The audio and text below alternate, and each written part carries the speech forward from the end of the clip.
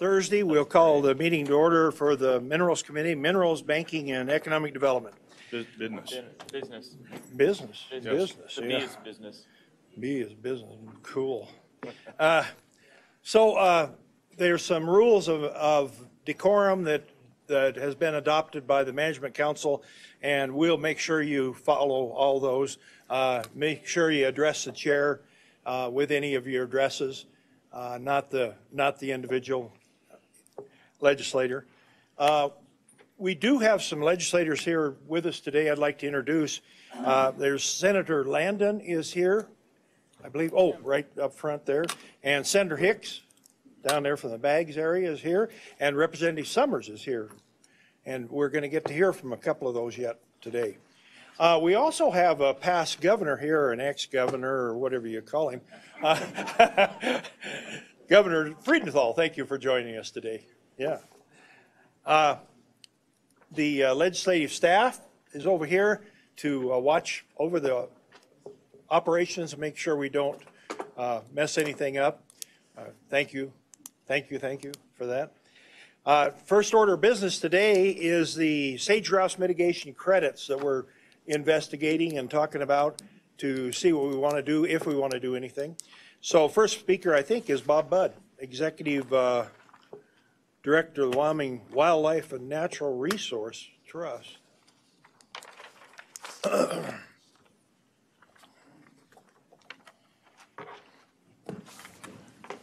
Mr. Chairman, good morning, members of the committee.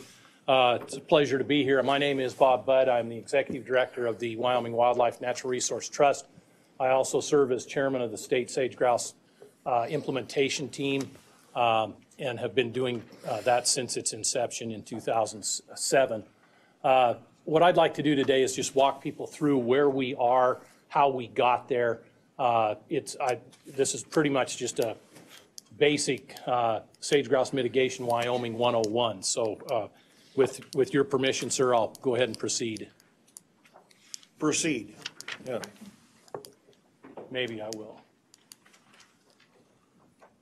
Is that presentation one of these we have? Mr. Chairman, it is. It's the PowerPoint that you have that was sent out 2 weeks ago, 10 days ago. Mr. Chairman, it's in the binder. The history of the issue with sage grouse, petitioning of this species to be listed as endangered began in 1998. There were 8 petitions filed in 5 years. Wyoming began to develop a state management plan. That was at the behest of Governor Geringer. And at that time, I chaired that group as well. We had a process very similar to what we have now with the sage grouse implementation team. That took about 2 years and was finally adopted by the Game and Fish Department in 2002.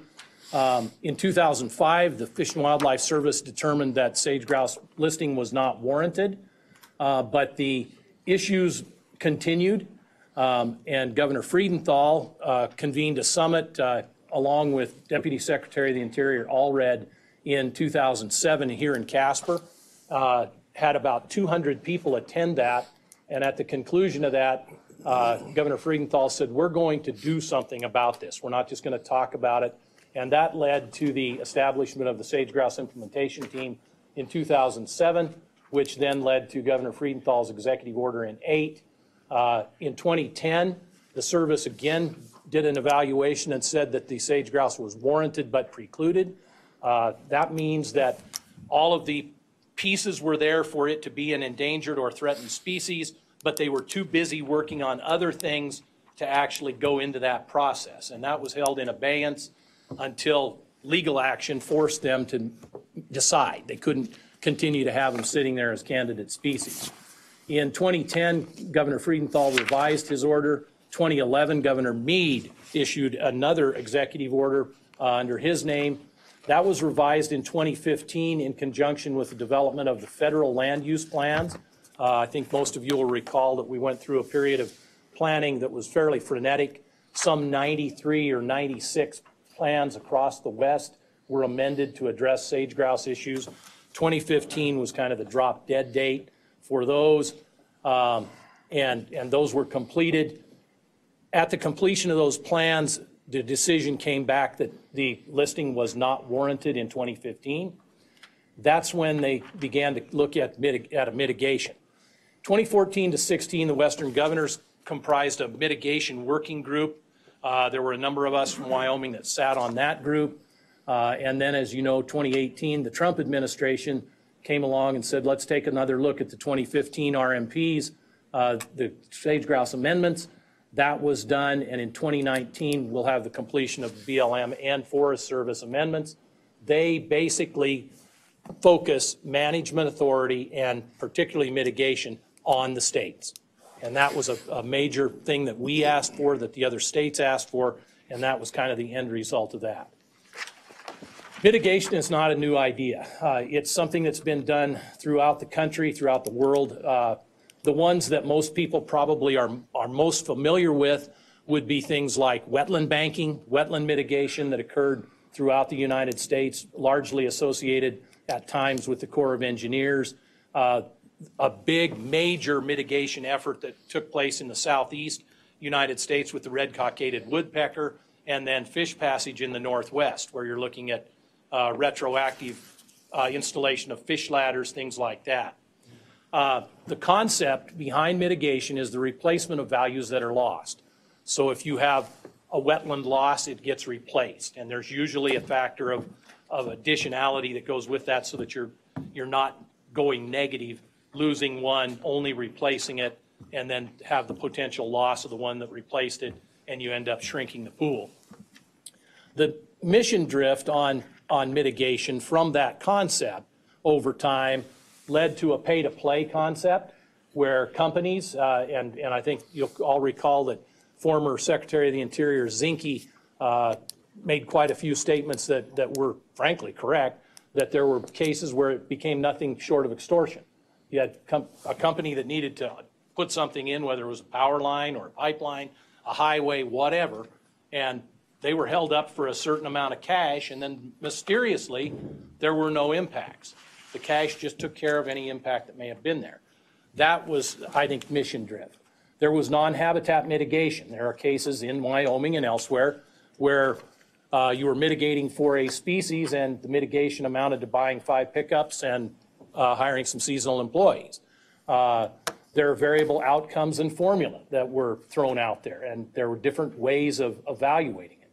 So what we tried to do in Wyoming was develop something that included all of the affected parties, the same as we've done the sage grouse implementation team, and at the same time have a simple, reliable framework that everybody could look at and say, if I impact 5 acres, what is expected of me? And the next guy looks at it and it's the same. It isn't, I cut one deal with Chairman Anderson and cut another deal with Senator Rothfuss. It's consistent, it's fair, and it's applied across the board. The benefit of mitigation accrues to industry, and that's something that people sometimes forget. It allows industry to function in areas where if you didn't have the capacity for mitigation, you have a yes-no answer. And if the answer is no, it's a hard no. Mitigation allows people to violate a rule or to exceed an allowance by making up for it somewhere else. And the standard generally is a no net loss, although under the Obama administration it was a net gain. In Wyoming, we use mitigation as a last resort. As it relates to sage grouse, we start out by looking at what can you do to avoid the impact completely. Industry has been phenomenal in doing this. Secondly, you look at minimizing the impact. What can I do? An example of that would be travel management. With sage grouse, when they're mating, it's early in the morning from 6 to 8 a.m. If you avoid transportation in those 2 hours, you're not interfering with their auditory signals that allow them to breed. That's minimization. And then compensate where it's required or where the impacts can be ameliorated or made up for. That's simple strategy. The mitigation program in Wyoming was developed while the species was a candidate. That meant that the jurisdiction over mitigation fell to the Fish and Wildlife Service. And so everything we did and have done has been with an eye toward Fish and Wildlife because they at the time set the rules. Now since 2015, that has changed. And then the negotiations that we have tried to put in place are no cash and carry. No, I will gladly give you a hamburger Tuesday for $1 today. No requirement on site. That has not worked everywhere. No double dipping. You can't go do one thing and then sell it again. And it allows for restoration and for credit release. This is the result of that, of our strategy. You can see here, this is actually a slide I got from Petroleum Association. We've gone to multiple wells, directional drilling, any number of things that have changed the footprint of industry in this state and minimized the need for mitigation. The avoidance and the minimization have been the #1 priority, and they've been the #1 practice in the field. Just, and I won't read all of these, but you can see the statistics between 06 and 12. The one that I'd call your attention to is that we went for horizontal drilling increased more than 10 times from 65 applications in 06 to 869 in 2012. That's the kind of thing you can get with avoidance and minimization, and that's what we've done in this state. You can see what's happened here as a graph that just shows you visually what's happened with conventional drilling as it's decreased and the others have increased. All of that translates to less surface disturbance. Our strategy was born out of our previous experience. The Jonah was a negotiated settlement. Many of you will recall the Jonah Interagency Office was created. That was a give and take between the state and primarily the BLM and the companies. Ended up with a net dollar amount that would be paid. And I will tell you, as the holder of that fund, that it still causes me to bristle every time I write a check for personnel. There was approximately $20 million, of which about half of that is going to be spent on people, not on habitat. And I don't believe personally that, and this is just my personal point of view, that that does mitigation, that that's fair to the companies, nor is it fair to the species. Mr. Chairman. Just a question here. Thank you, Mr. Chairman. Director Budd, people doing what? Mr. Chairman, Representative Burkhart, I'm going to just really try and sit on my hands here. People doing good things. Thank you. Did that take care of your answer? Not really. Mr. Chairman, it's industry driven. We have a need to be able to develop with mitigation, and the alternative, as I said before, is a yes-no decision tree. So this gives you another alternative. The CEQ guidance, which is the Council of Environmental Quality, is what was used as the model Fish and Wildlife Pathfinder. I think Ryan Lance is going to explain that more thoroughly. We tried to keep in line with that so that legally we wouldn't be in a position where someone could come and say, this is what the standard is, you're not meeting the standard. We instead want to meet the standard. We wanted it simple, straightforward, and reliable for everybody, and we want to make sure that we had the basic principles of mitigation. Those are replacement, additionality, and durability, and others that again, others can get into that detail. And finally, that it was driven by the state and not by the feds. We operate on a debit credit system where debits are the units of disturbance or impact. They're calculated based on our density and disturbance calculation tool, which is very fine scale analysis of what's happening on the ground. That's done on any project that's done in sage-grouse core or within a quarter mile or 2 miles outside core. It is a standard table that you use as opposed to a formula. And early on, there were numerous formulas that were proposed. When you actually ran the formula, you could have a company side by side, depending on who ran it, on how it was done.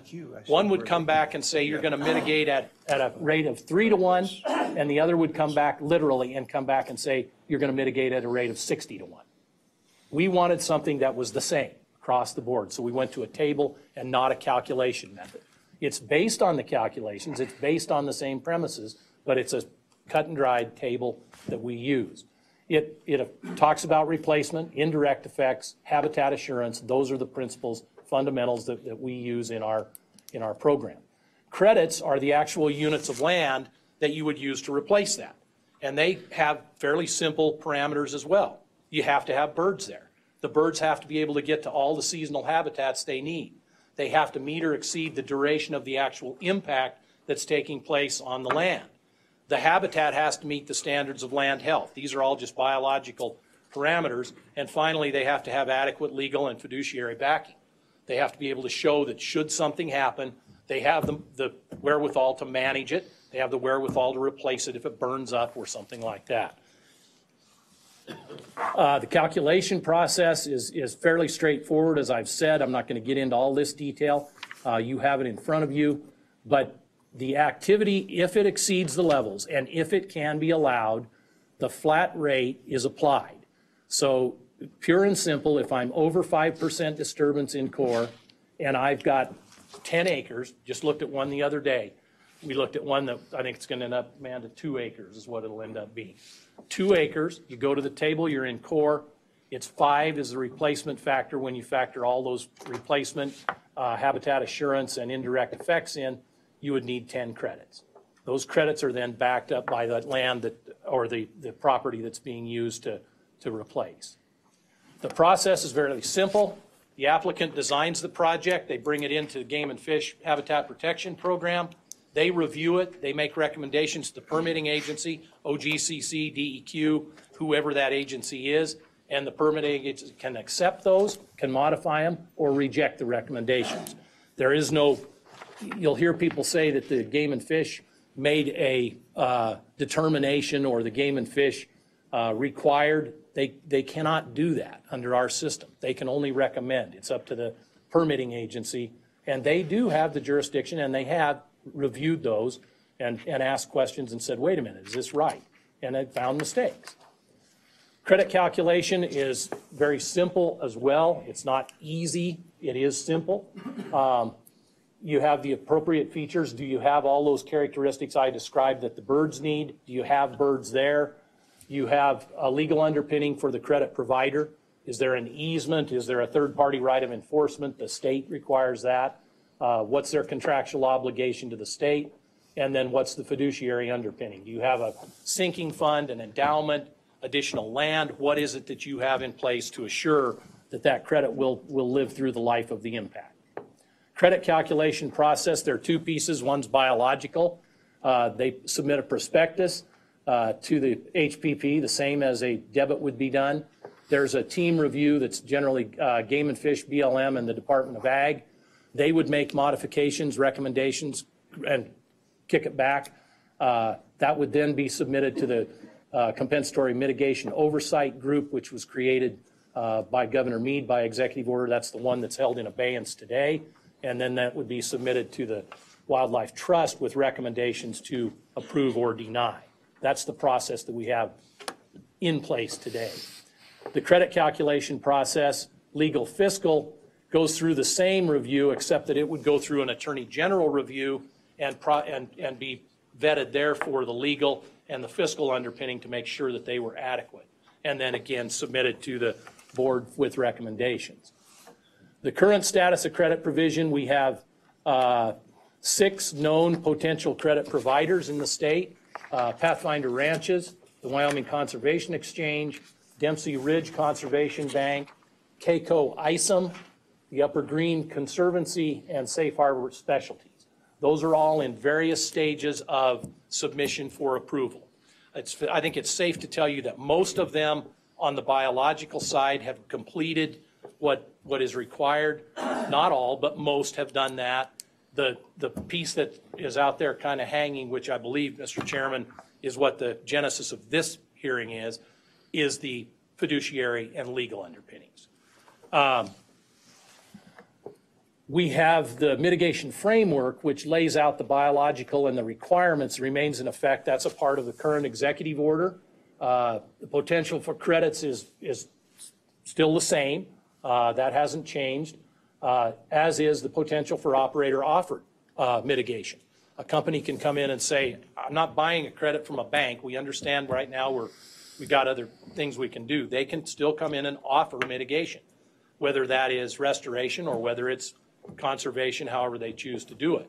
But the hold that the legislature has is until you act, the governor has said we're not going to certify any other banks in the state. Finally, why did the trust end up with this? And I'll start with the last sentence on the PowerPoint, that WWNRT is not covetous of this assignment. We did not ask for it. It came as a result of the statute that the trust was created under that says to address and mitigate impacts detrimental to wildlife habitat, the environment, and the multiple use of renewable natural resources attributable to residential, mineral, and industrial development. And the Attorney General at that time said, that is the statutory reference that we're going to use to tie the executive order there. Again, wasn't asked for. My board has been fairly reluctant to even do it, but as is the case with most agencies, when you're asked by a governor or the legislature to do something, you do it. And so they accepted that responsibility. And as I say, there may be other entities better suited or more to your liking, and certainly we're fine with that. Mr. Chairman, that concludes my remarks. If you have questions, I'd be happy to answer them. Questions? Yes. Director Budd, I appreciate you making a marginal attempt at combing your hair this morning. So thank you. And welcome. So part of, I think you know why we're having this discussion. It really is the foresight for the state of Wyoming to step out and prevent this from being a disaster was good. We operated under an executive order, and now we're operating on multiple executive orders. And I got a couple questions about the last one, but really when we start talking about affecting property rights and financial assurances, that our purpose here is maybe we ought to have an enacting statute to allow formal rulemaking to come in and really shore this up so that we know we've got some certainty going forward and it doesn't change from administration to administration. And I guess my question is, I think you're kind of on board with that whole concept? Mr. Chairman, Mr. Co-Chairman, with apologies for curly hair, yes, totally on board with that. I don't think that there's any discontent or any disagreement that if we can have that statutory authority, it strengthens what we do. Yeah. And so, Mr. Chairman, some of the things that is a bit of a concern for me, and you really touched on this earlier in your, was the pay to play, and it turns to extortion. We need to avoid that. Correct. And so, I've kind of been through the latest executive order, and I'm not going to say I know it very, very well, but, I've understood Wyoming to say that we need to work, one, to avoid disturbance, to minimize disturbance, and then this mitigation is a last resort. Is that a fair statement of our approach as a state? Mr. Chairman, Mr. Co-Chairman, that is a very fair statement. And correct me on this, but I'm reading this latest executive order to say that we shall have mitigation. Mr. Chairman, Mr. Co-Chair, I think if you read it to say we will have mitigation, the intent there is that we will have that opportunity. The new executive order is quite clear in several places that the hierarchy of decision-making is avoid first, minimize, and mitigate only where you cannot do the other two. And Mr. Chairman, yeah, so, okay, good. I'm glad to hear that. That's the intent. We may need to make that more clear. Mr. Chairman, I'm happy to pursue that as well. Okay. Other questions? Other questions? Down here. Thank you, Mr. Chairman. Mr. Budd, on page, I don't know what page it is, but the known potential credit providers, I had a question on that. You said there's 6 of them. Are they in operation now, or are they somewhere along the process of getting approved? Mr. Chairman, Senator Beitman, the Pathfinder Ranches has been in effect. You'll hear from them next, so I won't. Since they were approved by the Fish and Wildlife Service as a candidate species. The others, none of them have been certified, if you will, or accredited. We have, of those, and I'm not going to call them out by name, there are 3 of the others that have submitted through the process and have done the consultation and are at a point where I think they are keyed up to be potentially certified in the very near future. The other 2 are not that far along. Okay, follow up, Mr. Chairman. And what's the holdup on getting those other ones approved? Is it state or federal? Mr. Chairman, the holdup, if you will, is that back to the question of Chairman Greer, does the state provided adequate statutory and rulemaking to do this the right way. And so Governor Gordon, after meeting with a number of people who were concerned about it, said, let's just take a breath here. Let's not certify somebody under one system, have the legislature come in and say you have to do it a different way and have to run them all back through, or have someone come in and challenge that. So there, we hit the pause button to allow the legislature to act in a way that you feel is prudent. And that's to the original question of Chairman Greer. Do we think that's appropriate? The answer is yes. Thank you. Representative McGuire. Thank you, Mr. Chairman. Two questions. The first one, when the credits are being calculated, if the birds are going to be protected from pressures of hunting, does the company get a higher multiple? Is that given greater value than if it's just habitat that's subject to the pressures of hunting? Representative McGuire, is your microphone on? It is now. Good, good. Mr. Chairman, Representative McGuire, we don't take into account factors like hunting and those things. It's strictly a habitat-based biological determination, and then the other side is the legal and fiduciary underpinning. As you can imagine, if you did or did not allow hunting, or you did or did not allow some other activity, that can come and go. And so if you start making a company pay more because it is or isn't there, and then it is there, that kind of goes against our concept of fairness and equity across the board. One more question. Yep, go ahead. In 2015, when the decision was made not to list, I believe that within that decision, it was notated that in 2020 there would be a review, a 5-year review. Obviously, we're coming up on that. What's going to happen in 2020? Mr. Chairman, Representative McGuire, so that was a commitment that Secretary of the Interior Sally Jewell made at that time. She said, even though we're saying not warranted, we're going to run this through as if it were a candidate, and there's a mandatory 5-year review in the ESA. The new administration came in and said, no, we're not going to do that. And that's just I've been through 3 presidential administrations and 3 state administrations since we started this particular process, and you get changes, not so much at the state level, but at the federal level. You get some pretty radical swings from Bush to Obama to Trump. The pendulum's been swinging pretty hard and fast. So what happened is that we believe as a state, and collectively the Western Governors Association said, we don't want to be caught with our pants down here. We're going to do the 2020 review. We're going to continue to collect the data, to know what's going on out there, to know what's happening with habitat, to know what's happening across the board, so that when that 2020 time hits, we can report what we have.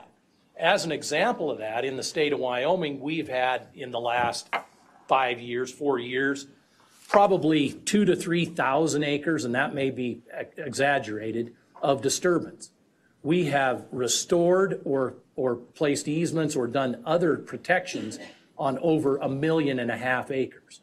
So our ledger basically that we can show is, here's what we've done to the good side, here's the impact we've had, here's how much avoidance and minimization we have. Clearly what we're doing is what is in the interest of the species. And so that's why we will continue to do that. That'll be coordinated through the Western Association of Fish and Wildlife Agencies, but even should they drop the ball, the state of Wyoming will be prepared to make their report in 2020. Thank you. Representative Henderson. Thank you, Mr. Chairman. So on the slide that talks about the mitigation strategy, I see enhancements listed at the bottom. I wondered if you could give a couple of examples of how the mitigation strategy would incorporate enhancements, and particularly if you could describe how that would relate to planning and cost and implementation. Mr. Chairman, Representative Henderson, I'm not sure which slide you're on, but if you're talking... It's the one where it shows the oil field and has a list, multiple wells, directional drilling, and so forth, and then enhancements at the bottom. There's no page on Okay. Mr. Chairman, Representative Henderson, enhancements would be things where you are able to go in and affect the quality of habitat. So as you look at this and you parse this out biologically, there's a presence absence, first of all. Sage grouse have to have sagebrush. Do they have it? If you have it, are there things that can be done to enhance their productivity? That may be a better grass understory to provide screening cover for nesting hens. It may be more forb communities to provide forage for chicks. It may be increasing the amount of insects there, which are a major part of a chick's diet. It may be predator control in areas where that is an additive factor to mortality. So enhancements are things that can be done within a habitat to increase the carrying capacity of that particular part of the ecosystem. And then, thank you, Mr. Chairman. And then how is that paid for? How is that planned and paid for and maintained? Mr. Chairman, Representative Henderson, it may be done as a part of a mitigation package. It is generally, if you look at the way banks are structured or someone that would offer credits, it would be a part of their management plan. It may be something that is funded through the Wyoming Wildlife and Natural Resource Trust for the benefit of the state in general. We've done several 100,000 acres of enhancements in this state through the Wyoming Wildlife and Natural Resource Trust. And those are on public, private, state lands, all were blind ownership. So there are multiple wells that could happen. That would be just some of the examples. Senator Cole. Thank you, Mr. Chairman. At the end of the day, though, it's all about the numbers. You know, we're talking about bears. It's always about the numbers. How many are out there? They say 750. I live up there. I'll say there's a lot more now. At the end of the day, it's about the numbers. How are we doing with numbers? Isn't that what we're talking about? Mr. Chairman, Senator Coe, Protection? I've spent the last 12 years fighting against the notion that numbers are the answer with sage grouse. Sage grouse have a cyclic nature to their populations. They go up and down. Some of it's weather driven. There are people who believe it's totally driven by El Nino. There are people who believe it's driven by what month you get your rain in. But the reality is, if you go back until we started looking at these in the 1960s, those populations cycle up and down. What we've chosen as metrics for sage grouse are acres of habitat. Do they have a place to live? And are they functioning within the normal range of variability for that species? In other words, when they go up, are they going up way above, or are they not getting to the peaks they should have? And when they go down, are they hitting new valleys? In the last decade or more, we have not hit new valleys. We have not hit exceedingly high peaks. We've not missed our peaks. They are functioning as they have historically in that cyclic nature. So we've been just adamant, and you may recall that Secretary of the Interior Zinke said, I want a number that's out there. That number can change as quickly as a year. If you pick a number in 2013 when numbers were good and say, yeah, let's shave 10% off the top, the next year it dropped 20%. Suddenly now you're listing based on numbers, and I share your frustration with how we've done it on bears as well. But that's not the way to do it. Okay. Any other question? Other question? Representative Laux. But hunting. Oh, no. I mean, do you have I'm not gonna call on. Do you have numbers for how many? I mean, I grew up hunting sage grouse all the time, and I don't know how many ways I tried to cook one to make it taste good. I mean, do people really hunt them for food? Right, that's what I started out doing because it's how I fed my family when they were young. And, is there still a lot of people hunting them, or is there a chance that that's going to be changed? Mr. Chairman, Representative Laux, I don't want to get into the specifics of hunting. That's the Game and Fish Department's purview. I can give you some general, the number of birds harvested by hunting is considerably decreased since the time you and I were hunting them as young people and with young families. The regulations on hunting have been radically changed. That began actually at the turn of this century. Things like later season openings so that it wasn't as easy to pick out the young ones and they weren't as tasty and people were not, that changed a lot. The bag limits have changed. There are areas in the state that have been closed because the hunting pressure was viewed as being additive to mortality. The department looks at that every year and evaluates whether or not it's an appropriate management tool. But questions specific to hunting should go to the department. Thank you. Thank you, Chairman. Other questions? Other questions? Oh, let Senator Rothfuss go. You sure? I'll go last. Senator Rothfuss? Thank you, Mr. Chairman, for calling on me. Bob, I have a couple of questions. The first is when we're looking at credits, and we already have one entity that has basically been approved through a credit process, as I understand it. What is the threshold for a certified credit with regard to the baseline? And what I'm really asking is, do you start with a designation of land, this land will be preserved for sage grouse, or do you start with a designation of this land has no sage grouse habitat on it, these acres, and we transition them to having a sage grouse habitat, which is then a true new credit, or do you have kind of variations on the theme depending on circumstance? Mr. Chairman, great question, Senator Rothfuss. We actually do both. Okay. The way that our framework is built, it allows for conservation credits, which would be Representative Summers, who has tons of birds on his property, saying, I'm going to manage this for that purpose. They're already there. That's a known entity, a known quantity. You can evaluate it the same as you evaluate the impact on the debit side. The other is restoration credits, which is a completely different process, and we would love to encourage more restoration credits. The hard part of restoration credits is that in order to get it, you have to show you've done it and the birds are there.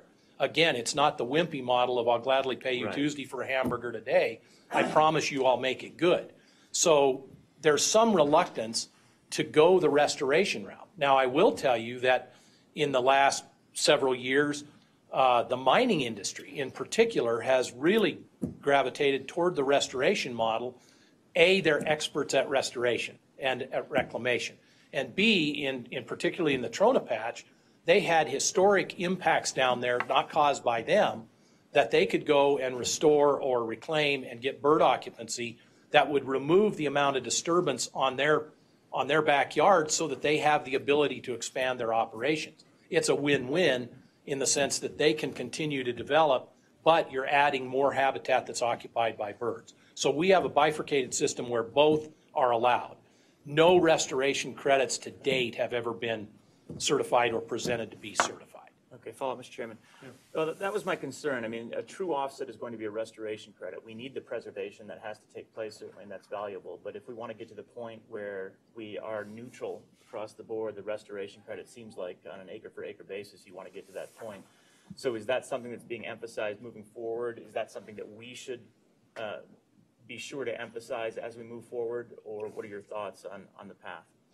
Mr. Chairman, Senator Rothfuss, I would say that you certainly want to call that out as you contemplate legislation, but I would leave that to rulemaking to determine how that restoration credit process takes place. I think that's getting down, and no pun intended, into the weeds pretty far. And the brush. Yeah, it is. So I think it's fair enough to say we want to have a bifurcated system that allows for conservation credits and restoration credits, and then allow the rulemaking to contemplate how that gets done. Second point, Mr. Chairman, line of questions, verification and compliance. We didn't really discuss verification and compliance and who is responsible for that, what we should be doing moving forward for that to assure not just as something is being certified that everything is fine, but that 10 years from now, the credit is still a viable credit. How are we doing that now with our existing credit provider, and is that sufficient? Mr. Chairman, Senator Rothfuss, I'm going to defer the how we're doing it now with Pathfinder to them. They're next. They're governed under Fish and Wildlife. They have a whole agreement there. What is contemplated on the state side is something very similar to what we do at the Wildlife Natural Resource Trust, which is we write a contract with whoever that partner is. That contract spells out that they're responsible for monitoring, reporting, and maintenance. My board does reviews 2-3 times a year when we're doing our meetings. We'll go out. Last week we were in Fremont County and looked at probably 24 projects that had been completed with WWNRT funding. Went out and looked to see if they were functioning. Good news is all were doing great. But that's the way that the state contemplates doing it, is that you sign a contract, you agree to do this, and then the inspection would occur. As it's contemplated now, it would be a minimum of every 5 years there would be monitoring data. That's part of the monitoring plan that a credit provider would submit and say, this is what we're going to do, this is what we'll report, this is when we'll report it. They're contractually obligated to do that, and the state then, the agency that they're selling the credit with, would receive those reports. If not, the state retains that third-party right of enforcement that I mentioned in the presentation. But there is an audit capacity to Yes. ensure compliance. Mr. Chairman, there is. Okay, thank you. Is there anybody else that has a question? Mr. Chairman. Oh, yeah. Thank you, Mr. Chairman. Representative Burkhart. Thank you. A question on the restoration credits, but not for Mr. Budd, for Director Parfit, if you would, please. Yes, Director. You're doing a lot of reclamation. I've seen that reclamation, and it's fantastic. It really is. Are you doing any of that with these restoration credits in mind? And this is AML restoration work. So yes, Mr. Chairman, we are doing the reclamation, particularly through the AML program, with habitat restoration in mind. And in fact, there's a program in coordination with the Nature Conservancy and others to improve the restoration of sagebrush. Thank you. Thank you very much, Director. Thank you, Director. Another question? No, actually, Senator Rothfuss kind of covered on. I'm looking at third-party enforcement and financial assurances. I think we'll hear from Pathfinder on what they're doing, so that's fine. Mr. Chairman, if I may, I'd like to respond to Representative Burkhart, because there is one other piece to that that is important, and that is the principle of additionality that applies to mitigation credits says that you can't get paid for something you're required to do or something you were paid to do. So if you consider AML as an example, that's money that was out there for a purpose. What Director Parfit and his people do is phenomenal. But that money was provided to do that, to turn around then and sell that as a credit would probably be considered not meeting the requirement for additionality. Thank you. Other questions? Other questions? Thank you, Mr. Thank you, Budd. Mr. Chairman. That was wonderful. Next up, we have Ryan Lance with Pathfinder Ranches. And you've heard a lot of our questions already. Mr. Chairman, members of the committee, I have a PowerPoint presentation. Frankly, given your time constraints, I may not stick to it. I'll go through the top line comments, but I'll start, I guess, with the question that Senator Rothfuss asked in terms of our monitoring and monitoring requirements pursuant to Fish and Wildlife Service certification of our bank. We are required to submit an annual monitoring report that details not only what our LEC counts are, how many birds are on each LEC on our property, but we're also required to detail all of the management activities we've undertaken. We're required to submit all of the particulars related to the basis for certification in the first place. Do we still have the vegetation in place that is required and sage grouse select for? Do we still have birds, and do we still have that habitat secured? We report down to the penny on how much money we've spent on those efforts, and if we're found to be lacking in that process, the Fish and Wildlife Service retains a third-party right of enforcement to put all of our credit sales in abeyance, put everything on hold pending our coming into compliance with those requirements, and ultimately they can draw on our third-party fund, which is an endowment fund, sinking fund that is inflation-proofed, such that they can go out and take corrective action to fix what we refuse to or can't fix. So there are multiple tiers of potential protections built in to those monitoring reports, and those are annualized, and they're not only shared with the Fish and Wildlife Service, but we also share those with the Wyoming Game and Fish Department, so they know that our credits are worthwhile as a proper offset. Question? Yes, on that point, thank you. Ryan, is there a third-party independent verification process that is a part of this reporting mechanism so that we have outside scrutiny and particularly outside scientific biological scrutiny to just ensure that that everything is fine, or are we kind of taking the word of the entity, in your case Pathfinder, that it's accurate? What are the details behind that and the independent assurance? Mr. Chairman, Senator Office, we submit that annual report to the Game and Fish and to Fish and Wildlife Service. They scrutinize it, and then we're subjected to continual review by what they call the Conservation Banking Review Team, which is state and federal agencies who approved our bank in the first instance. So what they're checking against is our annual reporting meeting with what their expectation was in our management planning and our process to get certified in the first place. And if it's not, then they come back to us and say, you know, why are these birds not using this lek anymore? What happened over here? Right now we have a fire burning on our ranch. Right. What are your contingencies to take care of that habitat? What interseeding are you going to do? What management are you going to do? How are you going to manage your cattle? How are you going to build back fences so you can get your rotation set the right way to optimize that habitat for the intent for which all these companies have bought credits from us, to make sure those credits are good and our future credit sales are valid and they meet the standard that we were held to when those credits were first certified. Follow up, Mr. Chairman. Yes. But that's paper talking to paper, and I'm wondering if there's anybody doing any ground truthing along the way, where a biologist shows up randomly once or twice a year and honestly looks around, looks at the paper, looks around and says, yep. Is that happening? Mr. Chairman, yes, Okay. it is happening. First of all of our counts are verified. Second of all, they're done by third parties to begin with. We don't do our own counting. That's Fox watching in-house sort of stuff. And those are the concerns I'm looking for. And so it's all done by a third party in accordance. So our LEC counts are done in accordance with the standard protocols for doing LEC counts.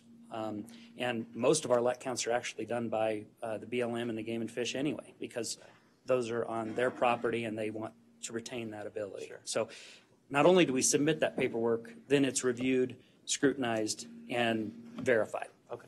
Down to them checking our financial statements that sit at First Interstate Bank that confirm that we have the money on account that we say we do. Okay. Thank you.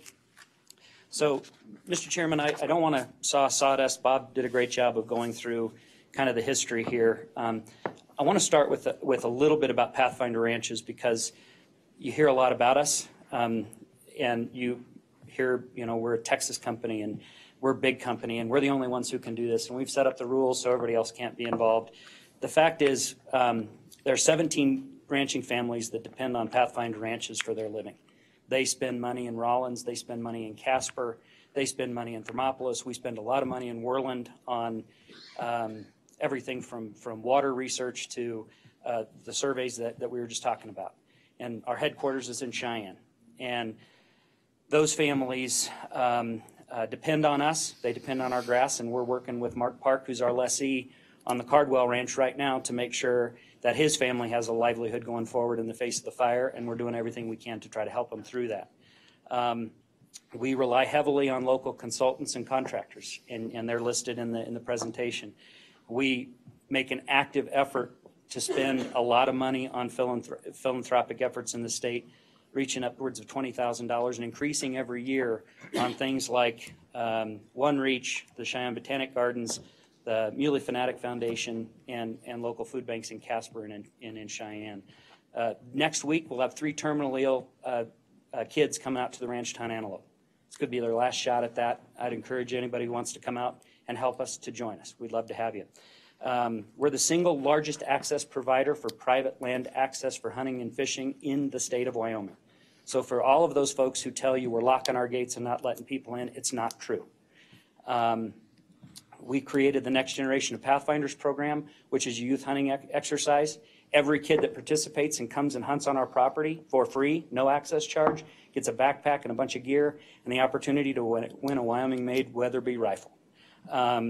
We host volunteer days every year, which a lot of people from Cheyenne and Casper and all over the state come out and help us work on habitat projects on our own nickel.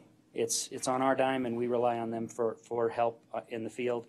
And because of the way our bank is structured, we've contributed to date over $500,000 to K through 12 education, because state trust lands are enrolled in our bank, and we pay a 6.5% royalty on every credit that's sold back to the state to support K-12 education. We want to do our part. We live here too, and my kids go to these schools, and I want to contribute. With that, I want to turn to a quote from one of my favorite governors. Yes. Question here. Representative Burkhart. Brian, the money that you pay back from the state trust lands, is that by statute? Is that a number you've agreed to? Where does that 6% come from? Mr. Chairman, Representative Burkhart, great question. It was a voluntary action on our part. We didn't have to do that. We wanted those lands enrolled, mainly because of what Bob was talking about. This is a landscape scale species, and we wanted an all lands approach. So what we did is we went to the state and we said, how would you structure a long-term lease on those lands in order to have us enroll those lands and you to receive payment for that enrollment? So we used oil and gas as a model. We did a pooled interest. We said, what's the state's share of that land ownership as a percentage? And we pay the same royalty rate on that percentage as the oil and gas industry does. We pay 16 2/3% based on the allocated share of their percent of that pool, which nets out to 6.3%. And it's done under a special use lease. Thank you. So, Senator.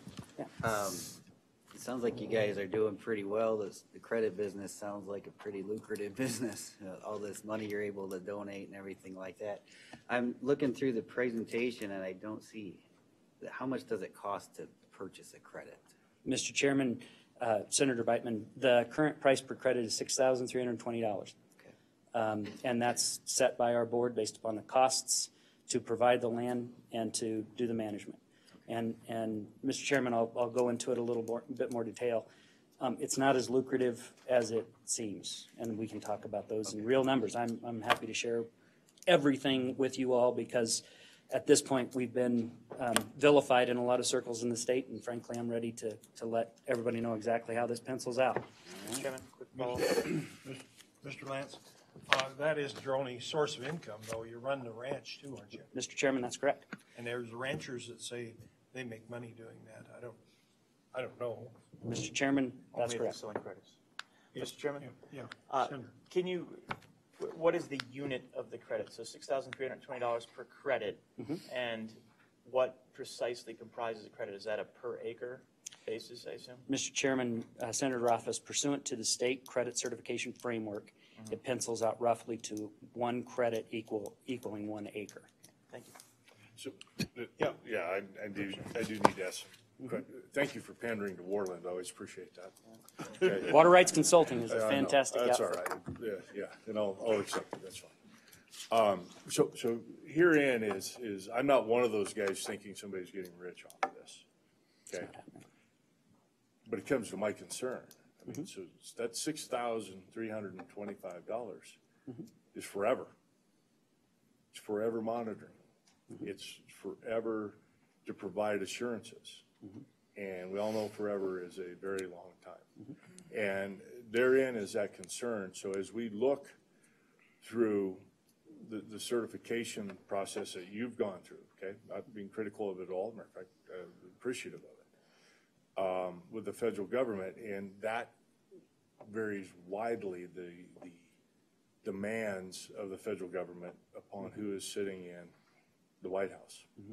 And that changes dramatically. And so I really want this to be a Wyoming driven, because I think we all have a very good sense of balance in this state that everyone else doesn't appreciate. And so when we get to the end of the day, is I want standards that are Wyoming standards, and then to address that financial assurances, because in the end, okay, if you were to fail, I think that falls back on the state of Wyoming to pick this up and run with it. And that's what we're trying to get to, is how do we do this in the proper way and dispel some of these myths that are out there that somebody's getting rich behind the scenes on it, because $6,000 an acre is not very much money to monitor at this level forever. Just Mr. maybe Chairman, more of my comments, sorry. Mr. Chairman, Representative Greer, I absolutely agree with you. Our sinking fund is $10 million inflation proofed. That's the gross amount that we have to have in place if we sell all of our credits today. If we don't sell them all, then it contracts back to whatever is required to oversee and monitor the credits that we sell in perpetuity. And so the way we get to that number is we cleave off 10% off the top, and we put that in off of every credit we sell, and we put it into the endowment fund. Then we take the 6.5% or 6.3% that we pay to the state, and we send that down the road. And the rest of it, I get for management costs, monitoring, and this year we're just north of $500,000 in gross revenues. That's after all of those payments. My management and monitoring costs last year were over $700,000. So it tells you where things sit as a business, and it's because the framework that was set up is working. Industry is doing a very good job at avoiding and minimizing impacts, and they don't hit the thresholds to require mitigation. And so this notion that this is a lucrative venture, we've penciled it out. I mean, with all the discussion you had yesterday relative to the rush for permits, we know generally what's going to happen in the Powder River Basin, which is one of our more lucrative fields in the state. We've penciled out that there are probably 30 credits per year in that entire development. We've penciled out in the Green River Basin, maybe a little bit more because you're going into some core habitat, but if you're going to set up a system, make sure, and this is in my last slide, you're not going to leave that landowner holding the bag on something that they sell 10 credits and their whole place is tied up for 50 years or for perpetuity. And ultimately make sure that the state really isn't left holding the bag after all of the other ways of achieving compliance on those credits that have been sold are gone. And so, and I guess that's a good segue back. I mean, the reality is nobody likes the notion that sage grouse are at the forefront, but they are. And that includes Governor Friedenthal. And the quote that I have in the slideshow is testament to that. But that's the same guy who gave us the core area strategy, and it's all because of the potential for listing under the Endangered Species Act. And Representative McGuire, your question is exactly the right one, which is we're looking at some action being taken in 2020. Whether or not it's an action by the Trump administration or a federal judge in Idaho, something will happen. There will be another petition that falls. The question is Wyoming, at the end of the day, in a position to fend off a listing? And if it is listed, can we gain some ability to control our own future under a state process, Mr. Co-Chairman, that passes federal muster? We didn't do that with the Prebles Meadow Jumping Mouse. It was listed, and we waited 5 years to figure out how to get what they call a 4D rule. In that 5 years, a lot of landowners in the southeast corner of the state hurt very badly. And what we need to do as a state, I believe, no matter what happens with Pathfinder, is to set up a system that's defensible, that ultimately can be used as a template for us to make the case to the Fish and Wildlife Service. No matter what you do, Wyoming's doing just fine. Idaho has lost 52% of its population since 2016. If you don't think something is going to happen as a result of that, Senator Coe, based on your question and the history with bears, you're whistling past the graveyard. Something will happen. The question is what's left after some action is taken by the federal government. And the question is, do we have a system that the feds trust enough to say we're going to give you 4D protection in Wyoming, you control your own destiny, keep doing what you're doing? Mr. Lance? Yes. Mr. Lance, would you agree with the issue that if something happens with Pathfinder, the state of Wyoming is on the and has a liability? Does the state of Wyoming have something that makes it a liable party for your operation? Mr. Chairman, I don't believe so. I think the liability first starts with us. I think the liability then goes to our third-party fund. And because we're a federally certified bank, that liability then falls to the Fish and Wildlife Service. Now, ultimately, is that counted against us in terms of whether the state gets listed and whether or not Pathfinder is counted against us? I can't say that. I don't know. Thank you. So dating back to 2008, 2007, the system was set up largely because of what was at stake, and that's this slide here because I'm kind of bouncing around. That was what was sort of presented at the same time that the order, because Friedenthal was a hard sell on this. The notion that we would set aside 15 million acres in the state for a stupid bird that he didn't like was a hard sell. So that's why we created these maps. A statewide listing of the species in 2008 would have affected 63.8% of the birds. It would have affected 83% of our total gas production and 63.5% of our total oil production. This was a protective action at its core, no pun intended. So if you go forward in 2008 to 2017, we had a core area strategy that was really predicated on avoidance and minimization, and we did pretty good. If you go to the next slide, we moved that number down to 7.2% of producing wells in core habitat, subject to more onerous restrictions, 2% of total gas production, and 20.7% of oil production. But it begged the question of the development, the red dots in those core areas, what do? You have to have some relief valve. And that's where, starting in 2014 and going forward, we build a compensatory mitigation framework, because there are certain impacts you just can't avoid and minimize all the way. And so that's where we started. Pathfinder, we didn't start in the business of being a mitigation bank. We wanted to build a wind farm on that property. We were told by the state, you can't do that. You can't build wind in core. And we were told by the Fish and Wildlife Service, you'll never get it permitted because there are a bunch of bald and golden eagles out there. This isn't a Cuisinart blender factory for eagles. So we changed course. We said, okay, if we have all that stuff, let's build a bank. So in 2014, we went forward with our Fisher Price exercise. We were guided by the principles of the Endangered Species Act, because that's all we had. And there's been a lot of angst about, oh my gosh, Pathfinder set this high bar. It's the one we had. It's all we could do to get certified. There wasn't another strategy.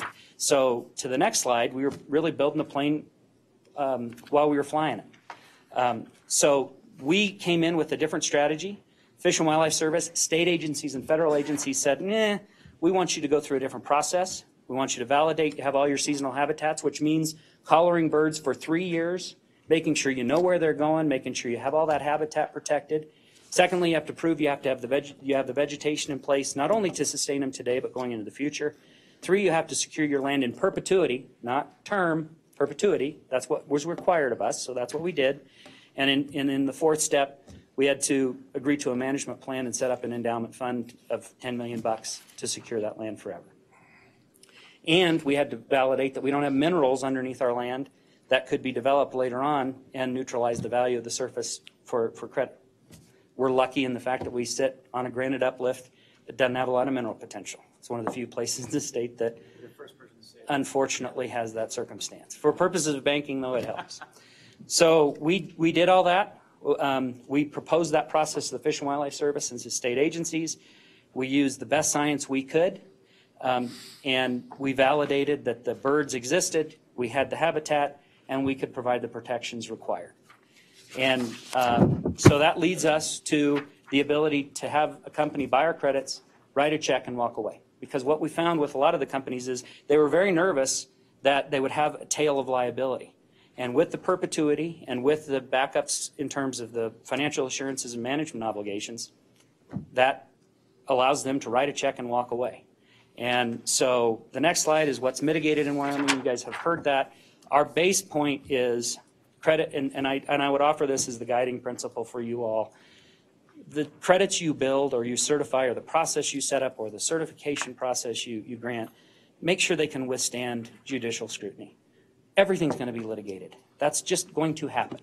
We've had our process peer-reviewed in a journal because we wanted to provide that extra validation so it can be cited in some NEPA document to say that the offset is good. Secondly, remember, and you all know this better than anybody, competition for capital within the industry is fierce. And they have a lot of other places they can go with their money. So whatever you do, make sure your credit ratios are thoughtful and your system reflects the fact that we want to attract drilling to this state, and we want to attract it in the right places and in the right ways. And 3, make sure that the rules are the same for everybody. Doesn't mean they have to do exactly what Pathfinder did. If they can find a different way to build a different widget, I say let them have at it. That's what ingenuity and thoughtfulness is all about in this country, and I encourage it. Just make sure that we don't allow some lesser standard product into the market that defeats our ability to show that we have an adequate regulatory mechanism when it comes to the time of listing and in the event that it is listed, and we're asking for federal certification of our program. Question? Yeah, Mr. Chairman. Mr. Lance, one, I love the statement, write a check and walk away. Mm-hmm. So we go back to maybe where my co-chair and I disagree. If Pathfinder rolls up and goes bankrupt, goes away, whatever the case may be, and I'm running an oil company and I've written a check, I've started with my development, and you're gone, and then it's found that the credit's no longer valid, or, there's a lot of things that can happen, right? And I know you've got assurances in place to make this happen, but worst case scenario, then, so now I'm back as that oil company with no statutory indemnification or no statutory umbrella to protect me as an oil company, and then all of a sudden my operation gets shut down because I'm in the middle of a core area. Mm-hmm. So we get back to, then maybe the state of Wyoming has to come back in and do that, or that falls back on the operator. And I just think those are some of the things as policymakers that we need to be thinking of. Your concept of write a check and walk away, I like it. Mm-hmm. We just need to make sure that that's a reality in all circumstances. Mr. Chairman, Representative Greer, I absolutely agree. And we built as many contingencies as we can. Remember, we're working under a recovery standard under the Endangered Species Act. We were certified by the Fish and Wildlife Service. Believe me, the federal solicitors put us through the ringer. That's why they mandate perpetuity. That's why they mandated a conservation easement. That's why we're mandated to have a third-party right of enforcement. That's why we're mandated to put that easement on and have it monitored by a third-party group, and we're required to put money out in advance so that can be monitored and maintained in perpetuity. Those are the best safeguards we could get, and I strongly encourage the committee, if you find something else, put it out there. But that's what the rigor was for us, and it's a concern that we've heard from our customers. It's a concern we've heard from legislators. It's out there. Yeah. So, Mr. Chairman, one, I appreciate all that. Yeah, that's great. I'm just saying, I think as we look at a statutory scheme, if we want to do enabling legislation with the rulemaking, that we also need to provide statutory indemnification for those operators to get to that right of check and walk away. It's just something we need to consider. And Mr. Chairman, that's the language that I provided. This is a language directly from our banking instrument. It's that language. It says the liability transfers from that operator to Pathfinder, and the Fish and Wildlife Service, at least in a listing circumstance, is going to come to us as that point of liability. So again, Mr. Chairman, I appreciate your belief that you'll be there forever. But if you're not, I'm just saying is maybe we go one step further and we, as policymakers, make sure there's another backstop there. Yeah. Senator Rothman. Thank you, Mr. Chairman. Ryan, I wanted to talk a little bit about what I mentioned before, restoration versus preservation. Yep. You're at about $6,000, you said, per credit, somewhere in that ballpark. Do you have a sense of what a restoration credit would actually cost on a per acre basis? Have you looked into that? Doesn't seem like it. Mr. Chairman, Senator, we have not. Guessing slightly higher than 6,000. Mr. Chairman, Senator, I would agree with that. And the fact is, grouse are where grouse are, and what we found in the state is trying to create that habitat is very difficult. The miners have done the best job of probably anybody, but that's part of the fact that when we went to the service with our proposal, we had some notion of lift built in based upon enhancement of habitat. They were having none of it until we could verify that there were ways to do that and ways to gain that credit. The other problem is, as Bob points out, you're not doing the wimpy theory on life where you're building it and getting the credit immediately. You have to build it, make sure the birds come, make sure they stay there, and then you get the credit. So you have a lost leader out there for a long time. And that's points to your point. Restoration is a very tough business, and it's very costly. Right, follow up, Mr. Chairman. The little challenge there, though, is if you want to have the ability to develop within the core area, and you're clearly disturbing a certain amount of acreage, in the end, during the remediation process of that area, ideally, you would want some type of full restoration. It's in the core area, and then that could be a true offset for more development in the core area. I mean, that makes sense. It's a great credit, right? I disturbed 10 acres over here with a pad, tear the pad down, full restoration. Now over here, I'm going to build a pad. That's a great credit system. Does our system, as it stands now, provide a vehicle for that type of development, or is it just too expensive, really, to get into that? And that would be something that maybe 20 years from now we talk more about. But for right now, the preservation is a better approach than the restoration. Mr. Chairman, Senator Rothfuss, the system provides for it.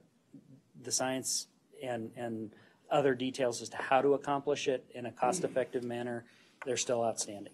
And I think there are studies underway as to how you can do that and what that reclamation restoration looks like, and then how you credit that on the back end. Is that an existing liability of the company, or if they go above and beyond, can they be credited for that? All of those are open questions, and I would encourage whatever the committee does, leave open the option and opportunity for that innovation to take place, and I strongly support that. Thank you, Mr. Chairman. Let me, just One more question. Yeah, I'm sorry, Mr. Chairman, I know. You know, so the Port Cousin in the mining industry is located in the Bighorn Basin. Of course, it's bentonite. Yeah. But those are small areas of disturbance, right? A lot of times right in the core, and how they go back. They do a lot of enhancements to make up for the minor disturbance that they do. And so that opportunity definitely needs to be available. I agree. Mr. Chairman, I absolutely agree. Yes, Representative Duncan. Thank you, Mr. Chairman. So if we could give you what you want, what would you want today from us?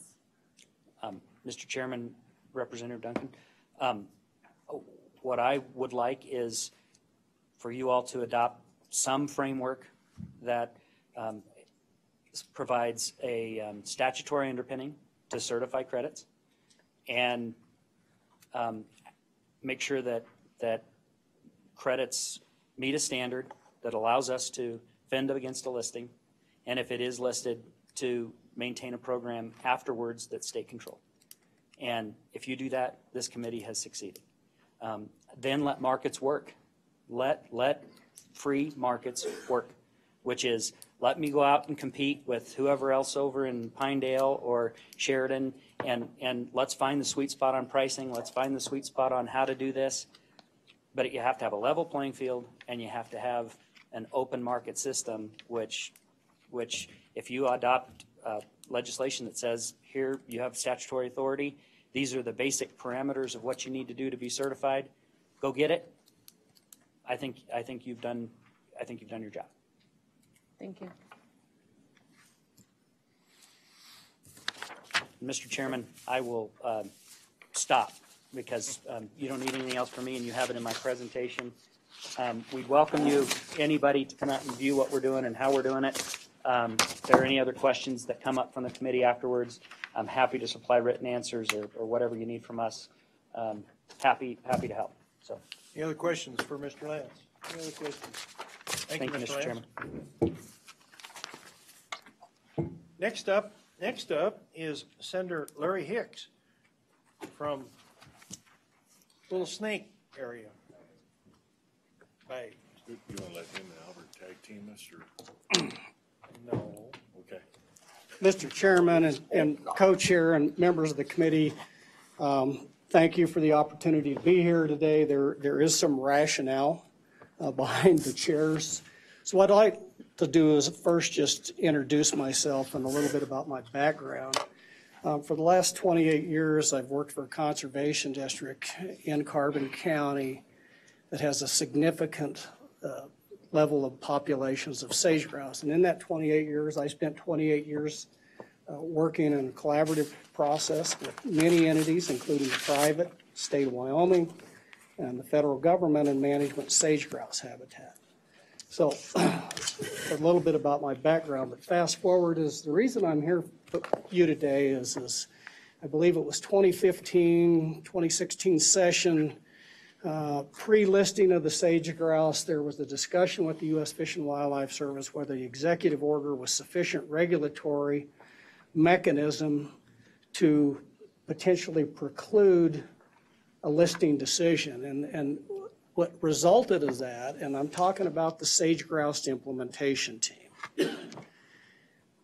The recommendation from the Fish and Wildlife Service is there's much better regulatory certainty if it's a statutory committee, if it's in the laws of the state of Wyoming versus just an executive order. So at that point in time, the legislature passed a law mandating the sage grouse implementation team. At that point in time, and it was because of the pre-listing decision to provide more regulatory certainty that what the state of Wyoming was doing was the right thing, and to provide the service those assurances. At that time, when that legislation passed, there was 2 legislative members that were specified to sit on that committee, one from the Senate, appointed by the Speaker, and one by the, or by the President, and one by the Speaker of the House. At that time, President Tony Ross appointed me to the sage grouse implementation team. Kermit Brown, who was the Speaker at the time, appointed himself. So myself and Kermit were your representatives in the legislature on the sage grouse implementation team. I've continued to serve in that capacity since the initiation of that legislation. There's been several people in the House that serve to represent the House on that committee. And so that's why I'm here before you today. So with that, Mr. Chairman, what I'd like to do is just a little more introductory history, but a statement probably first and foremost of watching the sage grouse process. I think the state of Wyoming had it right early in the process. I think we did the right things. I think the collaborative process worked. I think what we did was successful. But once we get to 2018, in my estimation, as your representation, certain things started to happen that I don't think were the best fit for the state of Wyoming.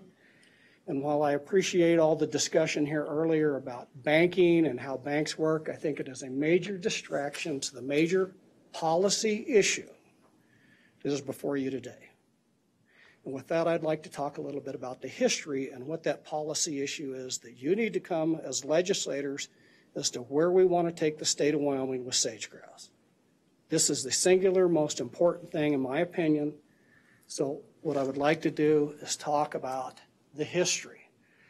And while I appreciate Mr. Budd's presentation, I think there was a couple of things there that were absolutely critical that weren't captured, not intentionally. I just think it was an oversight. So with that, you have before you a series of handouts from the Federal Register. So what I'd like to do is go to the first one that deals with, I'm just going to show it to you. You should have this in front of you.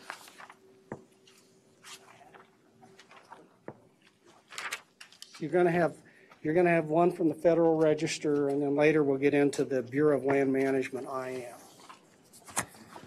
So let me explain what happened to you that I think created a lot of speculation in the whole concept of banking.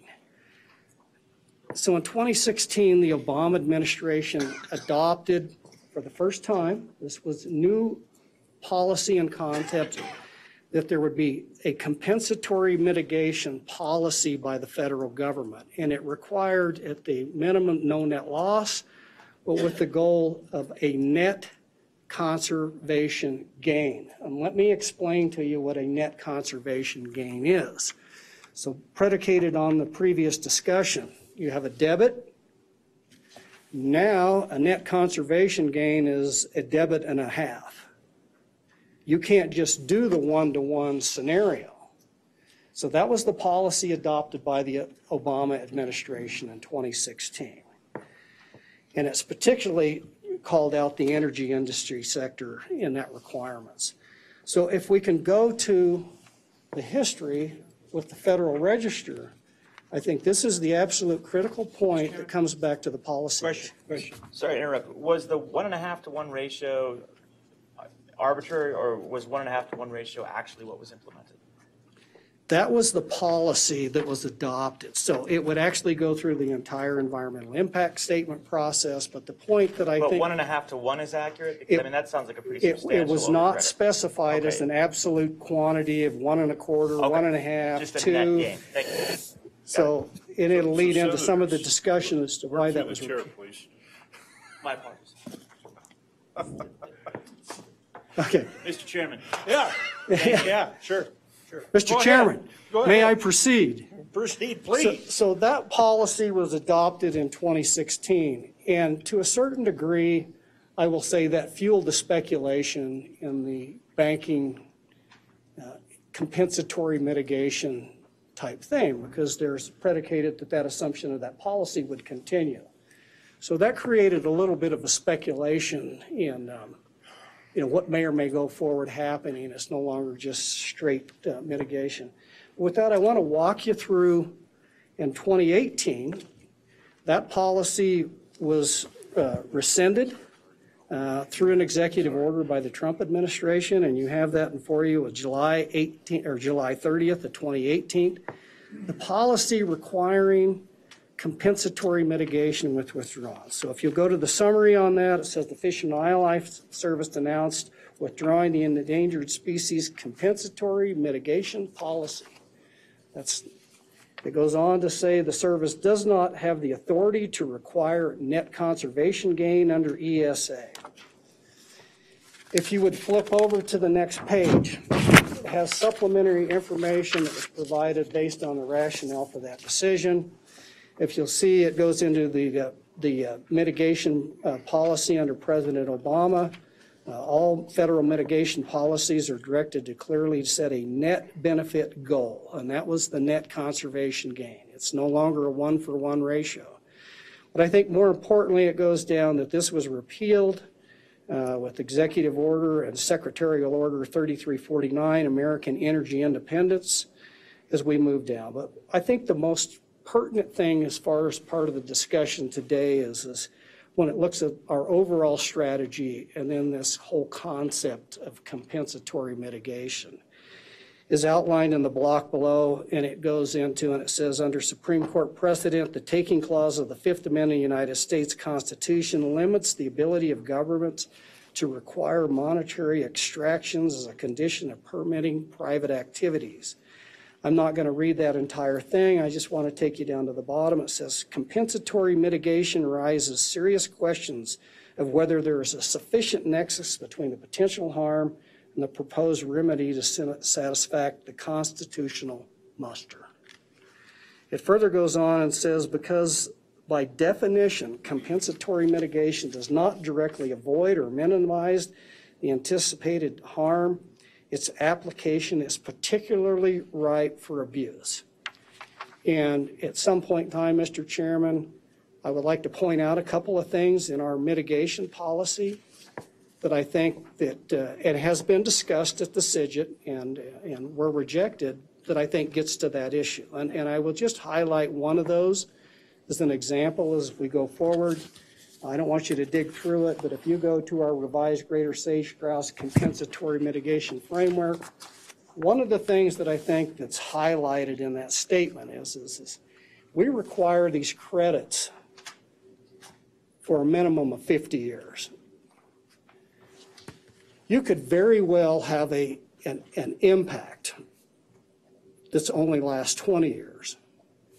In the case of maybe a wind tower or a wind farm comes in, new technology emerges, and it's gone. But our policy says you're going to have to buy this credit. So that starts to set that market price that was discussed earlier. Mr. Co-Chairman, you talked about this is for long term, right? That's what drives part of the price. Well, what happens if you only have an impact on a coal bed methane project that has a 20-year life expectancy? You're paying market price for a credit that's going to last 50 years. I find that problematic. There was quite a bit of discussion at the CIGIT that maybe 30 years. There was a lot of input from around the state of Wyoming, from a lot of other people that would like to get into this market because of generational change that they didn't want to saddle the next generation of the owners of those potential credits, that they would be more than happy to participate in this if it was 30 years or if it was a term agreement, which makes sense to some of us, certainly made sense to the industries that are going to be buying the credits, but that was rejected. So that, I think, is a case where the rationale that maybe these compensatory mitigation have concerns and how our compensatory mitigation policy may be doing exactly this. Not intentional abuse, I think it's overly cautious, and I think that was the couch to the discussion. It wasn't that we want to penalize anybody, but I think it was overly cautious in the formation of requiring 50 years in light of some of the potential impacts. Mr. Chairman, if we can move on. I'd like to flip over to the next page, page 4 of 8. It gets back to the whole authority of the net conservation, net loss under ESA. It just says that the previous policy raised serious constitutional concerns about the validity of some elements of compensatory mitigation. These are particularly acute for off-site compensatory mitigation. And I want to put a fine point on off-site because we're going to get into this thing. One of the things, in my estimation, that our compensatory mitigation is severely lacking is the fourth leg to the stool. And while we know, and I think in the handout that you had previously showed that we have two, that the off-site mitigation banking concept provides the third leg, there's been no discussion of the fourth leg of the stool, and it will be the crux of much of the decisions that we have to make if we're going to adopt a compensatory mitigation project. It just goes on and talks about the off-site mitigation components. Excuse me. Mr. Chairman, talks about the off-site mitigation. I'm not going to go through this, but I would encourage the members of the committee to read this. I think there's some real constitutional issues if you get back to some of the previous Supreme Court rulings, because our compensatory mitigation policy applies to all lands, private lands, and under the scenarios that are outlined in the withdrawal of the Obama-era order, it is not the role of government to extort money from private lands for private purposes, and I think that's a very key component. So what I'd like to do, Mr. Chairman, now is take you to the Bureau of Land Management compensatory mitigation instructional memo that was developed as a result of the withdrawal and the adoption of the new executive order in 2018. So you should have before you the BLM's compensatory mitigation policy. Does everybody have that? Quick question. Yeah, question here. I'm Senator Hicks, and that was in response to Governor Meade's, what was it, July 12, 2018 executive order? Is that what this is in response to? This is the BLM's. We'll get to that. It's embedded in here. When we get to you'll see the state provision in here that was carved out. But so this was, some of this was negotiated primarily by Governor Meade and a few others with support, I would say, from the conservation community and to a certain extent from the CIGID as a whole. With that, if we can go into the compensatory mitigation framework. So if you'll flip over to the second page and it talks about the policies and the action. Here's the important policy issue that we have to grapple with. The BLM must not require compensatory mitigation from public lands. Must not. While the BLM will consider voluntary proposals for compensatory mitigation and state-mandated compensatory mitigation. So, Mr. Co-Chair, I think this gets to the issue. So when this was being negotiated and the issues, it was the position of Governor Meade that we wanted that provision in there that the state could require compensatory mitigation, but the federal government cannot.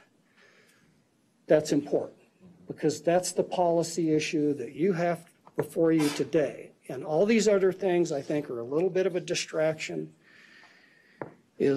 Are we going to, as a state, require compensatory mitigation when it is not, I repeat, not required. In fact, there is pretty good history that it's probably maybe in some context illegal for the federal government to require compensatory mitigation, especially as it pertains to private lands.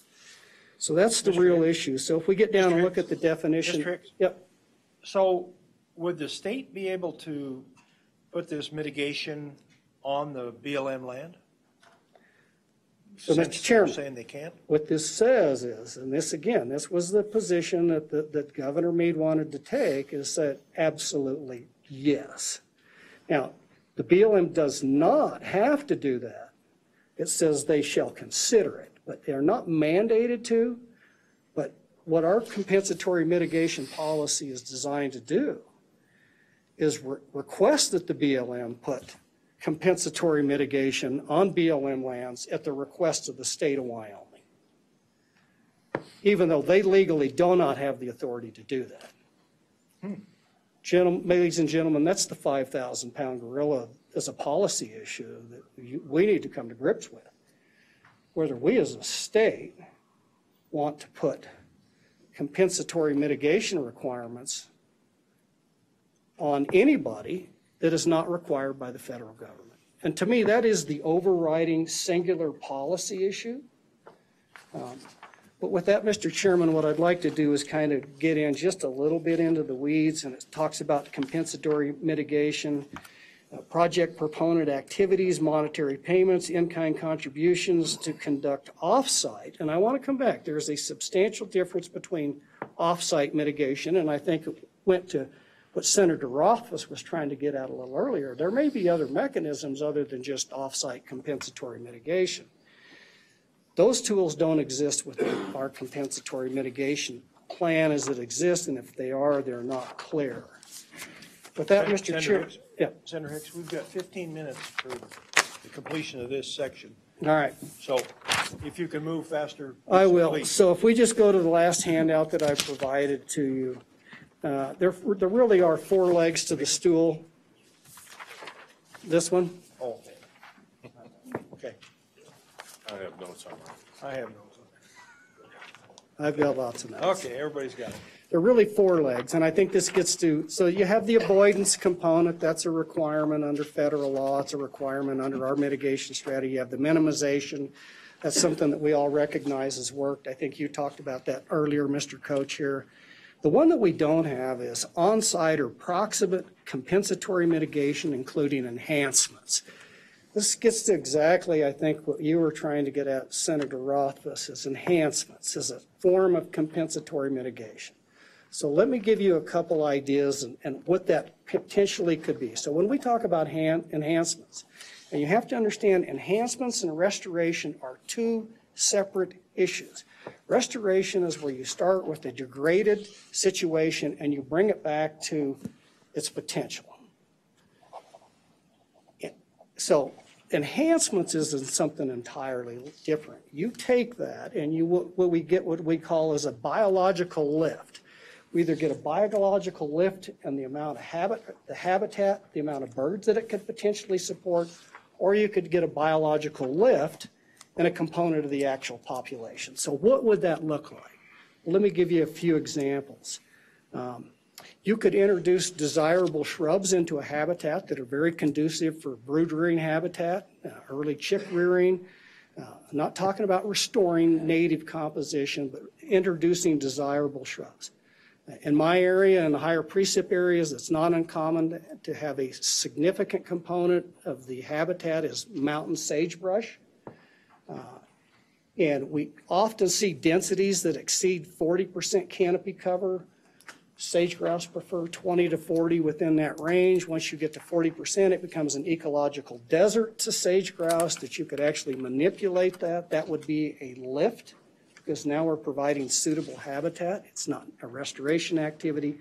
Grazing systems, I think there was some discussion of reducing take, could be an option from a population. Population augmentation. It's been shown to be successful, and I'm not talking about captive breeding.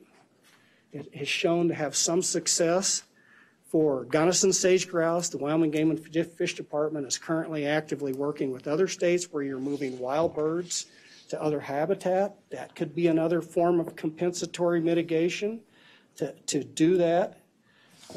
So there's all kinds of things out there. But with that, Mr. Chairman, to expedite, what I wanted to bring your attention to is there's really 4 legs to that stool. And the one that I think that we need to explore more, if we're going to go down the route, this is assuming that we're going to go down the route of compensatory mitigation. We need to take a hard look at including enhancements versus just off-site compensatory mitigation. And again, if we use that concept of biological, ecological lift, that could be both on-site or proximate. We had quite a discussion on this within the CIGIT. And so I will tell you, the one place that I saw a significant level of agreement is if we go down the road of compensatory mitigation. So the industry said, we want as many options on the table as possible, alternatives. And they agreed with the biologists and the conservation community that the best way to do that is do that to the population that's impacted. Not saying it's the only option, but that's the best option. I'm not sure the way that we're currently structured that we afford the best opportunity for that to happen. With that, Mr. Chairman, I've got other things on here. I just want to leave you with one thought. We don't have a level playing field with our current strategy. And let me give you an example of what I would consider a level playing field. So we're going to debit energy industries, whether they be wind, solar, bentonite mines, mining industry, for disturbance. And one of the things that has been a hot topic, again, that I think we see unanimity with the CIGIT is we have this other partner out there that controls a lot of habitat called the BLM. And why we're not debiting the BLM for overpopulation of wild horses that are damaging sage-grouse habitat in core areas is absolutely beyond me. And they ought to be on the hook. No different than somebody going out and disturbing it with an oil and gas rig or a bentonite mine. This is under their control, and they should be debited. So I'm not necessarily thinking that we have a level playing field across all the impacts to sage-grouse populations. Thank you, Mr. Chairman. All right, thank you. Appreciate your time. Thank you, Senator Hicks. Is there any questions? Yes, Senator Coe.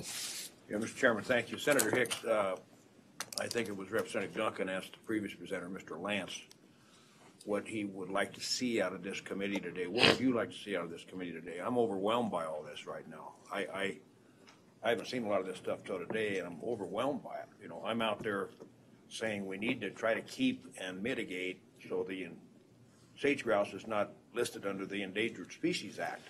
And to me, that's the primary focus of what the mitigation plan was all about under Governor Friedenthal and Governor Meade. What would you like to see out of this committee today? You know, I really think that the overriding arching thing is we need to have a discussion whether we as a state are going to require a compensatory mitigation strategy. I appreciate Mr. Lance's conversation, but a listing decision won't rise or fall with what Wyoming does. It's called a distinct population segment. And if you look at our sage-grouse populations, they migrate and move back and forth between Colorado and Wyoming and Montana and Wyoming. So the idea that our strategy alone is going to prevent a listing or somehow give the state of Wyoming assurances, I'm not convinced of that because there's plenty of court precedents that decision will be based on population. Great Basin is different than the Rocky Mountain population. We could see something like that, and we may carry the water there. But getting back to Representative Duncan's question, so, and not to interject, but our compensatory mitigation policy is not free market driven, it's government mandated.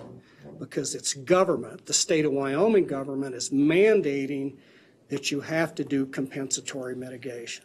So I don't see that it's a free market in that sense. I do think that at some point in time, we should have all options on the table. Kudos to Pathfinder for taking the initiative to set that up.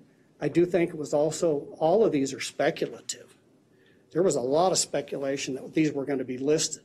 So there was going to be an opportunity, but make no differential about it. What we have now is a government mandated market for compensatory mitigation under our policy. So to answer your question, Senator Coe, I don't have a personal perspective as to what I would like to see. I just can flesh out the issues for you, and I think they should be debated by the legislature. Mr. Chairman? Question. Just a quick follow-up, but, I mean, right now I see one option on the table, or compensatory mitigation strategy or not, or I guess two options at that point. What would a third be if you're suggesting that compensatory mitigation should be considered to not do it? I see a vacuum at that point, which leads to bad outcomes and listing. So what would an alternative be to compensatory mitigation strategy? So what say you, Senator Hicks? So, Mr. Chairman, I have never had problems per se with the compensatory mitigation as a concept. I think it's in the implementation. One of the things that I think we ought to consider is compensatory mitigation should have, so you go through that hierarchical list, avoidance, minimization. We jump right to more of an offsite, not to say that we can't, but it's really not called out well in our strategy. So we start right under the debit credit process, which anticipates that that's going to happen in some type of banking formation. I think we need to go back and put that fourth leg underneath the stool, which is how do we get lift for compensatory mitigation. Could be as simple as putting markers on fences. So if you're a company, that's a routine practice that actually federal government cost shares of. But that's one of those lifts to try to avoid incidental take, which is collision with fences. I think we ought to strengthen that component in our compensatory mitigation and just don't automatically jump to the rationale that we're going to go to banks. And so that's, I hope, answers your question. That answers it. Yep, that's good. All right. Thank you, Senator Hicks. Oh, one more question.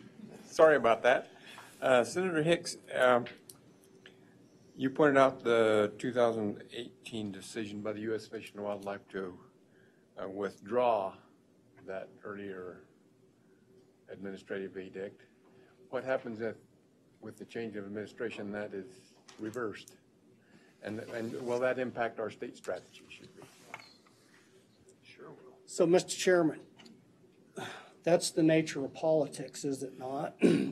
And so one of the things that I commend the CIGID and the forward-looking of all of our previous governors and our current governor is to try to address that very issue, to be a proactive instead of a reactive.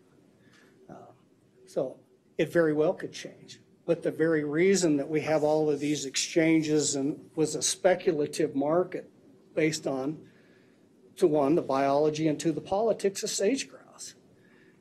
The biology said maybe they're declining, but they're not necessarily imperiled. The politics and the litigious nature that we live in was we want to use those as a tool. So I think what we did is say, no, we're going to focus on the management of those. And I think that ought to be where the emphasis still moves forward, is what can we do within reality. But I think we also have to work within the constraints of the legal environment and the political environment, and hopefully make the best decisions. I don't have that answer for you, but you know as well as I do, the politics will change at some time in the future. You know, if we really wanted to fix that, we'd have a whole discussion about ESA reform, but that's for another day. That answer your question? Okay, well, thank you, Senator Hicks. That was very informative, and we know you have more information on that. We're going to take a short break right now because we're on time and on schedule. Mr. So Chairman. 10 minutes, Yeah. 10 minutes, be back here, 10:25. For the committee, I have, believe it or not, a draft bill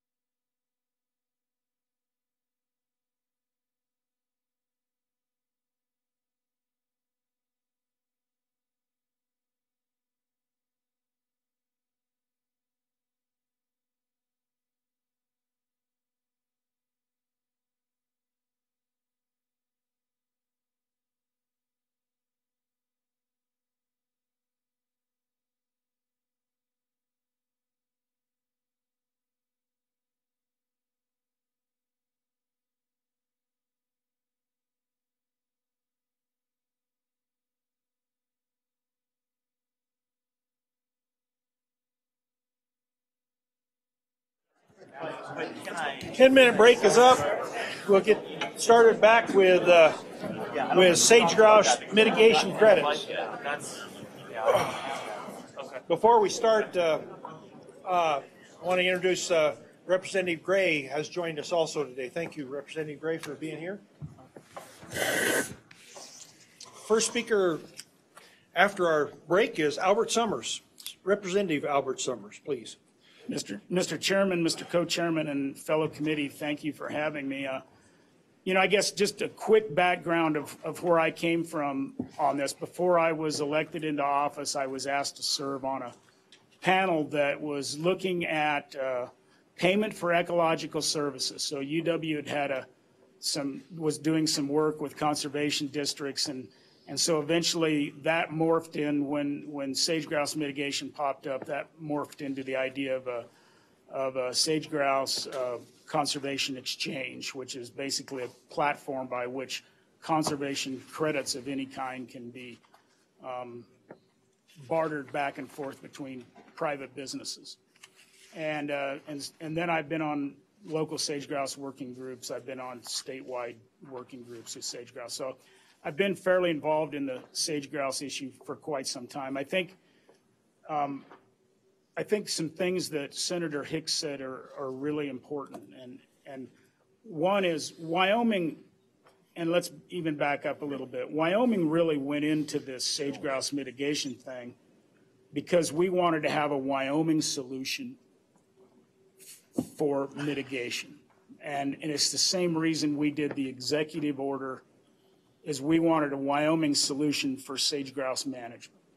And so ultimately that's why we are in it and got in it, and we did it for the right reasons, in my opinion. Now fast forward, and Senator Hicks is absolutely correct. The federal government backs out of this and says it's no longer required. And so the question before us is, and I think Senator Hicks hit it right on the head, is number one, do we want to participate as a state in mitigation for sage grouse? And I think that question and answer resides with us in the legislature.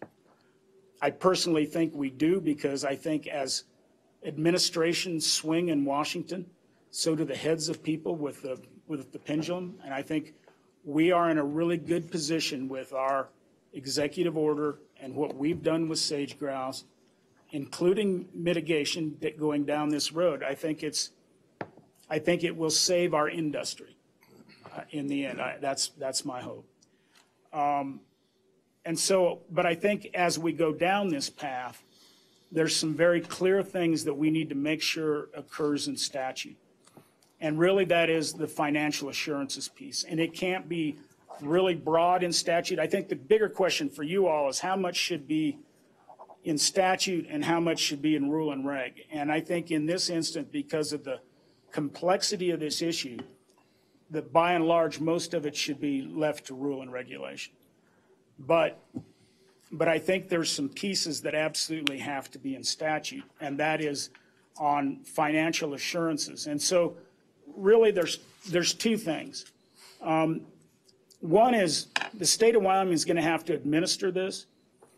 And frankly, despite what Ryan Lance said, even though I know that's the federal deal, in the end, if it's the state's program, the state is going to have to audit this system. Now, we may just audit a third party, but we're going to have an obligation. If we're ultimately responsible, if we create the market, we're going to be responsible, then we're going to have to audit the system and we're going to have to administer the system. And I would hope that as part of whatever a credit expense is, that the state gets some money out of that to do that. Sitting on appropriations, I think, okay, so now we're going to have more government, more state employees, and that's the problem with sitting on appropriations, right? You always look through it in that eye. And so I think we need to make sure of that. And then I think the larger thing is what about credit failure, credit provider failure? And so any of these companies that gear up to become banks or whatever you provide could ultimately go bankrupt. And we need to make sure in statute that we clearly say the state is not going to be on the hook for this. But in the end, the state could end up having to monitor these credits or monitor the people that monitor these credits, and there's going to have to be money set aside. And where should that money be set aside? How should it be set aside? I think those are some things that the legislature ought to look long and hard at on how we do that, because I don't believe some of that should be in rule and regulation. Some of the fine detail, but we need to make sure that the state of Wyoming is not left holding the bag for failed credits. Perpetuity, the last I checked, is a long time. It's a definition made by lawyers, right? So I have a conservation easement on my place in perpetuity. At some point in time, some lawyer will define what that perpetuity means, but it's a long time. So the state, by doing this, and if it includes perpetuity, we're in this for the long haul, And so we need to make sure we do it right.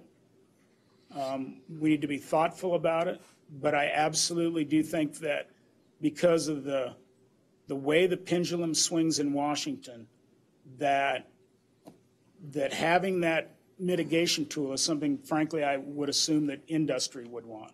And I think it needs to be clear in statute that first you avoid, then you minimize, and then you mitigate. That's what's been in our executive orders, and I think needs to be the case here. And I think Representative Greer brought it up, and him and I had talked about this issue. We need to make it clear in statute that when a company buys a credit, that their obligation ends there. That if that credit fails at some point in time, or that credit provider fails at some point in time, that industry is not on the hook for that, that's handled through however we regulate this market. And I think one thing that you all have to think about in the long term as well is what about acts of God? So we just saw a fire right out here on what is, it's probably may not be on the bank piece of that property, but certainly that could have been, right? Could have took that whole deal. We've seen 100 and some thousand acre fires in Nevada, in sagebrush, sage-grouse country. So what happens with acts of God, and how do we handle those things, and whether that should be in the financial assurance, or are we just going to assume that that's an act of God? And I think that's about, other than, I think any program needs to be science-based, and it has to have clear definitions that people can clearly understand. And we always have to remember that the enforcer in this is not going to be the state of Wyoming, it's going to be a court. Somebody's going to say that credit failed, some group is going to sue Wyoming because you're not providing the mitigation you said you were, some court will rule on it. So we need to make sure what we do in statute is clear and definable, and people understand what they're putting down. So that's the summation of my comments, Mr. Chairman. I'd stand for questions. Just a quick, Representative Summers, if you're going to make fun of attorneys, you at least could say force majeure, okay? Yeah. Mr. Chairman, I don't even know what that means. Other questions, other good questions like that? Other good questions? None? All right, thank you, Representative Summers. Thank you. Next up is Beth Callaway with the Governor's Office. Yes. Good morning, Mr. Chairman and members of the committee. Thank you for inviting me to speak on behalf of Governor Gordon. My name is Beth Callaway.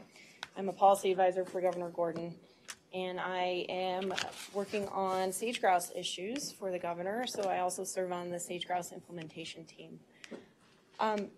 I will save everybody a long period of comments here. I think we've gone over the core issues here that are not in need of reiteration, but I do think it's important to dial back for a moment and reiterate that the governor recognizes the delicacy of this issue, and he also recognizes its importance. And given the conversations today, he's really interested in working with legislature to strengthen the process that has been in place, particularly in regards to compensatory mitigation. So that said, I'll just quickly provide an overview of how it looks in the EO right now. So Governor Gordon issued the executive order on August 21st, And it incorporated the same concepts that were under Governor Friedenthal and Governor Meade's administration's EOs. Compensatory mitigation, the framework was carried forward as an appendix as part of the executive order.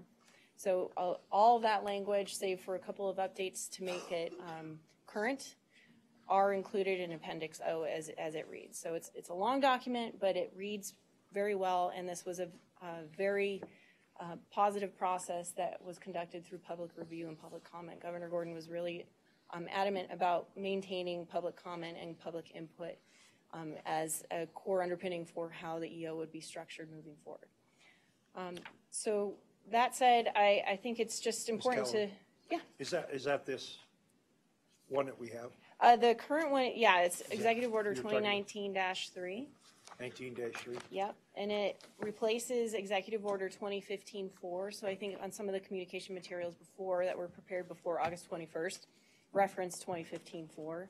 So 2015-4 is now replaced by 2019-3, and so.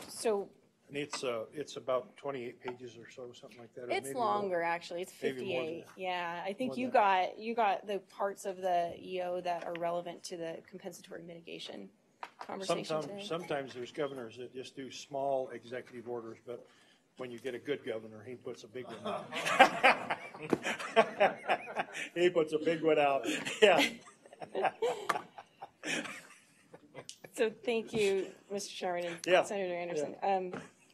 So I think a couple of questions have come up today, one of which I would like to address, which is the question about compensatory mitigation and its directive under the EO.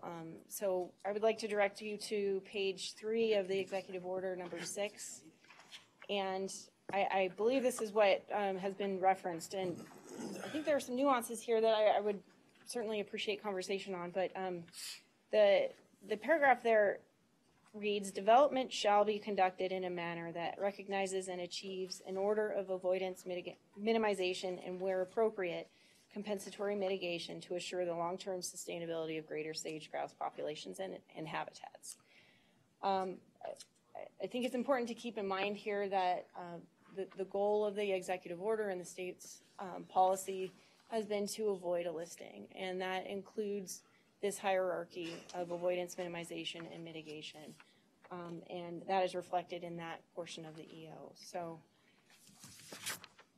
another discussion about the relationship between the state and the federal government's requirements for compensatory mitigation. I just wanted to point out that the state of Wyoming entered into a memorandum of agreement with, of understanding with the BLM, the Fish and Wildlife Service, specifically in regards to compensatory mitigation in 2017. And I think there's been discussion about what is the durability of, policies under administrations. This MOU, the specific terms within that MOU are for 15 years. So that what was in specific recognition of how tides change, and there is circumstances that are unknown, and the 15-year term was built into that memorandum of understanding. But there is also language that the parties agree to reevaluate the MOU should there be substantive changes or modifications.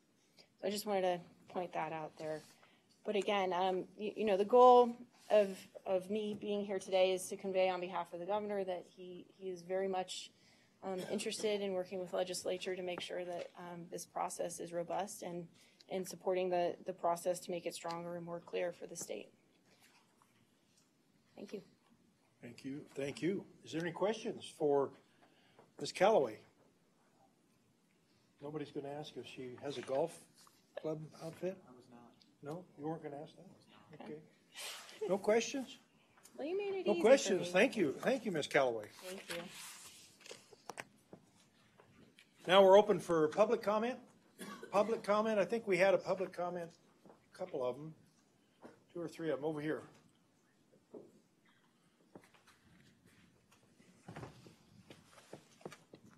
Good morning, Mr. Chairman, members of the committee. My name is Brian Rutledge.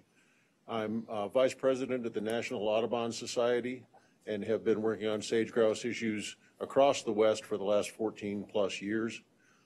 specific to Wyoming, serving on the sage-grouse implementation team, working hard on these issues with a state that I want to commend here more than anything else today. There are certainly points of discussion that were brought up and some that weren't that we need to focus on, but I think it's critical that you understand that we talk about head and shoulders showing above others. Far more of Wyoming's anatomy shows above the crowd than head and shoulders.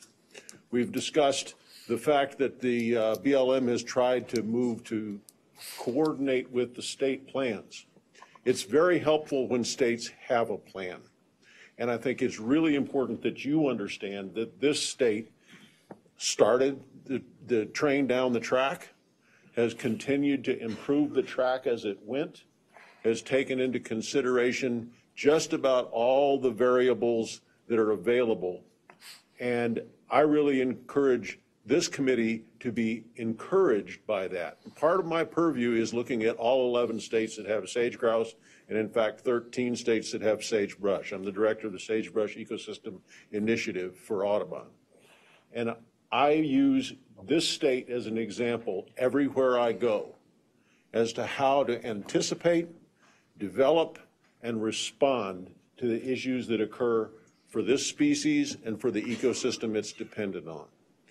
Happy to answer any questions, but that's my sole purpose here today, is to encourage this state along the correct path that it has taken.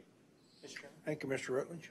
Yes, question here from Senator Rothfuss. Thank you, Mr. Chairman. Mr. Rutledge, thanks for being here. And with your oversight of a number of different states and recognizing that a lot of what we're talking about is regional, that these sage-grouse really don't recognize, I think, the borders as they're moving north and south in particular. Would there be benefit to us trying to put together a compensatory mitigation scheme where it's working among states instead of just in isolation where each state has its own strategy? What are your thoughts on that approach? It's even broader than that, Mr. Chairman, Senator. It's broader than that. It's having plans that coordinate with each other, including compensatory mitigation. You're absolutely right. Birds aren't much on human boundaries.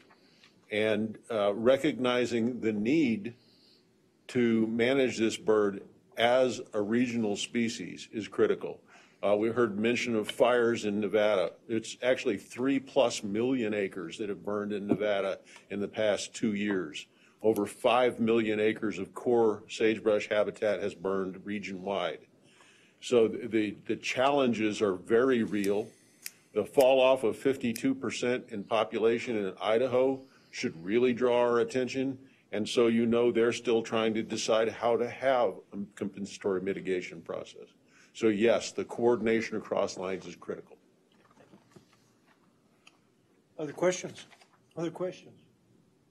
Oh, thank you for your time. Mr. Dolger, did you want to speak?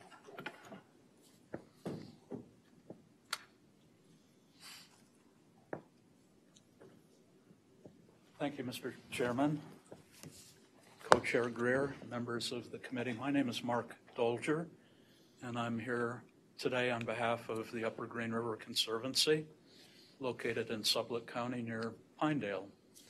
I have a message today, and I have a request today. First, the message, and that is that we support the enabling legislation and rulemaking that will ensure our credit sales are valid when we get to that point, when we have a fully permitted bank. We have been for a number of years pursuing a license for our bank, and we've been doing it under the ad hoc, I'll call it ad hoc application process. So it's important to formalize it so that our credits will survive any challenges. So in that application process that we've been pursuing for a number of years, we've dealt closely with the Wildlife and Natural Resource Trust, Game and Fish, the Governor's Office, State Lands and Investments. Everybody, all the players have been in the loop as to our progress and activity and our permit application. So now for my request, I would ask that the legislature consider a lateral movement from where we have been, the ground we've covered, so we don't lose that ground, so that we have our bank approved in a timely basis and can begin selling credits. And in that way, you would encourage growth of a new industry that, number one, helps diversify the economy, number two, supports energy development, and number three, contributes to the health of the sage-grouse habitat. So everybody wins. And thank you very much. Questions for Mr. Dolger? Yes. Mr. Chairman, where is your bank located physically? Where do you propose to have it? I'm just curious. It's in the Upper Green River, hence the name. It's just south of Pinedale. And an important aspect is that the ranches that we will bring into this project will be partners with us. We're not buying them. We're, in effect, contracting with them and paying them from the sale of credits. So there's another benefit in our business plan that will provide an additional cash flow to these ranchers and help them to maintain a healthy habitat. Thank you. Mr. Chairman. Other questions? Yes. Senator Rothfuss. Thank you, Mr. Chairman. From a business model standpoint, there's two approaches to credit trading systems. One is the perpetuity approach on the lead side, like we're talking about here, where you've got this perpetual obligation basically to maintain the credit. The other is annual crediting or every 5-year credit or something along those lines, where you have a commodity that can be traded over time, but it's got a lifetime for that credit, and then it expires, and then an entity that would have mitigation requirement would have to obviously buy a new credit or purchase a new credit on the market. The market value would fluctuate. You've been operating under the perpetuity assumption, but I'm curious if there had been any discussion in your organization of whether that's the appropriate market approach, or whether a non-perpetual credit market, which would then maintain cash flow for your organization instead of a one-time cash flow, would be more favorable. And maybe that discussion hasn't happened since we already set in place an overall scheme. Sure. Mr. Chairman, Senator Rothfuss, thank you for that question. We would prefer that the credits have a term. We've talked about, rather than being in perpetuity, and we've talked about 30 years, but I don't know that we've landed on an exact number. That's sort of something that yet is unresolved, but we'd rather have a term than in perpetuity. Thank you. Mr. Dolger, 30 years would be preferable, though, to 50 or 20? Yes, Chairman Anderson. Mr. Chairman? Yes. I'm even curious about the 30-year and the discussion for that, because, again, it's not as if it eases up the obligation on a provider to have an offset, but it makes it a more fungible commodity, it seems. Do you have a problem with 5-year or 1 year or 3-year, or is it just that this hasn't been explored? Mr. Chairman, Senator Rothfuss, I don't think that we have adequately explored it to respond to that question of timing. Okay, thanks. Thank you. Other questions? Other questions for Mr. Dolger? Thank you, Mr. Dolger. Thank you for your testimony. Any other public? Yes. We usually make him go last. Well, he is last. He's making use of his trip to Casper, isn't he? Yeah, oh, yeah, yeah. So I'm going last.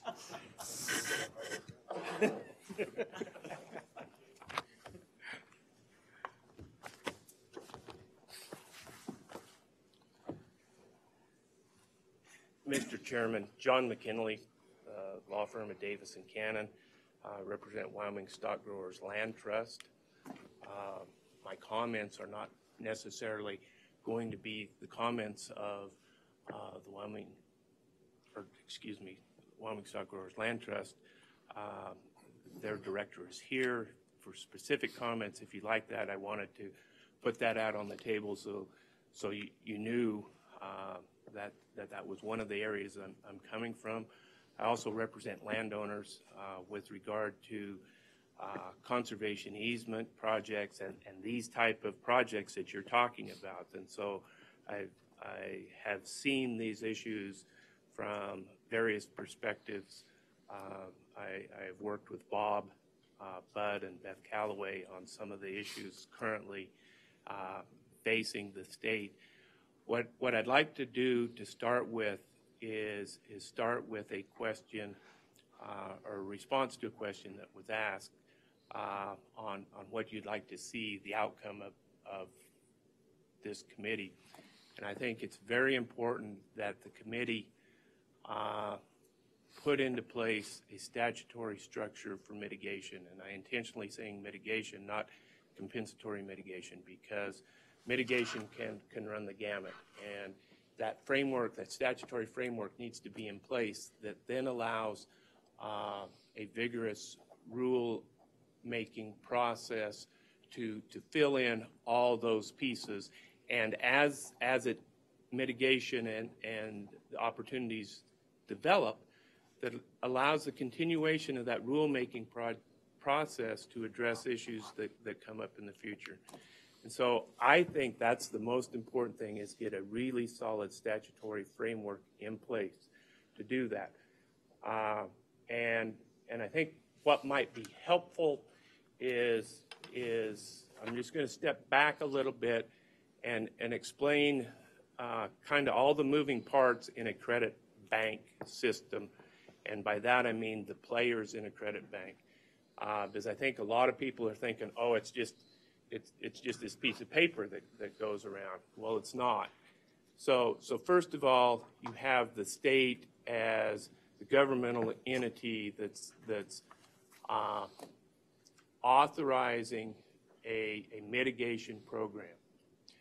Then you would have a credit provider like the Upper Green or Pathfinder that is the entity that is going to provide the credit. So you have a credit provider. You then have an industry or an operator that is going to purchase the credit. You then have a landowner that could be the same as the credit provider, could be a third party that owns the real property. You then have an agreement between the credit provider and the landowner that property has to be managed to certain standards, and it is restricted for a certain length of time, whether that's a term easement of 30 or 50 or in perpetuity. And that is managed not by the landowner or the credit provider. There is a third party that holds the responsibility and a real property interest in that transaction to monitor that property to that legal standard in perpetuity. You then have, in addition to that, you have a separate entity that is holding the funds for financial assurances. And so all of a sudden you have 5 players, and then in addition to that you have all the science that takes place, all the monitoring that takes place, and all the management that takes place. So you have all these players involved, and any project that I've put together, and if the legislature remember the statutory scheme for Wyoming's conservation easement project, there's a provision that it's a springing right that the state has in the event that the entity fails to enforce the terms, the state can enforce those terms. That's a very important provision. Those types of provisions need to be in whatever statutory scheme you have here. So I would like to maybe focus on, I hear that Co-Chairman Greer has a draft bill. What I would like to do is identify a couple areas that probably deserve a little harder sideboards in the statute. And so when you're thinking about what that statutory scheme looks like, so it's bare bones framework, there's certain areas that need hard sideboards. What those hard sideboards are, you guys are going to have to decide. But one is, what are the minimum standards that are going to be in the document that controls the conservation of that piece of property for mitigation purposes, whether it's term or whether it's in perpetuity. Who approves that? What are the minimum standards going to be for that? Because that is the key for the value of the credit, the viability of the credit, the ability to withstand a legal challenge from a federal court. And so you need to have what those are going to be, and then that needs to be approved by some entity, and so whether it's a minimum standard or that it has to include at least these 4 items, whatever it is, it's really important that that's in statute. Then the agency can develop some framework around it. But you guys, as the decision makers here, need to figure out what those sideboards are. The next one has to do with providing a permanent endowment fund for purposes of the ongoing management and monitoring that occurs with regard to these projects, okay? And so, as an example, when Wyoming Stock Growers Land Trust does a conservation easement, they require an upfront payment that goes into a permanent endowment that they have that generates income on an annual basis that allows for the monitoring, okay, not management, because all stock growers does in those instances is monitor to make sure the landowner is operating the ranch consistent with the document. But that requires annual monitoring, annual on-site monitoring, and there's an expense associated with that. And you have to remember, perpetuity is a long time. 30 years is a long time. 50 years is a long time. So you have to create a financial mechanism that maybe those funds are in a permanent endowment at the state treasurer's office that then allows an annual funds for monitoring. You also have to have, if you were listening to Ryan Lance earlier, they have annual management expenses, okay? You have to provide a mechanism that requires the funding of that. If you don't, this whole financial end of it implodes over time. The last aspect that you should consider, and I don't know how to crack this nut, is the financial assurance to protect the integrity of the credit.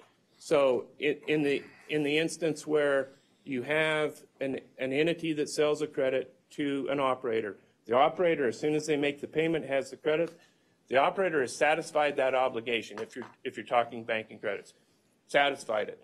Credit providers satisfied it because they have set up the program. They've sold it. That financial transaction happened.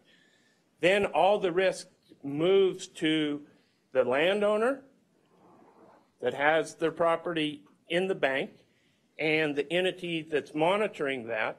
And then what do you do if you have a fire? Do you trigger a force majeure provision that everything goes into suspense? I just wanted to help Representative Summers on understanding how that works. So do you just have a provision that suspends everything? Okay, bang. Or do you have some financial assurance that the purchaser of the credit's out of it? Okay, so they shouldn't have to come back in. They've satisfied their obligation. Credit provider has. So are you going to provide a financial assurance that says, look, if there is an act of God, do we have to be able to replace that credit and that mitigation that we authorized? If so, if that's the decision you guys make, then you have to provide some form of financial assurance or endowment to fund that in the case that event happens. That's my summary in a nutshell, and the various moving parts. I commend you guys for trying to put this together. Have fun. Mr. Chairman. Senator Rothfuss. Thank you, Mr. Chairman. John, the last point I think is one that has me the most concerned is if we're talking always about in perpetuity, and we have to have financial assurances that with an act of God or something else, 30 years from now, this whole system doesn't fall apart. We know that there's a possibility of bankruptcies. What about a shorter term, more fungible credit as opposed to a perpetual credit, which seems like it would address that problem? Because if I've got a 2-year time frame on the credit, and then I have to reinitialize that credit to offset whatever my impact is 2 years from now and continue that, there's no buildup over time of added risk. If you have an incident, then that's going to be localized. Those credits won't be available next year. You'll have to look for a different credit to use for an offset. So it would kind of allow the market forces to address that aggregation of risk. Have you thought through that alternative approach for the compensatory mitigation?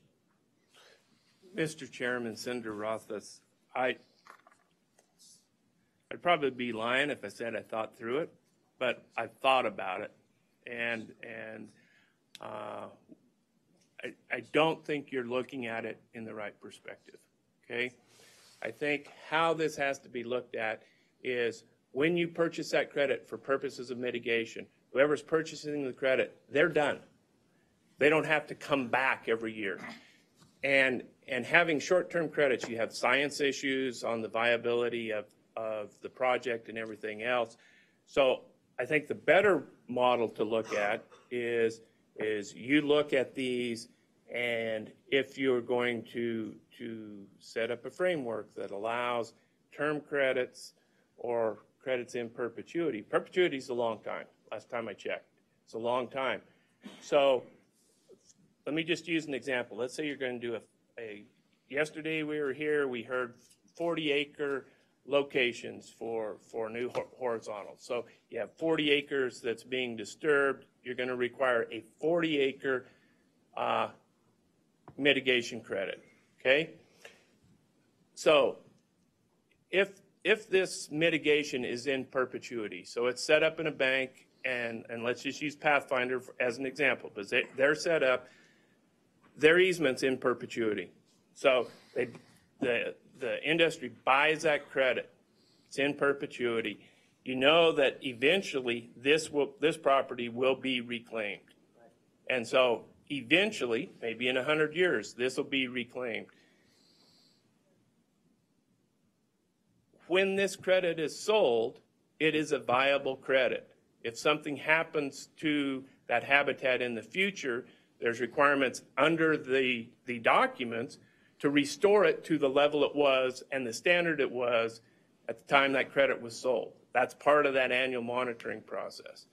And so I think the system would take care of itself over time if you look at a long time horizon, 50 years, 100 years, whatever, because this will be reclaimed and you will have basically habitat restored here under Senator Hicks' theory, where it's restored, reclaimed, enhanced over here, and you have this credit that you have preserved on this end.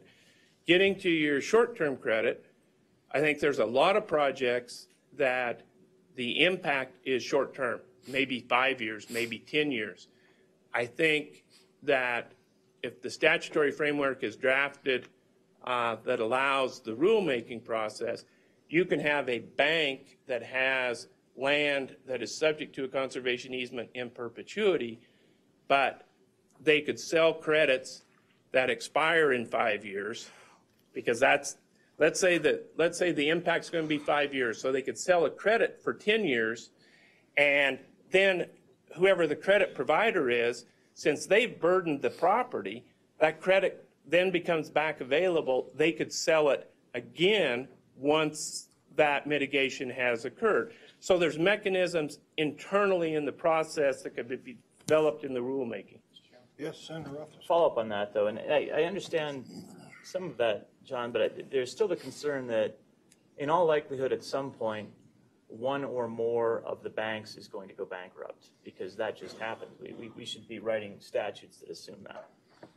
At the same time, the only way you can have a perpetual credit is if you do have a circumstance where you have a perpetual conservation easement and basically an assumption, that's the only way you would want to certify it, right, is that yes, you have this in perpetuity.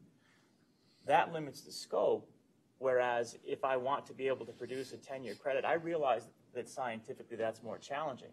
But there's nothing that precludes me from looking at the circumstance right now and saying, all right, we can build up to it over the next few years and have a product. I may expect the credits to be generated for the next 30 years, but maybe circumstances change and maybe there's a fire.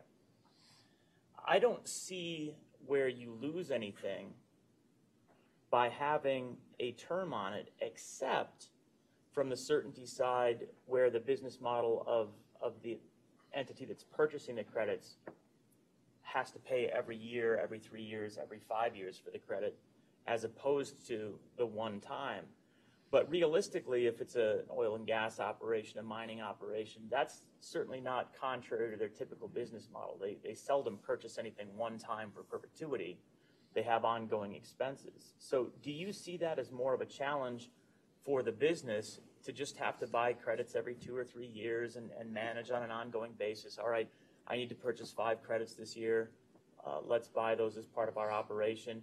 Next year, maybe it'll go down to 4 credits because we're going to do restoration or reclamation here, so we can release a credit and sell and perhaps sell that back.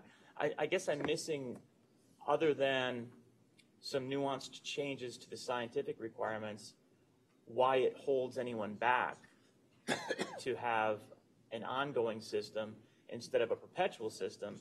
And really my concern is that writing a statute for perpetuity is really binding future legislators and legislatures, and the future of the state in a way that I'm not particularly comfortable with. I don't think we, today's Minerals Committee, despite our grandeur and knowledge, should be binding eternity in the state of Wyoming, where we don't even know the unforeseen consequences of a policy that's being initiated.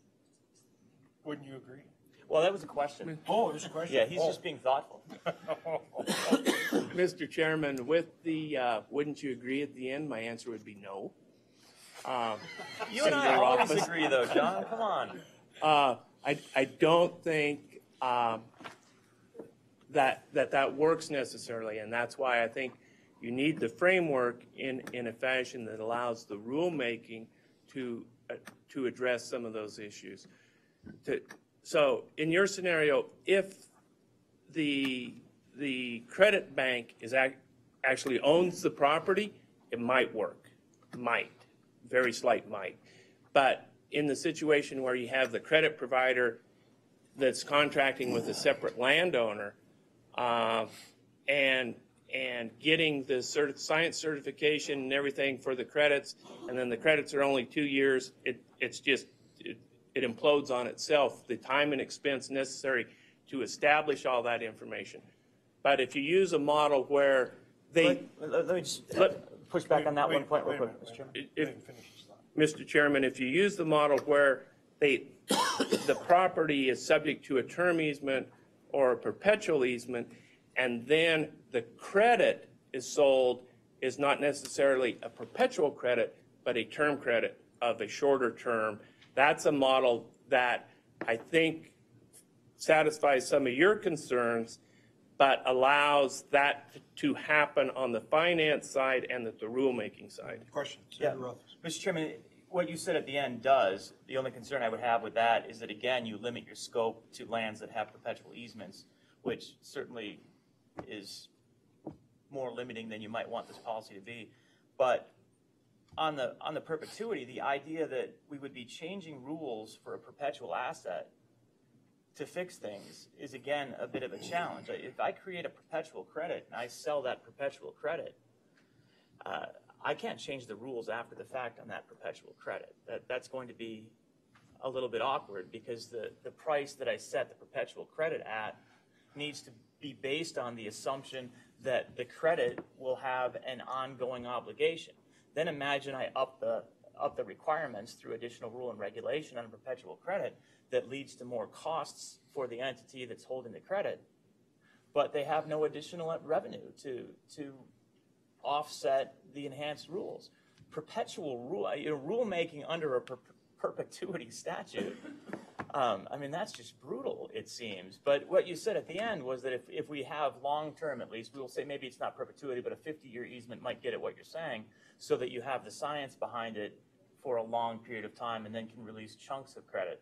I mean, maybe that's the compromise that gets us to the point where we have flexibility, fungibility, and don't overwhelm. Mr. Chairman. One more question. Yeah, this is not a question. It's more of a response. Yeah. You know, so if this committee recalls, we had Director Budd come in and give us a presentation. Towards the end of session. And really, while he didn't reiterate this, but really one of the biggest losses of core habitat was homes, 40-acre ranchettes, quite frankly. So conservation easements exist in the state. A lot of people that utilize them for various reasons. And so a conservation easement is perpetual. That's a decision by a landowner that says, I'm going to make this decision on my land, and that's going to affect my heirs going forward. That exists. The issue on whether or not the term, length, or cost, or annual fee, or how these credits are paid for is completely different, and I think it would be appropriate if we move forward is to allow that flexibility to exist. That would address what everybody has said here today, and would also allow us to move on so we can go to lunch on time. I'm always an advocate for that.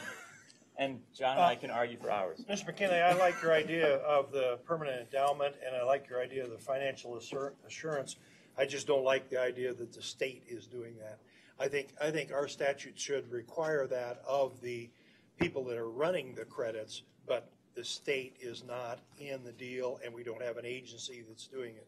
So other than that, I think we're in agreement on the things we'd like to do.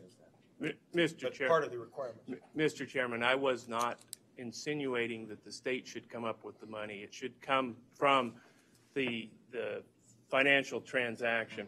I was just trying to figure out where's a safe place to put that endowment. So we had some assurance that that endowment's always going to be there. That's why I suggested the treasurer's office. Okay, all right. Any other questions? Any other questions? All right. Thank you, Mr. McKinley. Any other public comment? Other public comment? Yes, back here. Oh, go ahead. Right here. He's next. Briefly, yeah. I can see he's a brief guy. Mr. Chairman, members of the committee, I'm Jack Berger from Saratoga. I'm a rancher from there. It's been briefly mentioned today, there's definitely a difference between a credit bank and a credit provider. I've been kind of involved in this. From my perspective, I'd be a credit provider. I have a ranch to run. We've been there for over 100 years. We provided sage-grouse habitat for that long. And it's something that we could contribute to if everything was right and the rules and structure was something we wanted to do. But, there's kind of a difference there. I don't know, it hasn't been brought up about the area. I believe now they've decided that a credit anywhere in the state can satisfy a debit anywhere in the state, which is good for the situation we have now with only one credit provider. The state is covered. But I think if there's more options, if there's a debit or a disturbance in Carbon County, it'd be nice to satisfy it with a credit in Carbon County or somewhere in the area. I think that's a benefit. That credit's got to be worth more to the situation than one that's 150 miles away or whatever. So that's a consideration, I think. I've been sure pushing for the term credits.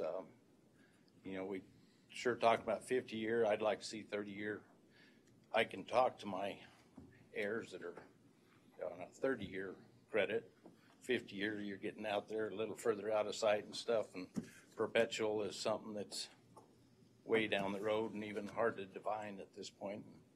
I think also if it comes to bonding or anything like that, I think you're more apt to have an idea what you need to bond a 30-year term for, and 50-year maybe, perpetuity. Who knows what that'll be down the road and stuff, but I think that's a consideration too. So, and you got to make it defensible for all of us. Glad that's on you guys and not on me, but I think that's been pretty well established that we got to have something that we can defend and has us all protected. So that's my comments. Any questions? Okay, thank you. Any questions for Mr. Burr? Yes, Representative. Thank you, Mr. Chairman. Jack, do you have sage grouse on your property? Yes. Lots? Well, we got quite a few. You know, they're here and there and everywhere on there. So we've been through all the studies and stuff and verified it and what's there. But you know, visual and lek counts, and well, we have no leks on the place. We got more of the brood rearing habitat. We finished that life cycle from what was on the BLM. So. Mr. Chairman, follow up. So would you envision yourself setting aside any land for sage grouse habitat? Well, I mean, it exists there now and has forever and stuff. I mean, we're considering a term credit, credit provider. Say, been to a lot of meetings, spent a lot of time on this, but it just depends on how it all shakes out in the end, if it's something that would work for us or not. Any other questions? Any other questions? Any questions? Thank you, Mr. Berger. Okay, thank you. And we had one over here.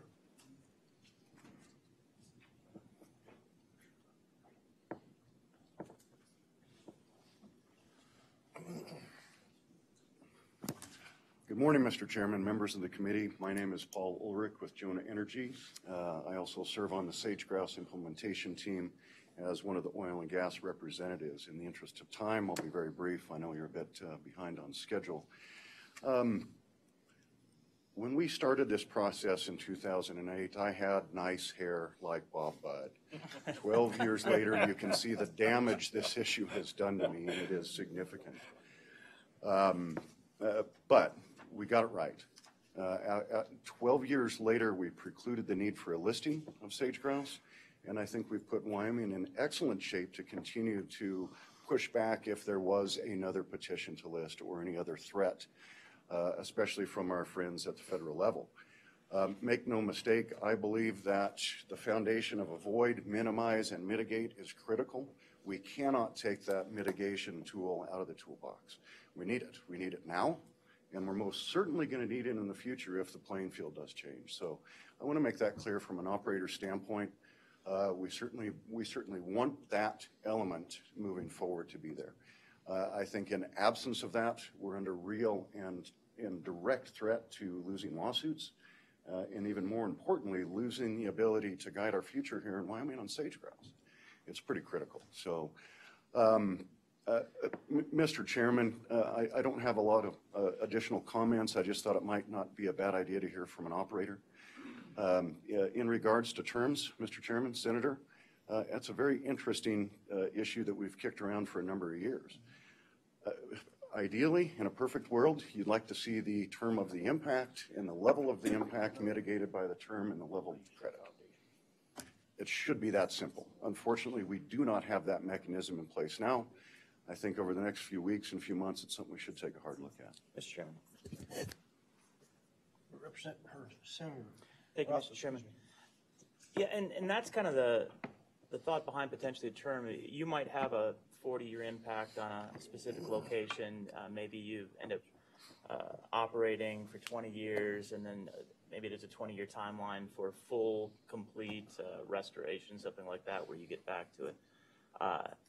Is that, from a business standpoint, how you would like to match it up, where you secure a credit that entitles you to disturb, and then you disturb with this credit matching until you're certified? There's a box check which says everything is okay. Look, there's a lot of sage grouse here again, and that releases the obligation for this credit, or maybe you transfer this credit to another operation. I mean, is that more consistent with what industry would like to see, or is this perpetual credit, or do you not know yet? Mr. Chairman, Senator, I think it's something we need to explore. Absolutely. For that very reason, I don't have a solid answer for you right now because to date, in perpetuity has been the standard, as explained in the past. Matching up impact and how you monitor and manage that is something we need to take a hard look at. Ideally, yes, from a standpoint that in some cases that's what we're doing today under the regulatory requirements we have with the BLM. You know, we have a cap of surface disturbance. We are allowed in the Jonah Field. If we reach that cap, we cannot develop any more. What we can do is reclaim existing locations back to what's considered rollover criteria, and then that comes off the top of that disturbance cap. So that's something worth exploring, Mr. Chairman. Representative Burkhardt, you had a question. Mr. Chairman, the Senator pretty much asked my question. He asked a lot of them, didn't he? Yeah. Yeah. Not my first. Okay. Any other questions? Any other questions? Any other questions? Thank you, Mr. Ulrich. Mr. Chairman. Comments? Any other public input? Any other public comments? Right back there. Come on up.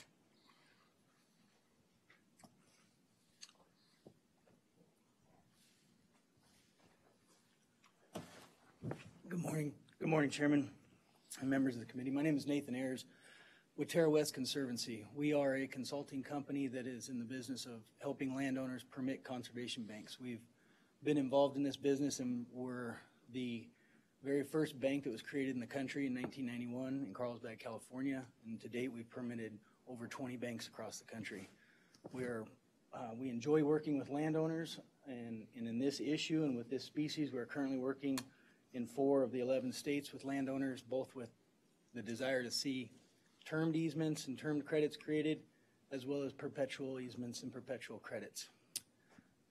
There's a lot of things to talk about. There's a lot of things that are rabbit holes that can go in a lot of different directions. I think 2 things that I wanted to touch on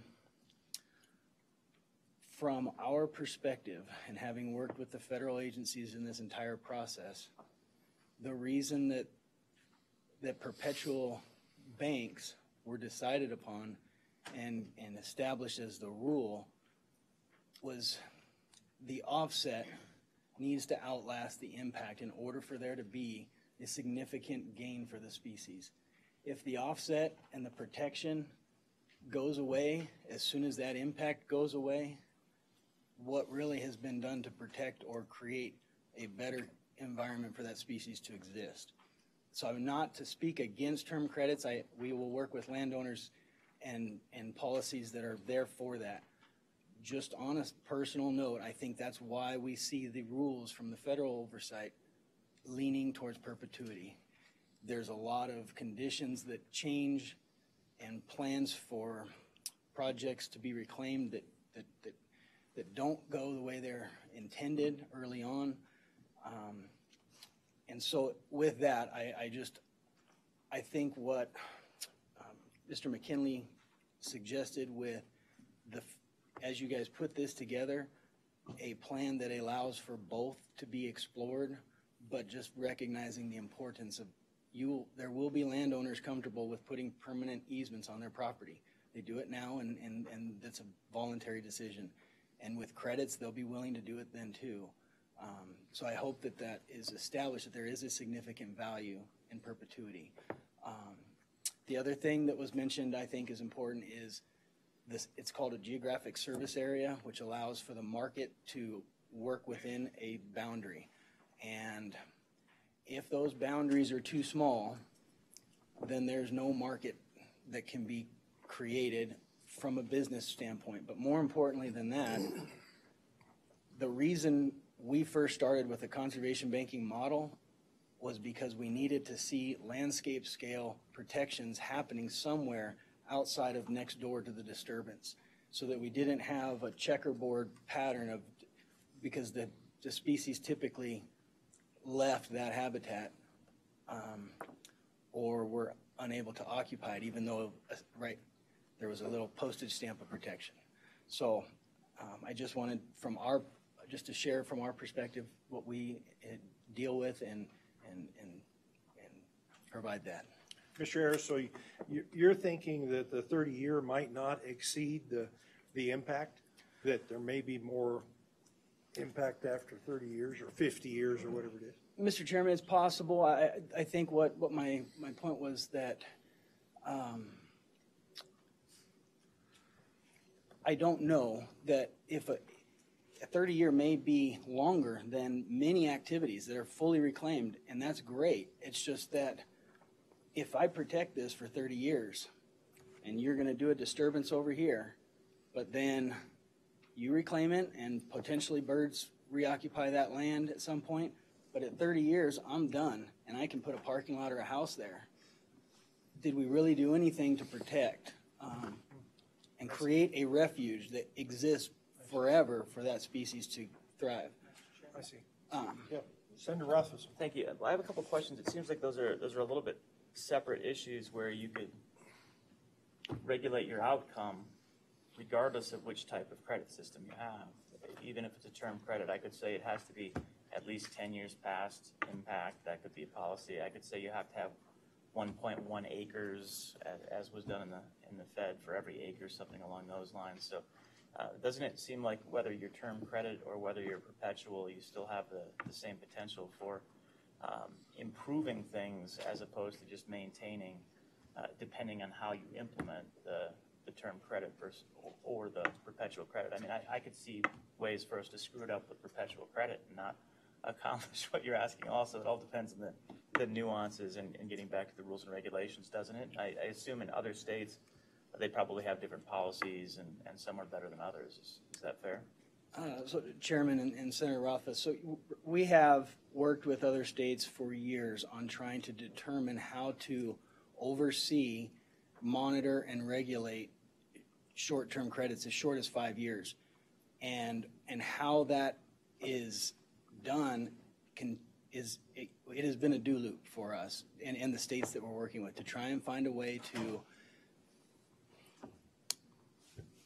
provide the resources necessary to continually be monitoring both sides of the credit and debit system and how to provide the assurances in the event that things don't work out, even with that added buffer in there. If it's a 5-year or 10-year anticipated impact with full reclamation, so we do a 20-year credit just to be extra cautious, and perhaps that project is wildly successful and never, how do we go back? One of the benefits for an operator to be able to come in and say, here's my budgets for my mitigation and I'm done with it and I don't have to revisit this and I don't have to worry. I still have written into my permit a lot of things I need to do, and I'm responsible as an operator to do those regardless of the fact this is a perpetual credit. So I guess there are ways it can work, and I encourage the framework to allow for that development. But from where we've been, a perpetual credit is simpler to oversee, to monitor the expectations, the anticipations of what it's supposed to do, and for the species, I think provides the greatest long-term benefit for it. Not that we can't achieve a lot of that with term credits, so I hope that we can find that. Too short of a term becomes extremely problematic. Mr. Ayers, have you ever seen any states use captive bird production as a credit to the system? No. Chairman, no. Okay. Any other questions? Any other questions? Good. Burkhart. Thank you, Mr. Chairman. Mr. Ayers, are you working with any, say, private individual ranches in Wyoming on setting up credits? Chairman and Representative Burkhart, yes, we are. We have been working with the state and with the state and federal agencies for the last 5 years with a large landowner, going through the process of trying to, there's a lot of work that goes into creating a bank, which is again why too short of a term becomes very difficult. It costs a lot of money to do the studies and to prove and to truth out the success and put together the measures for a successful bank. We are working with 2 landowners in the state of Wyoming and have been for several years, and would like to see, in the interest of time for industry and for the market, whatever is decided to hopefully be done right. And I will agree with Mr. Rutledge. In the states that we are working with, Wyoming has been far and above the other states in proactiveness. So we hope that this process does not slow down or lose too much traction because it has been so effective. Any other questions? Any other questions? Thank you, Mr. Ayers, for your testimony. Oh, excuse me. I didn't see the crank. Thank you, Mr. Chairman. Mr. Ayers, thinking about the banking aspect of this, and it's successful, but the banking system then relies on the birds staying at a limited resource and not improving. If the bird goes to a point where you're not considering it to be on Endangered Species Act, there's no reason to bank. So does the banking system type thing set up, it's successful, but is the bird successful? So you have an opinion one way or other on that? So, Mr. Chairman, Representative Cranks. So, typically, in every bank we've created, it has been under an endangered species, a species that's been listed. Sage grouse is the only species that we're currently putting together what would be a state-authorized, non-listed species. The success of the banking model has several forms. One of them is as soon as our landowner who has this 20,000 acre ranch gets the approval for the number of credits and the bank is entitled, before impacts take place and construction permits are authorized, this landowner will place an easement on this property, and for this particular example is comfortable and voluntarily engaging in a perpetual bank. He will put a perpetual easement on his property to protect it and implement the management plans and long-term stewardship long before any impacts are ever even contemplated. And so you have protective measures that are taking place before negative impacts to the habitat. In the event, as time goes on and all of the management plans throughout all the states are effective and the species begins to rebound and just drifts farther and farther away from a potential listing, there may be a time where policy, rules, and regulations maybe don't have the same teeth requiring compensatory mitigation. That would be a wonderful success for the bird. If that happens, through wildfires and fragmenting and other things, it's maybe not very likely, but if that happened, then you would possibly have banks that have no, there's no reason to sell credits because there's no requirements to provide or to require purchases. Okay. Thank you, Mr. Ayers, for your comments. If you're here for the mining permit discussion, we're going to move that in the after lunch section, and we'll take one more section this morning. So if you're here for that, Kyle and Travis and Katie, we're going to move that after lunch. So the next section is regulation of commercial wells, and we have. Whoa. I wouldn't mind talking about this as a committee. Mr. Chairman? Really? We haven't talked about it enough? Mr. Chairman? Yes. Mr. Chairman, would you allow me one final comment? I'll be very quick. Your brief comment?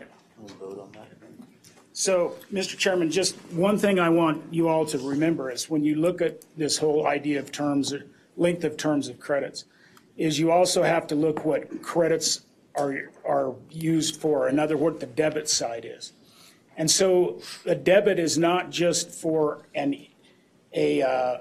like you had this well here and so you had this much impact and you couldn't avoid or minimize, so you did it. It's also used in the case of STIPs, like timing STIPs. So if you wanted to violate a timing STIP and go in early or stay late for some reason, so there's also credits, there's debits that are assigned for violation of STIPs. So it's not like you can account for an acre-to-acre accounting of that. So as you guys think about that, take a look at what all is currently used in the framework that generates debits, and it may help you understand how you want to develop the credit side. So thank you, Mr. Chairman. Thank you. Thank you. We will now officially close public comment on sage grouse mitigation, and the committee wants to talk about it some more. Well, so, Mr. Chairman, if I may. Yeah. So this is our number 2 priority, and a lot of good discussion here. And you can see this is a subject that's been around for a lot of years, and it's been discussed in many forums. Far be it for the legislature to come in and screw it up. However, there isn't, you see there's an underlying tone or issue here in terms of mitigation overall. And so as I've talked this subject, probably not as much as our number 1 priority that I had to focus on this year, really the concept of an enabling statute that would appoint or direct an agency to take charge, produce rulemaking. Someone had used a term like a lateral transfer, and that's really what I'd like to see. Maybe get some definitions in statute that will help add some teeth to this, some sideboards. I think also what Senator Hicks had brought up in terms of put this out on the floor, debate this as an overall policy issue is not a bad thing for this state. But I don't feel that a 65-page bill trying to cover all the issues is warranted. What I really think is really an enabling statute, some definitions, some sideboards, direct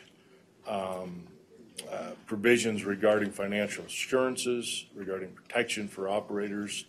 This right to check and leave comment is absolutely appropriate. And work this through and kick this out through this next session. And that's where I think this is a first step of what would be many. So the committee has not seen this bill before, and so we need some time to work with it. Representative Duncan. Thank you, Mr. Chairman. So I have a question to the committee. So if we did do this and what it would look like, would this then be possibly the framework and the foundation for if there was a future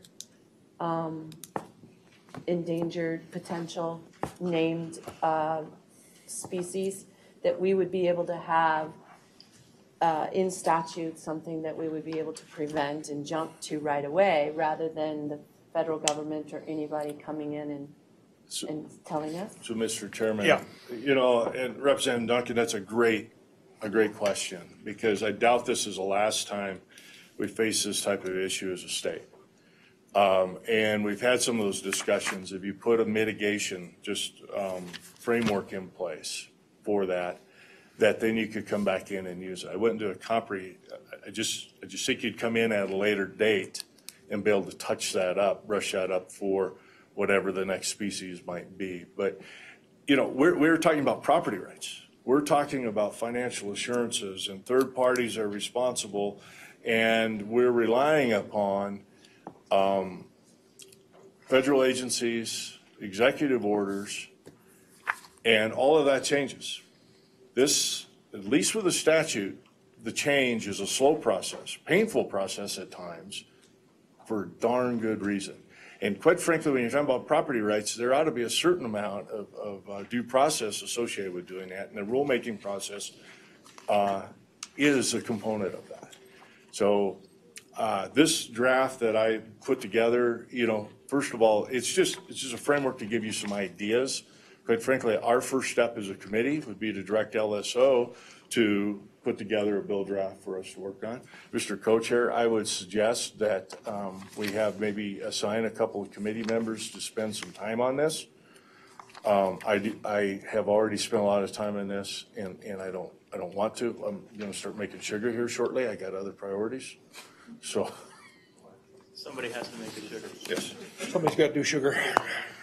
Any other comments? Yes, Senator. Thank you, Mr. Chairman.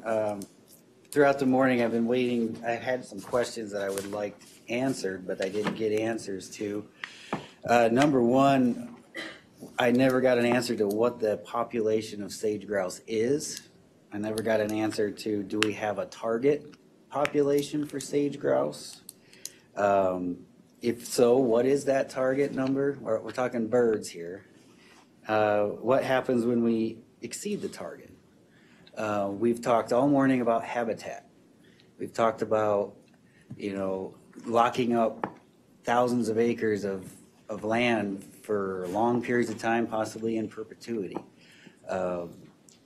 So, are we worried about the habitat being an endangered species, or are we worried about the dang bird being an endangered species? And if the bird's doing okay, have we thought about the economic impact? I haven't heard any testimony about the economic impact of what this type of cap and trade scheme, regulatory scheme, would do to our economy, the state's economy.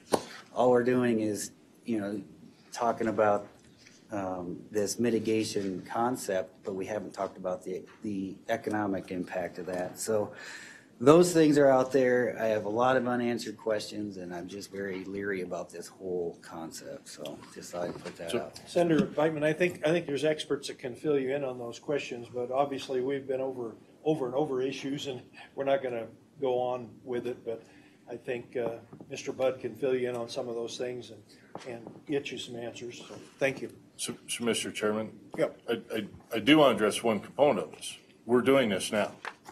We've been doing this for years, and we've done that in order to keep the federal government out of regulating the industry in the state of Wyoming, and also achieving success for the species.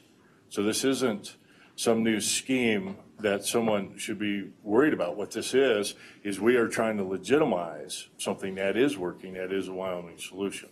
So you got to look at it through that lens. Representative Burkhart. Thank you, Mr. Chairman. From my own standpoint, I do like the idea of a framework without being overly restrictive. I think we need that so that everybody works from a fair, level playing field who wants to buy credits, sell credits, whatever, that's what it does. And I think the draft we have in front of us is a reasonable start. And we'll go forward with that. Yes. Thank you, Mr. Chairman. McGuire. I would just recommend that if we do move forward with a bill draft, which I'm in favor of, that there be something a little bit more specific about the agency, because at some point it has to be assigned to an agency to promulgate rules and regs. And if it's the Department of Aviation, well, maybe they come back and say we don't really have the expertise to do it. We ought to at least hear from the agency so that they can have an idea and give us some feedback as to how much it's going to cost and how much staffing it's going to take, et cetera, et cetera. Thank you. Thank you. Anything else? Anything else? Anyone like to make a motion? Or I'll make the motion. Oh, okay. That we direct LSO to draft legislation based on the rough draft or chairman's draft, whatever you want to call it, that we have before us to set a framework. Is there a second? Second down there. Henderson? Any discussion? Any discussion? I have some discussion. I do not like Section 2 at all. The new verbiage about the state agency and all the things that they're going to do. I think private enterprise is doing this quite nicely right now. I agree that we need to have all these ideas and everything covered, but I don't want to have another state agency doing it. We've got plenty of state agencies. If we have to, the Game and Fish or whoever we have do this, but I don't want to get in between private enterprise doing this like they've been doing it. So that's the only objection I have on this. Mr. Chairman, I agree with your comments. We don't need to create another component of government. However, we do need to designate someone, a state agency, to engage in the rulemaking process. And we presently have, I'm going to miss somebody, but the Wildlife Trust Fund, State Lands and Investment, I think DEQ, Game and Fish are all involved in this decision-making process. So they are in one way or another already doing this. I think the real trick is leave leave the structure that's there under the executive orders really in place, bring those into rules rather than being an executive order. But we are going to have to designate a lead agency to do the rulemaking. And I have not. I've left that blank. So we need to make that decision. Yeah. Yep.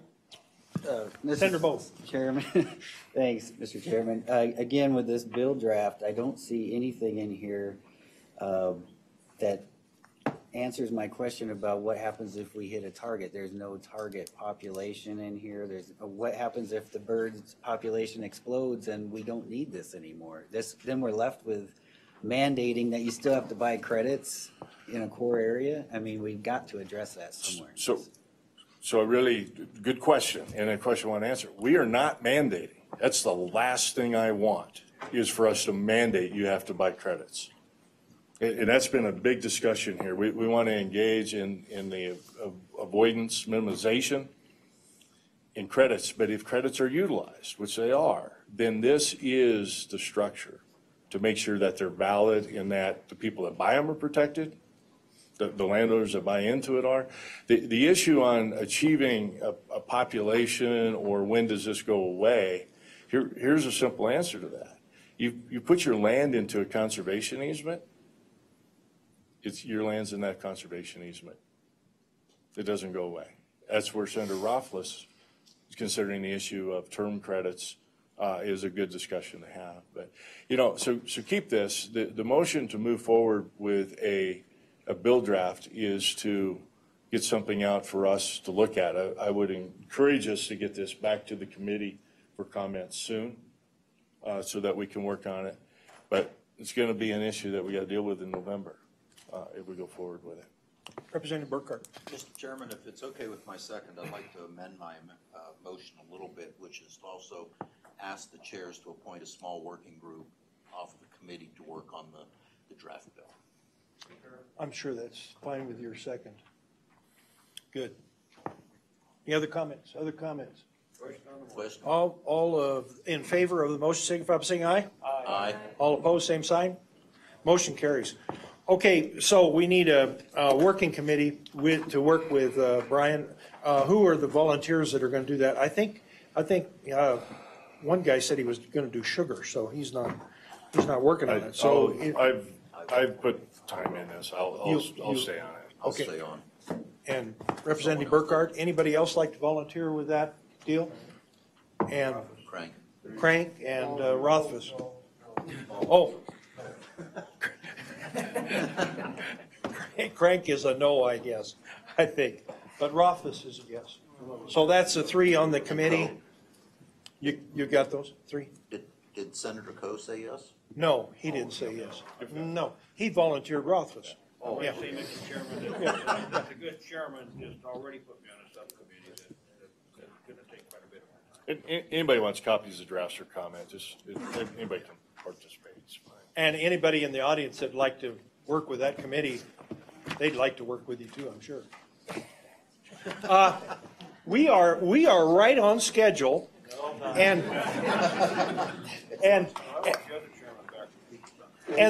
the regulations of commercial wells is going to move to after lunch also. So we can have a lunch break now, and we're going to come back from lunch at 1 o'clock, not 1:30. 1 o'clock, we'll start in with regulation of commercial wells. Thank you. Yeah. Well, he cut them off, some of those big questions. Are you blending these? Yeah. You've been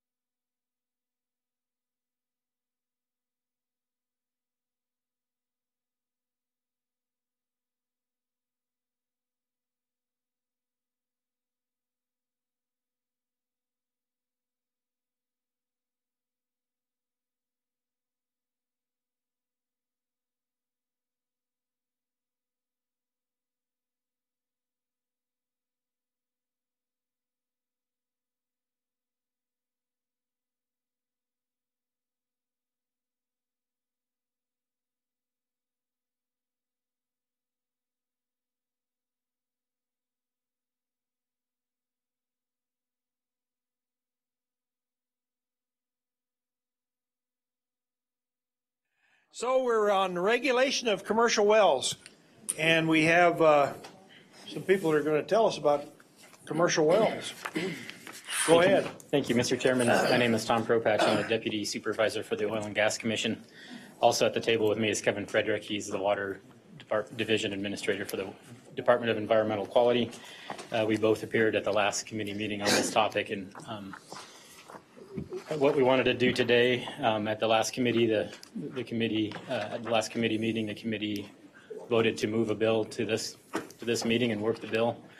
And so what we wanted to do today was just quickly review the comments we had in the last meeting, go through some statistics, and then give just a broad, quick overview of the regulations, mainly of the Class 2 program, but how they are similar or different than the Class 1 regulations, and point out some of those topics. Before I start, I do want to note that the bill as proposed, which would strike the word non-commercial, would not affect the Class 2 injection wells, a different subset of the Class 2 wells. Injection wells are those wells that inject water or other fluids like CO2 for the purpose of enhanced recovery. So this bill would just be for the disposal wells, which is a subset of the Class 2 wells.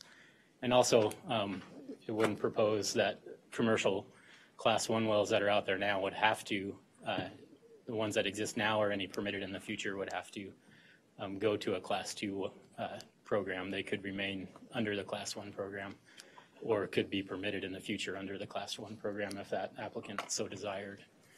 And with that, just a quick review of the last meeting. Current regulations, Class 1 program is under DEQ, the Class 2 program is with the Oil and Gas Commission.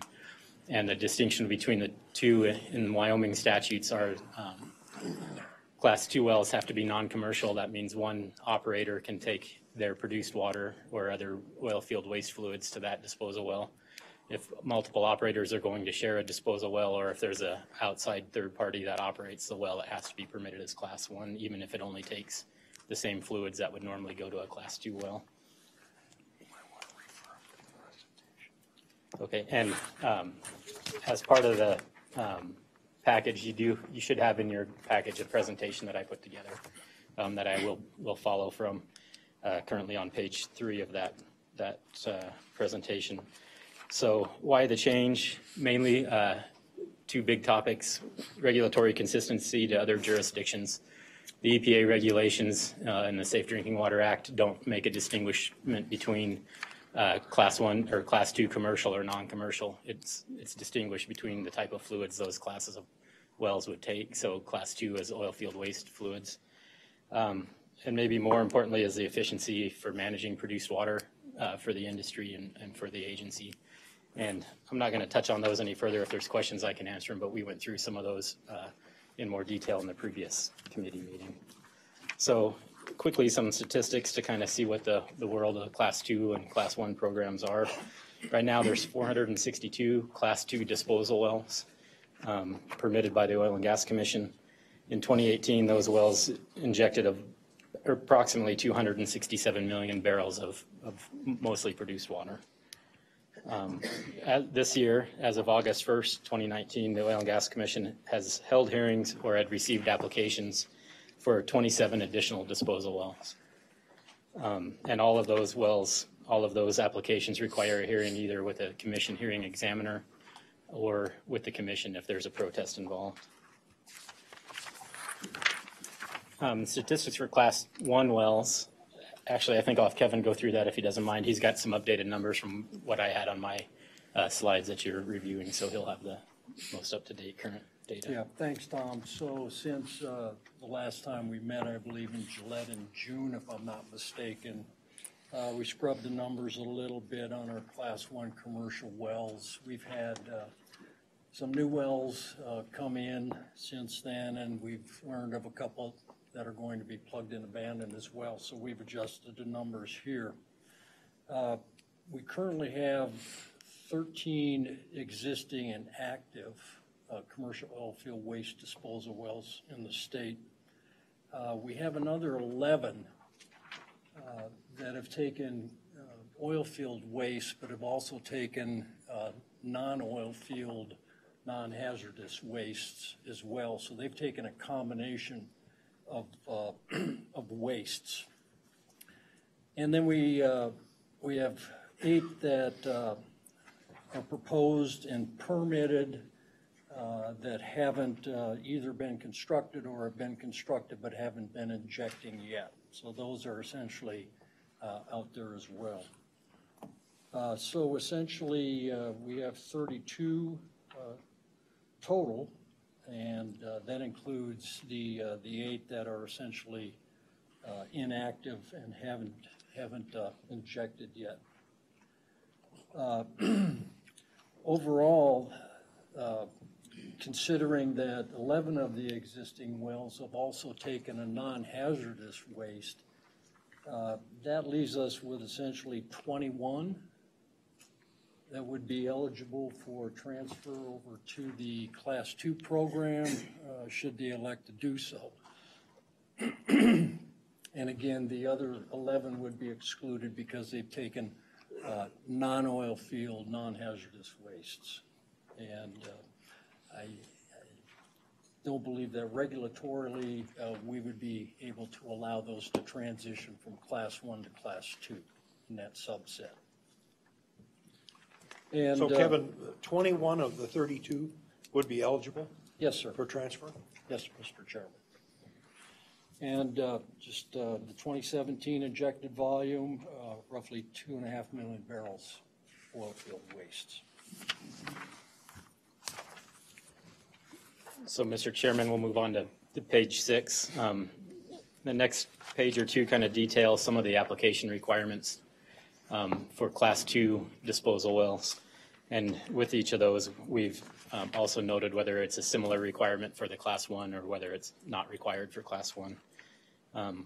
And so applications must be submitted in accordance with the Oil and Gas Commission rules. We've attached copies of those to the back of that presentation for reference. If you're interested, they're similar to the same requirements for the DEQ Class 1 wells. Applicants must send notice of application to all owners within a half-mile radius of the well. Those owners would be the working interest owners, unleased mineral owners, and surface owners. And those owners are those that would have a right to actually protest to the commission that hearing. And then the agency, and that's not required for DEQ Class 1 wells. The agency also publishes public notice, and we accept public comment, and that is also similar to DEQ Class 1. On page 7, the agency holds a public hearing with a hearing examiner. And public comment could be or is accepted either prior to that hearing or at the hearing directly verbally. The commission does use a court reporter to record any public comments. At the hearing, we create a transcript of every hearing, whether there's public comment or not. If a protest is filed, then the commission would actually hear that protest.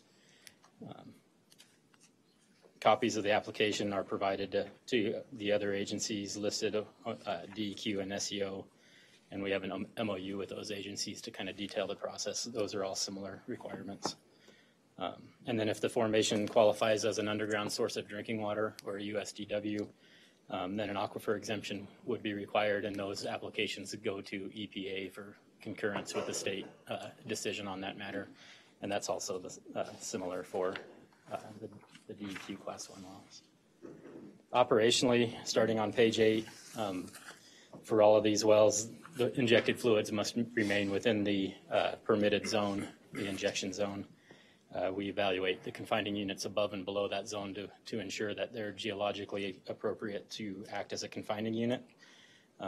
We have stringent well construction requirements, mechanical integrity testing, and annual inspections on those wells to make sure that an operator is complying with the regulations. One difference between the Class 1 and 2 wells are the Class 1 wells cannot inject above the deepest formation, that is a USDW, so it's got to go to the deepest USDW or below. And then reporting is required on those wells monthly. We receive monthly reporting of injection pressures and the total volume of fluid injected per well by the operator. On page 9, it's some additional requirements for operations.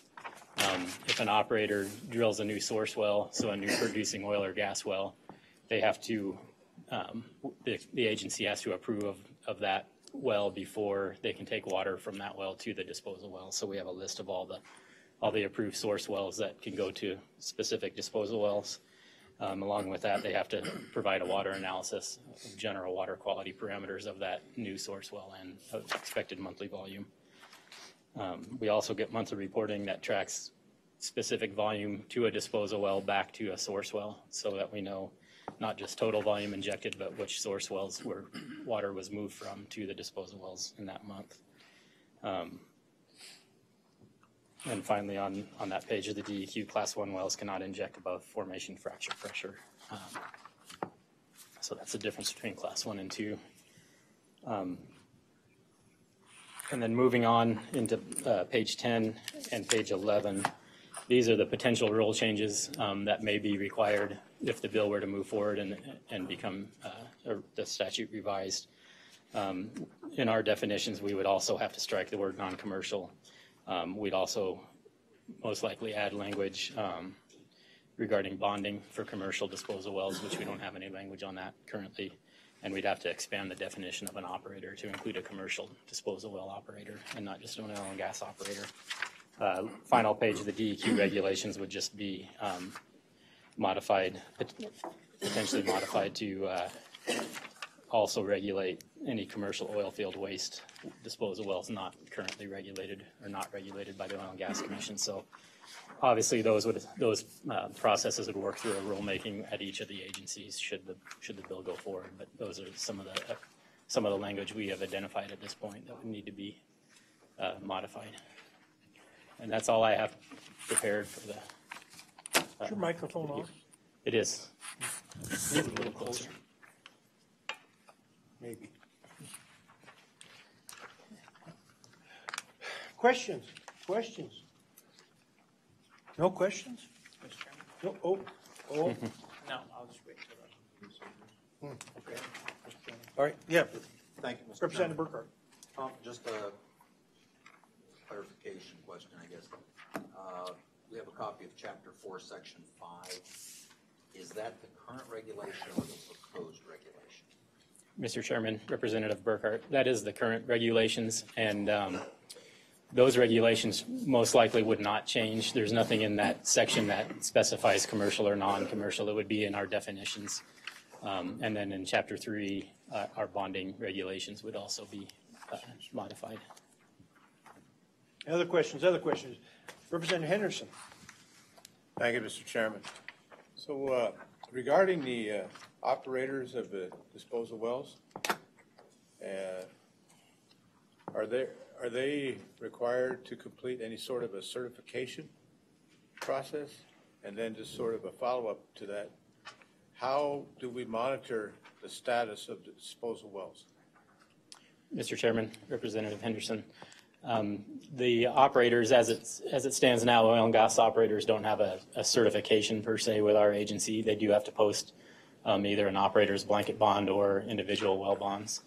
We do also have kind of a basic questionnaire about the operator to get them set up, so that we do have some information on their officers, for example, of the company, and some other basic information like that, so that we're aware if there's been an issue with certain people at a company, if we had to forfeit bonds for a company or something like that, where we'd be aware that they were involved in another company and could evaluate bonding based on that information.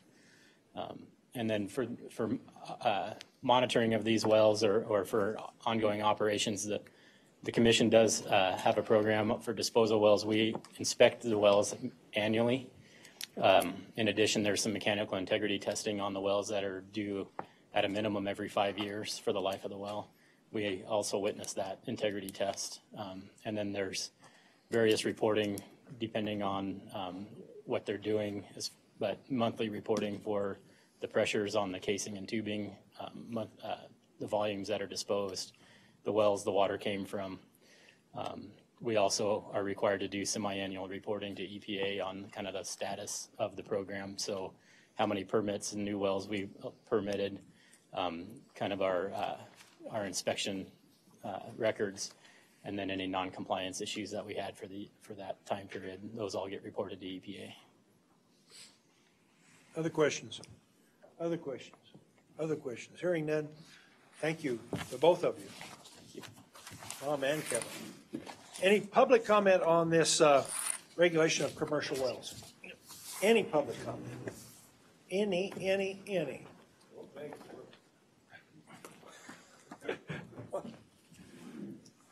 Mr. Chairman, Steve Obermueller, President of the Petroleum Association of Wyoming, simply want to express our support for the bill. Really? Wow. Is there any questions for Mr. Obermueller? I Yes. do. We got one right here. Do you support both words struck as well as the capitalization? Mr. Chairman, we might have differing opinions on punctuation. Okay. But, yeah. Keep us posted. Okay. All right. Yep. And another one here. I do, Mr. Obermueller. Of your members, do you have members that operate commercial disposal operations in your membership? Mr. Chairman, I believe that I do, but I'll be honest that I'm still learning who all of my members are. Okay. But actually, in this case, I'm aware of at least one, yes. Okay. And they're aware that this change is taking place? Yes. Okay. Thank you, Mr. Chairman. Questions? Other questions? Other questions? Thank you, Mr. Obermueller. Thank you, sir. For that consent.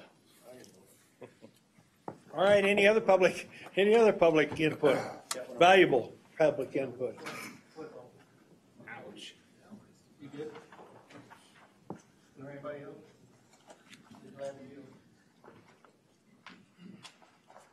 Come on, Seth. I'm doing this by myself. We didn't expand the economy by hiring somebody to do this by ourselves.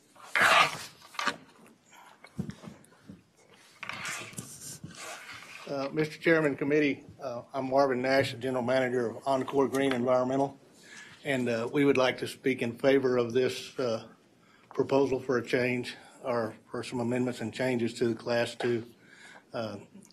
We've been traveling quite a bit and studying a lot of other states. There's a lot of activity coming, and the energy industry is going to be driven by water and the availability and the disposal of water in the not too distant future. As some of you may or may not know, we have proposed and have been working on a process to repurpose water. And even if we repurposed every barrel that came out of the ground for fracking, it still would not equal the amount of water that's totally coming out of the ground.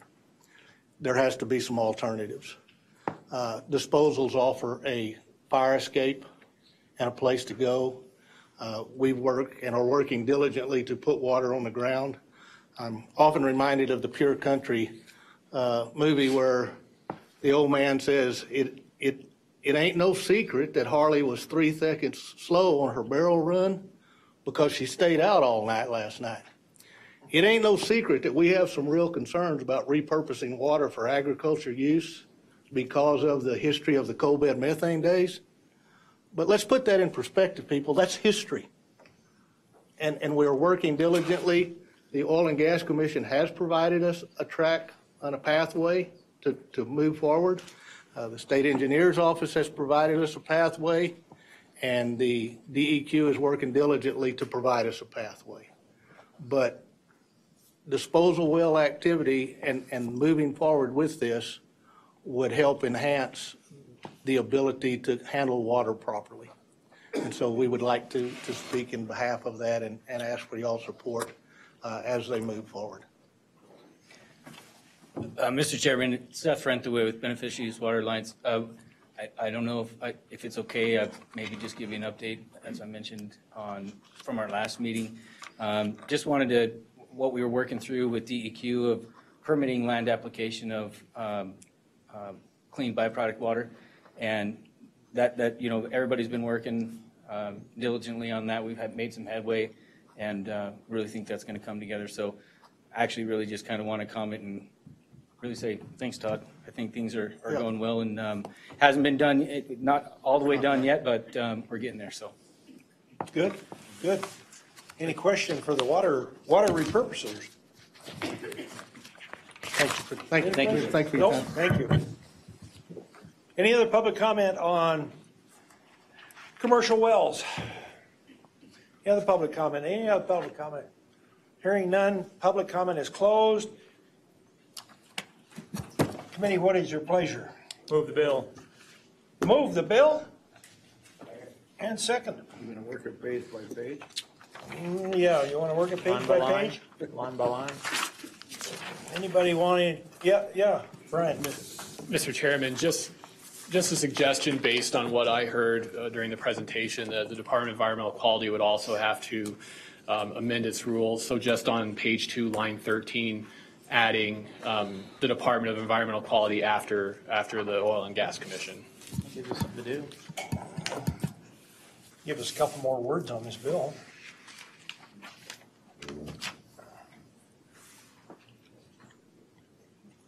I'll move that amendment. Okay. Ayers, second. Who seconded? Craig? So the amendment is right after, on line 13, right after Conservation Commission and DEQ? Is that what it is? And DEQ shall promulgate any rules necessary. So we added 2 more words. Now we're even on words. Mr. Chairman? Yes. I think it's probably and the Department of Environmental Quality. So that gives us like 6 Oh, more words. yeah, that gives us a 7, bunch. even better. Yeah. Technically, Okay. Mr. Chairman, all of section 2 is no, so it's all right. All right, on the amendment. Question. It's been moved and seconded to call the question. All in favor, signify by saying aye. Aye. All opposed, same sign.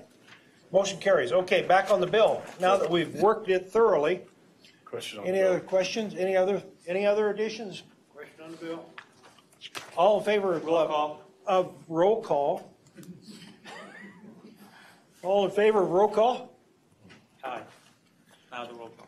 Mr. Chairman, this is a roll call on 20 LSO-0020 version 4 with amendments. Senator Biden. Aye. Senator Coe. Aye. Senator Rothfeld. Aye. Senator Wasserberger. Excused. Representative Burke. Aye. Representative Craig. Aye. Representative Duncan. Oh, sorry, I didn't hear you. Aye. Representative Ayer. Aye. Representative Burke. Aye. Representative Henderson. Aye. Representative Lau. Aye. Representative Black. Aye. Co-Chairman Greer. Aye. Chairman Anderson. Aye. Motion passed. Okay, that motion passed. That'll be a Senate file, they can handle it. Senate file, since it's so difficult. I don't know. We'll take care of it for you. Yeah, we'll take care of that one for you. It's going to come over 7 pages. Yeah, it'll be slightly more than 6 words added to it. We'll take that and take care of it. Okay, we're right on time. Now, we're right on schedule. Objections, mining permits. And we have Kyle Wentland up to tell us briefly what's going on with this, because we're catching up quickly. And Representative Duncan has said she would time these, so she's going to time you. We don't have your time set yet, but we're just going to see how long you take. Ready, Wentland? Not quite, but okay. I don't know that I'm ever ready, but we're good to go. Yeah. Mr. Chairman, my name is Kyle Wentland. I'm the administrator of the Land Quality Division of the Wyoming Department of Environmental Quality. And I believe today we're here discussing 20 LSO-0015 Working Draft 0.6. Mr. Chairman, I was going to ask, would you like me to go through the highlights of this, or would you prefer Mr. Fuller with LSO, who drafted the bill, do that? I'd like the highlights. Yeah, Okay, the highlights. I'm prepared either way, so. Yep. Yeah, it's been since May, since this issue, and this has been worked significantly. Right. So, So the highlights are, and we'll walk through on page 2 to start with, line 9. And this is where we have the right to file an objection within 30 days of a last publication. If you do the calculation, it actually works out to a time frame of 38 days the way it falls. So that's one of the key points. The second one would be page 2, line 15, where the informal conference, the objector has the right to ask for that, and it is a shall, not a may now in those lines. And that is after the last publication again of the 30 days. The next key point is on page 3, line 9. This is if you can object, the applicant or objector may appeal the director's written decision after an informal conference to the council. So if there's a disagreement with the informal conference decision, then there's a right to appeal, essentially. And then we have on page 3, line 17, it says if you didn't object, you don't have the right of appeal. Okay. And those are addressing the coal items. And I'm going to back up here just a little bit because in the draft that you have in front of you today is a little different than the draft we had this spring, where the subsection K of 406 3511 406K was struck, and we created sections P and Q, and we separated the coal from the non-coal provisions. P is coal, Q is non-coal. Okay. So then if we move on to the provisions for non-coal, on page 4, line 1, any interested person has the right to file an objection. Page 4, line 8, administrator, this is where there's a change from coal to non-coal because coal is aligning with SMACRA, Surface Mine Control Reclamation Act. Non-coal aligns only with the state provisions. And the initial review is now done by the administrator at non-coal. And then the administrator's review makes a recommendation to the director. And that is page 4, line 8. Okay. Then we move down to the decision by the director, the written decision. It has the same 30 days. That's page 4, line 12. Is similar to coal. And then we move down to the appeal, where you may appeal to the council if you don't like the written decision. At that point in time, the interested party on page 4, line 16. And then we have the same provision on page 5, line 1, that if you didn't originally object, you don't have the right of appeal. So you got to remember there's two pieces here, coal and non-coal, and we believe that that separation of that helps to clarify this because of what applies to the SMACRA provisions and what does not. Those are the key highlights that I had, Mr. Chairman. I don't know if the LSO office had anything additional. Mr. Chairman? Yeah. And I just want to follow up, and it's really actually committee, one of the LSO drafting notices. It's in Romanet I, just regarding the administrator shall immediately, forward any objections, to the applicant, and shall make objections available to the public. And one of our suggestions is, do we need a timeline? Should we specify a date? Because sometimes your immediate is not the same as my immediate.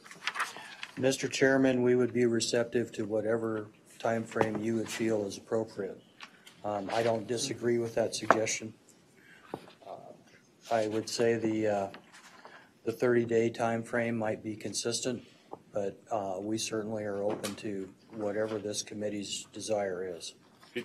Mr. Chairman, is there any burden or anything we'd have to be aware of to make it? I mean, we made it 5 days as is suggested. Is there any reason not to make it 5 days? Mr. Chairman, no, there is not. Okay. Mr. Chairman, in recanting that just a bit, it might be 5 working days or business days so that we don't have a count starting on calendar over the weekend where we lose 2. Yeah. That would be my only request there. Sure. Mr. Fuller, did you have some input? Mr. Chairman, the only thing I would direct the committee to would just be the staff comment beginning on the bottom of page 5 and going on to page 6 in terms of other issues the committee may wish to consider.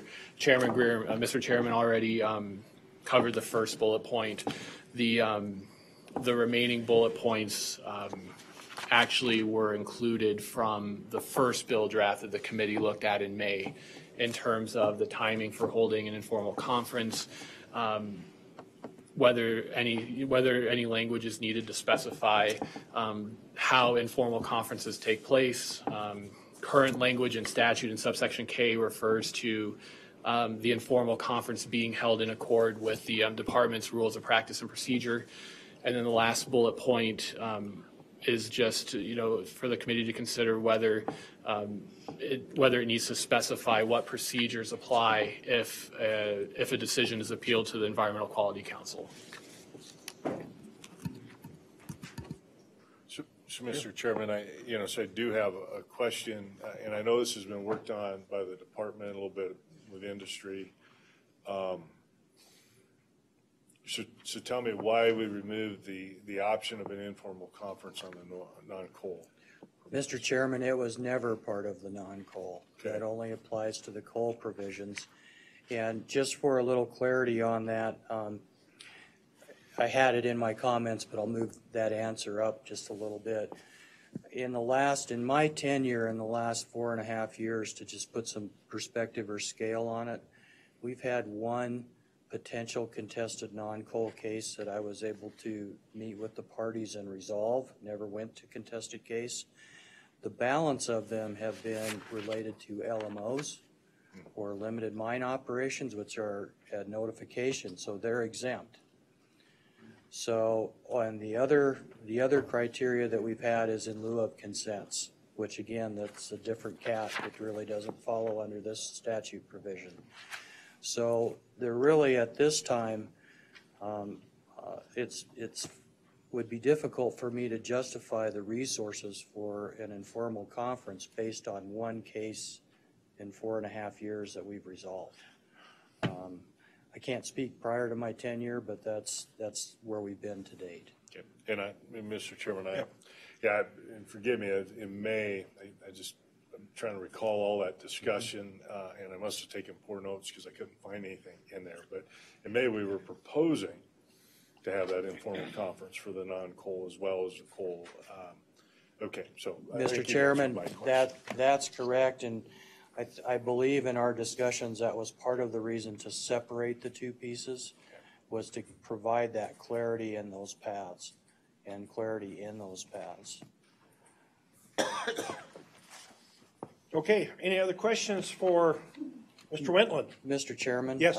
We do have one suggested revision. Okay. For your consideration.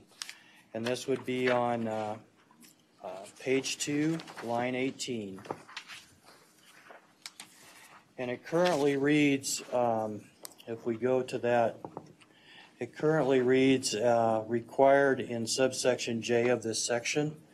And this is where it's following the last publication notice of the public notice. We would suggest that we reinsert the original language from 406K that says subsection J of this section unless a different period is stipulated by the parties. We had some feedback that if you want to go 40 days instead of 38 days, or the way the count does, or if it shakes out to be 45 and everybody is in agreement, the agency does not have an objection to that. And we certainly would do the will of the committee.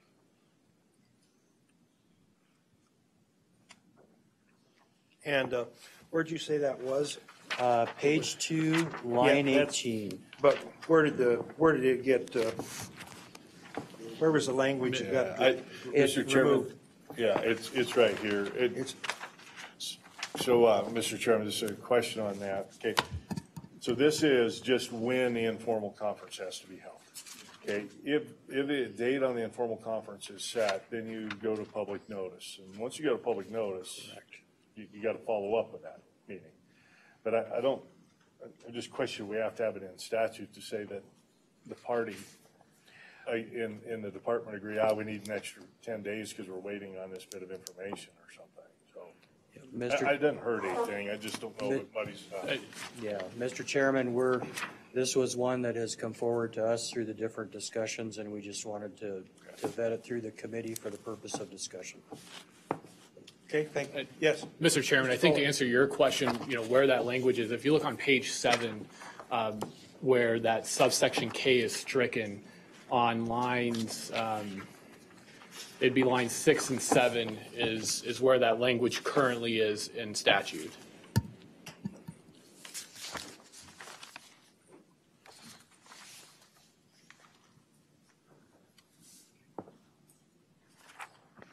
So you, Mr. Winland, you'd be proposing we put in there unless a different period is stipulated to by the parties? By the parties, yep. That, Mr. Chairman, that is correct. Okay. Okay. Any other questions? Mr. Winland? Any other questions? No? Thank you, Mr. Winland. How about Travis Detail? Oh, it's a Detail Legursky team. Aha. Good afternoon, Mr. Chairman, members of the committee. Travis Detail with the Wyoming Mining Association. And in the interest of getting you back on schedule, I will be very brief. Administrator Wentland pretty much covered the bill. This is a good bill. We support it. We feel that this addresses the issue that we brought up before the committee when we suggested the interim topic, and we're good with it, and we would hope the committee would support it.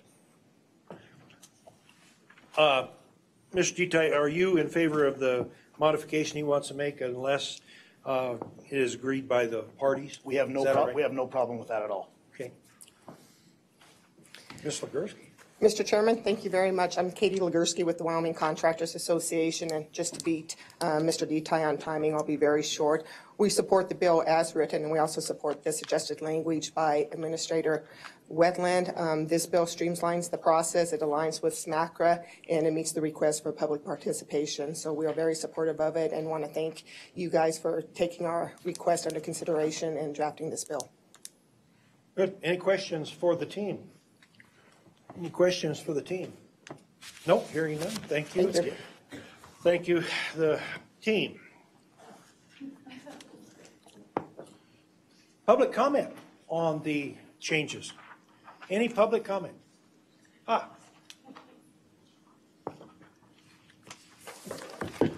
Thank you. Mr. Chairman, Shannon Anderson on behalf of Powder River Basin Resource Council. I'd like to just go big picture for a minute. With our organization's perspective and landowners that live next to current and proposed mining operations in the state, this is actually the most important part of the Environmental Quality Act. So it's really important that you all proceed with caution, scrutinize every single line and amendment, because it really does matter when you're an individual who's facing a proposed coal mine or a gravel pit next to your land. So we appreciate your time and your attention to those important details as you move forward. So starting with page 2, there are a couple of concerns that we have as it relates to compliance with SMACRA. The first being actually on lines 21 and 22 of page 2, the amount of time that you have to circulate notice before an informal conference. The federal law and regulations require that notice to be circulated at least 2 weeks before the informal conference. This law would amend that back to 1 week, so it would be actually non-compliant with the federal law. So if your intent is to bring the state law in compliance with the federal law, we'd recommend at least a 2-week period for that notice before the informal conference, as is currently provided in section 406K. Then the challenge with that, if you do that amendment, then you go back to line 17 and you have that 45-day number. And that becomes a challenge because that 45 days is timed from the date of the last public notice. And so that's basically meaning that you have that 30 days to get your comments in, and then it'll be an additional 15 days to have the informal conference. And this is actually a rollback from the current section 406K, which gives an informal conference or hearing within 20 days. So now it's 15. And you have to do this public notice. So we would recommend, and you can look in the language in SMACRA. SMACRA actually just provides a reasonable time, is the phrase, so it doesn't actually give you a deadline. But we would encourage at least 30 days between the end of that objection period, the time that you request the informal conference, and when that informal conference is held. That gives the agency enough time for public notice. It gives other individual parties who maybe didn't object but want to attend the informal conference. The informal conference is not just amongst the parties. There's actually an opportunity for regular public comment at an informal conference. So you want to have enough public notice and opportunity for people to be able to attend and be heard. So those are the two amendments I would suggest to that section. Yeah. Ms. Anderson? Sure. Are you saying on page 7, or in page 2, line 17, you would change that from 45 to 30? I would actually, and then you have to change after the last publication of the notice required in subsection J. So it's actually when you time it from after the last publication of the notice, that's your objection period. So it's 30 days, and then there's an additional 15 days basically tacked on. So it'd be better to time, if you want to do it that way, you can time it from the end of the objection period. Would be a better way to phrase it. So after the objections are submitted, the request for informal conference is made, then there's a reasonable time or 30 days after that period before the informal conference is held. Timing it back to that last publication is problematic in my opinion. Mr. Chairman? Yes, Senator. Thank you, Mr. Chairman. I understand your intent, but I'm not sure that I would see exactly what language would be useful to accomplish that on lines 17 and 18. And in particular, this last publication of the notice is such a very clear flag that is easy to time from. So somebody looking it up sees a publication of a notice, I see a publication date, I know the clock has started. Right. So Mr. Chairman, so the language in the federal regulations is if requested within a reasonable time of the receipt of such objections or request. And so that's the phrase in the federal rules. And again, it's timed from the receipt of the objections or request for an informal conference. It's not timed from the date of the last publication of the public notice. Mr. Chairman, I think I understand that, but that doesn't clarify it for our statute very well. But what you read is incredibly vague and is probably not going to work for the Well, statute. it works in every other state that implements federal, so I think it would work. A reasonable time? And every other state, most states do 30 days. That is the standard fare of interpretation of that reasonable time. And we could specify 30 days, or we could wait for rulemaking and specify that at that time. And reasonable time also, I would add, Mr. Chairman, it allows for that flexibility that the department asked you to bring into, which is if the parties have a different scheduling order proposed, or maybe the time just doesn't work for them. It's the middle of holidays or the legislative session. We've moved an informal conference date because of the legislature and the DEQ wasn't available when we were. So there's ability, I think, that reasonable time is actually, the flexibility is important in some regards because you're dealing with scheduling and lawyers and parties and landowners and travel and all kinds of other factors. So it actually is important to have flexibility here, in my opinion. And from practical experience and having to schedule these over the years. But at the very least, again, you have to change line 21, which is your amount of time that you publish the notice of the informal conference. And then if you do that, that's 2 weeks, so that's 14 days. And then you have a 15-day window to hold this informal conference. So it's going to be difficult to just schedule that out with the timing that you have proposed in this bill, in my opinion. Mr. Chairman? Yes. Yeah, so as I look back at the old rule, Shannon, it was 20 days. So that 5 days is making all the difference, huh? And Mr. Chairman, it's really making the difference, again, when you kind of time in the public notice and then and we've always believed that 20 days is a difficult standard to begin with, and so we've always proposed at least 30 days. We think it's important to have at least 30 days, but 20 days you can make it work. Again, if you add in the DEQ's language of unless a different period is stipulated to, because I've never, in my experience, there's never been able to schedule that kind of a hearing or a conference within that 20 days. It just is, it's practically impossible in most cases, just given schedules and travel and, again, other commitments of the agency and the parties. It just, it's a fairly unworkable standard. So, Ms. Anderson, on line 17, 45 days after the last publication of the notice would be preferable to 30 days after the last. Longer time would be preferable, wouldn't it? And Mr. Chairman, so that if you moved it to 30 days after the last publication, that's actually when your objections are due. So that means you would have to hold the informal conference on the day that your objections are due. So that doesn't work. But would work is 30 days after the objections and requests for informal conference are submitted to the agency, which is what the federal rules imply, is that the triggering time event is when your objections and requests for informal conference are submitted. That's how the federal regulations read. So Mr. Chairman, yes. You know, over the last 9 years, all we've done is told DEQ to do stuff quicker and faster. So you're telling us to slow them down? And Mr. Chairman, it's a matter of a week. I mean, and really it is, I mean, we're not talking slow down 6 months, a year, I mean, 2 years. I know. And really, again, if you go back to the purpose of this is, you know, not everyone who submits objections. Sorry, let me rephrase. You can actually show up to an informal conference, provide public comment if you didn't submit an objection. It's an opportunity to be heard. It's your right as a landowner, an interested party. You know, maybe the mining association didn't submit objections, but they want to show up and give public testimony. We've had county commissioners show up to informal conferences to give public comment.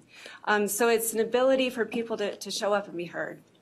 Okay, so that's that page.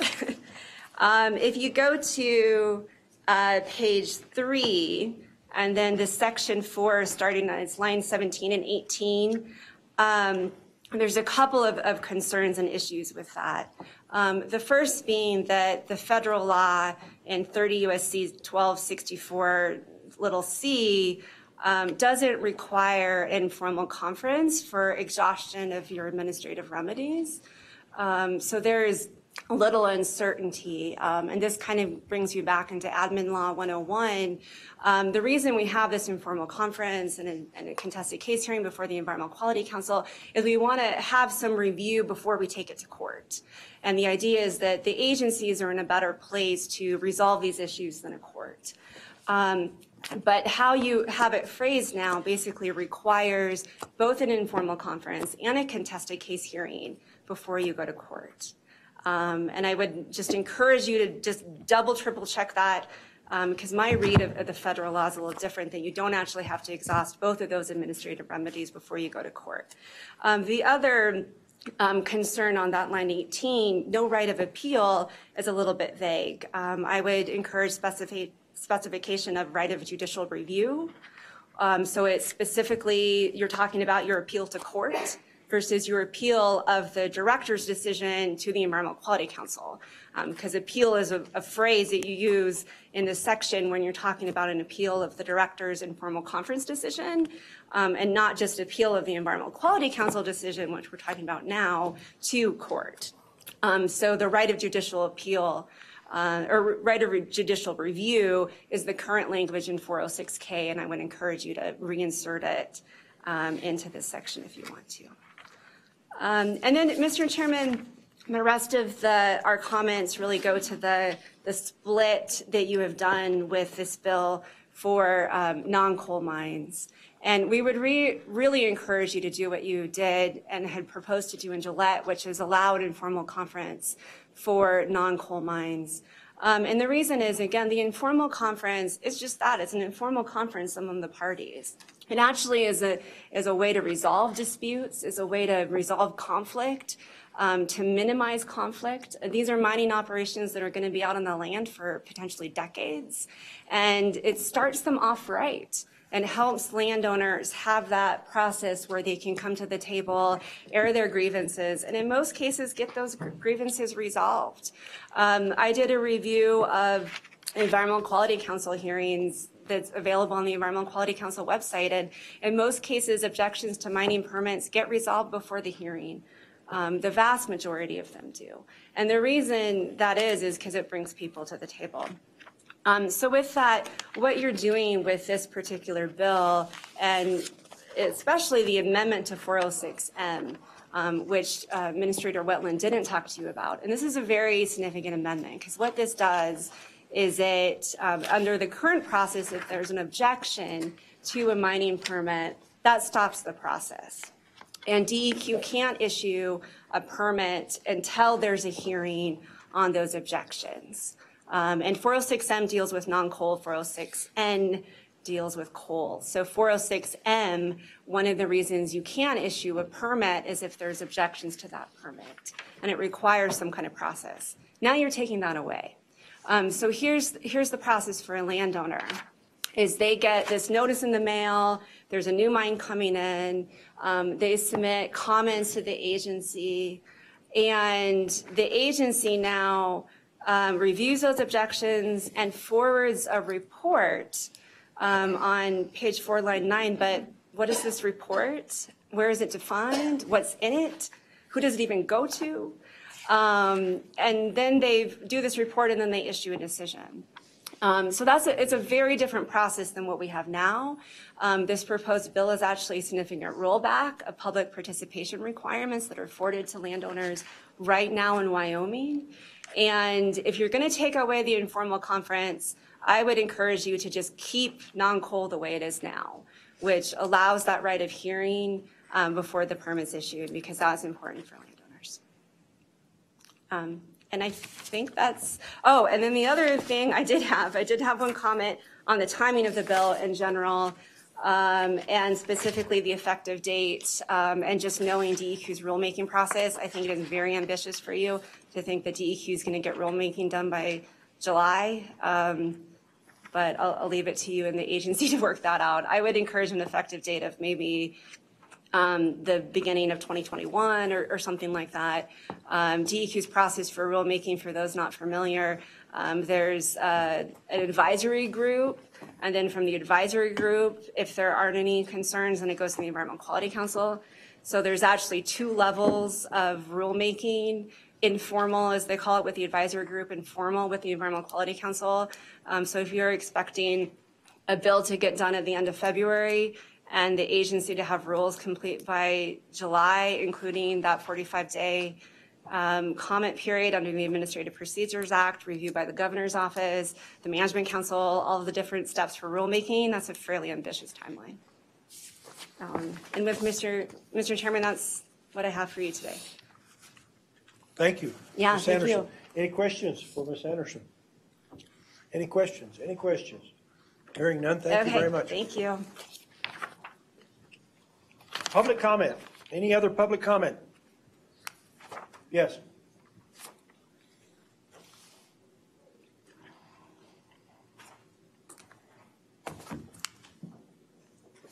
Mr. Chairman and committee, my name is Stephanie Kessler. I'm with the Wyoming Outdoor Council. Thank you for this opportunity. I'm here mostly just to talk about the non-coal changes that were made. We think it benefits everyone in the state to settle disputes or problems through consultation and discussion.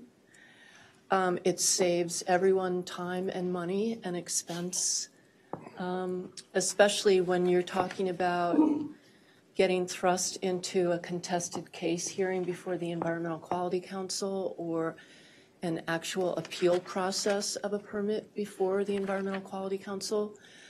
We would suggest that you go back to what you had in your earlier draft that we saw in Gillette and include the opportunity for that informal consultation for non-coal mines as well.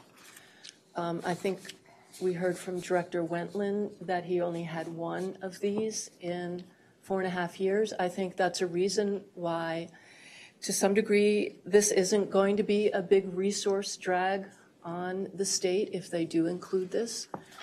But I can also tell you that we know from our members that have dealt with mine issues, large gravel mines in their community, that they are intimidated by the process that immediately thrusts them into a contested case hearing. that is onerous and often requires an attorney to represent you. And we agree with the earlier speaker that we can just resolve these cases with that opportunity for the director to have an informal conference. We think it makes common sense. It's not a matter of whether it's required in SMACRA or not, but it just makes sense to resolve those conflicts easily. So I suggest you could just take the paragraph that is in the middle of page 2, at the bottom of page 2 about the informal conference, and insert it into the part of the non-coal section, or you could simply just change the wording under P for just mining permits and not make a big difference there between coal and non-coal. Ms. Kessler? Any questions for Ms. Kessler? Any questions for Ms. Kessler? No, hearing none. Thank you, Ms. Kessler. Thank you for your input.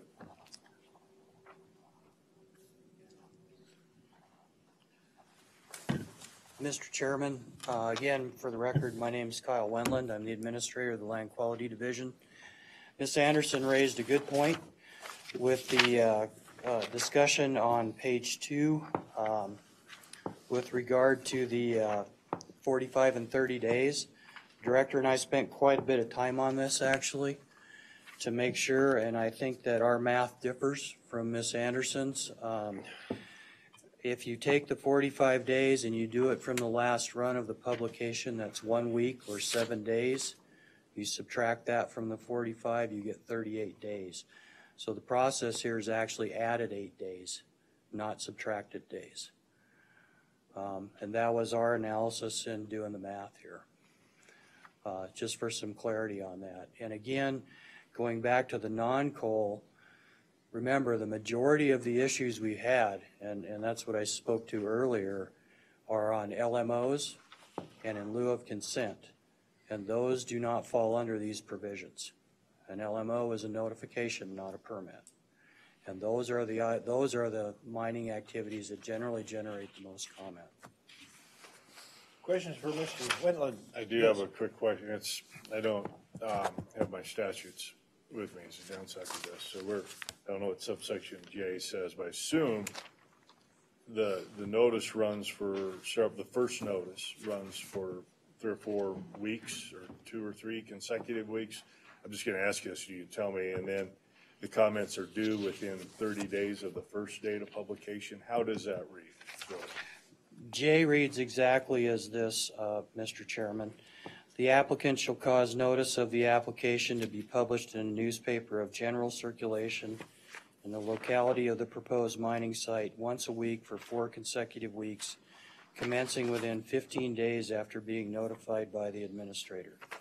The notice shall contain information regarding the identity of the applicant, the location of the proposed operation, the proposed dates of commencement and completion of the operation, the proposed future use of the affected land, the location at which the information about the application may be obtained, and the location of final filing objections, and the final date for filing objections to the application. For initial applications or additions of new lands, the applicant shall also mail a copy of notice within 5 days after the first publication to all surface owners of record of the land within the permit area, to surface owners of record immediately adjacent to lands, and to any surface owners within 1/2 mile of the proposed mining site. The applicant shall mail a copy of the applicant mining plan map within 5 days after the first publication of the Wyoming Oil and Gas Commission. Proof of notice and sworn statement mailing shall be attached to and become part of the application. And then we start K.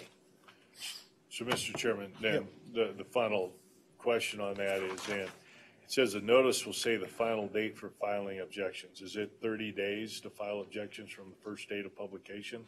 Correct. Or from your final day.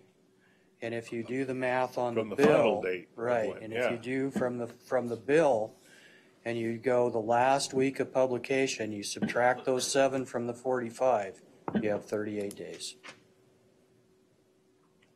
So you've actually added 8 days in the schedule.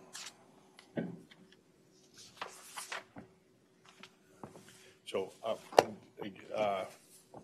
this is why I don't do math very often. I'm with you. It wasn't my best study. But at the last date of the notification, and you've got 30 days from that date of publication, right, that last date, that objection could come in on day 30, and you're having the informal conference within 45 days of that. I don't Right. understand how we're adding. No, the way it's written now, it's within the last, when it says the operation within 45 days of the last publication of the notice. So that would be the last week of publication. That's the last week of the notice.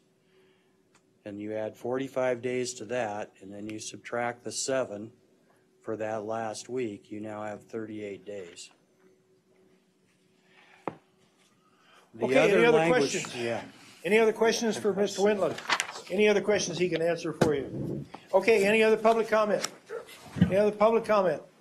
Other public comment? Hearing none, I'm going to close public comment. Committee, what's your pleasure? Move the bill. Move the bill. Second by, the BOCO movement there. Okay. Is there any modifications, changes, amendments to the bill that you'd like to do? Mr. Chairman. Yeah. Senator Ruffus.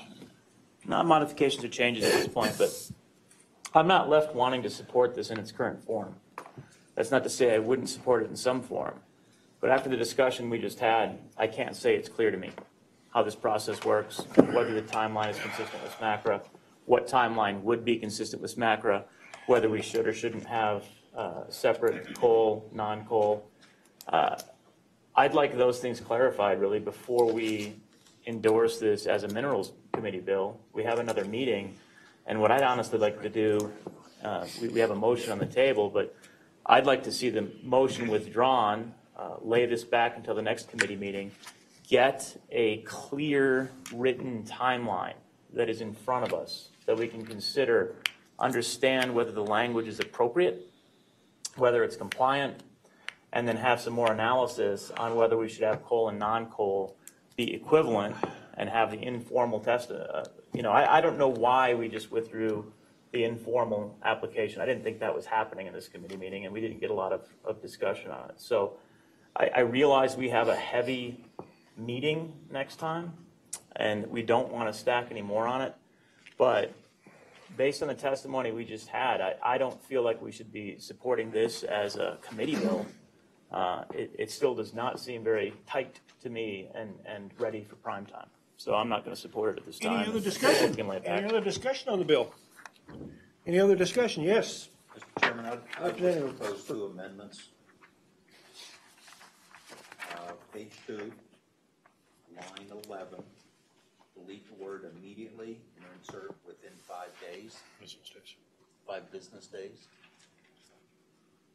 And then make the same change on page 4, line 5, delete the word immediately and insert it within 5 business days. Second.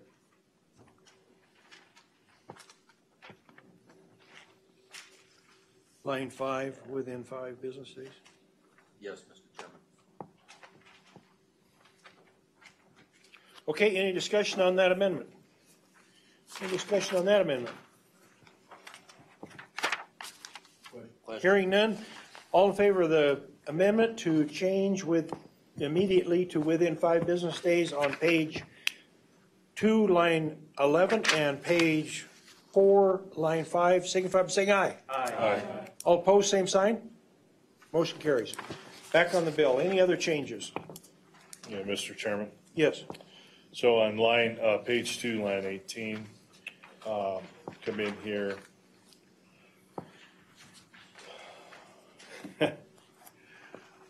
Actually, it's on line 17. So hold informal conference in locality of proposed operation. And I'm going to come in and say insert 20 days after the final date for filing objections unless a different period is stipulated to by the parties. That's kind of a big one. Second. Second, yeah. Moved to second. Does staff have that amendment? The amendment can be found on page 7, that's line 6 and 7. Yeah. Yeah.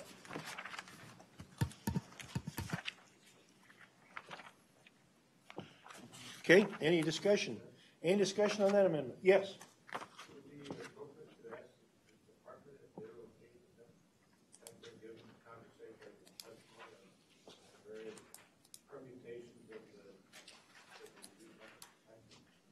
I guess we could ask them. I don't know if it'll change our mind any, but we can ask the department if they're okay with that change for the dates. Instead of 45 days, put back in the 20 days. Mr. Chairman, to address that, our preference obviously is for. And who are you? I'm sorry. I don't know. Yeah, I've seen him been here before. So Todd Parfit, Director of the Department of Environmental Quality. On the time frame component, one of the issues, and same issue with the Environmental Quality Council is with the 20 days. Sometimes that's very difficult to schedule those hearings within that time frame. I would say also, because it's of the date of the last publication, you're really talking about 13 days, because you have to subtract out, you're not going to have that informal conference until the close of the public notice period. And so that's why we had concerns with that, is that sometimes it's tough to schedule something within that 13-day time frame. Now, granted, you got the language in there. If you put in the language that allows for the parties to agree on an alternative date, if all parties agree, and we've done that before, where we've changed the date.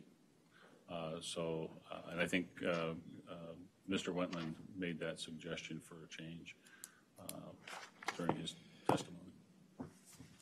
Any questions for Director? Yes.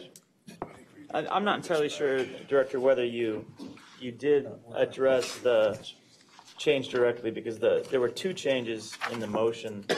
One was the 30 days to the 20 days aspect, but as it was written in the draft, it's days after the last publication of the notice, which is what I think you just referred to in your comments. But the motion that was just made changes it back to the original language so that it's not based on that, but an informal conference or public hearing shall be held within 21 days after the final date for filing objections. Okay. So I think that answers, or sorry, that takes Mr. care of your Chairman. concern, right? Okay, and then it still does include the unless council or director shall, unless a different period is stipulated by the parties. So does 20 days after the final objection, is that something you'd be comfortable with, having sufficient time and period for public comment? Mr. Chairman, Senator Rothfuss, I think we'd be more comfortable with 30 days, but again, it's as long as there's a provision in there with the parties can agree to an alternate date if there's a conflict, so somebody's out of the office for some reason, that they can schedule an agreeable time. I think that would be fine. Okay. So, Mr. Chairman, Yes. I'll amend my motion to lengthen that to 30 days if the second agrees. I agree. 30 days, okay. Gotcha. 30 days after the final date for filing objections, unless a different period is stipulated to by the parties. Yep, okay. Everybody understand that amendment? Everybody understand that? Is that in two places or once? Just once. Chairman, my apologies. Is that in Just two once. places or not? Once. That's part of the question. Okay. That's just for coal. All right, just for the coal now. Just for coal. Okay, thank you. Yep. All in favor of the motion to insert the verbiage on line, what was it, line 17, I believe it is, page 2. And the verbiage is, public hearing shall be held within 30 days after the final date for filing objections, unless the different period is stipulated to by the parties. All in favor signify by saying aye. Aye. All opposed, same sign. Motion carries. I What do else? have a question for LSO, Mr. Chairman. Yep. It's relevant. Brian, this is a final determination. Is it just given that this would then, so it goes to the council and the rules of administrative procedure apply there, right? Do we have to state that? Mr. Chairman, Chairman Greer, I believe that is correct. And the only reason I brought that up, Mr. Chairman, is that in current subsection K, it says that if you look on page 7, it'd be lines 12 through 15, provides how that hearing is held as a contested case in accordance with the Administrative Procedure Act. Yeah, and so then, Mr. Chairman, this also follows up on this. And it says in the right of judicial review is afforded by that act, by the Administrative Procedures Act, which I got to ask this question then, is that it's only parties to that proceeding have the right to appeal, or do outside parties have a right to intervene coming out of an administrative hearing? Mr. Chairman, I need 2 minutes to look that up.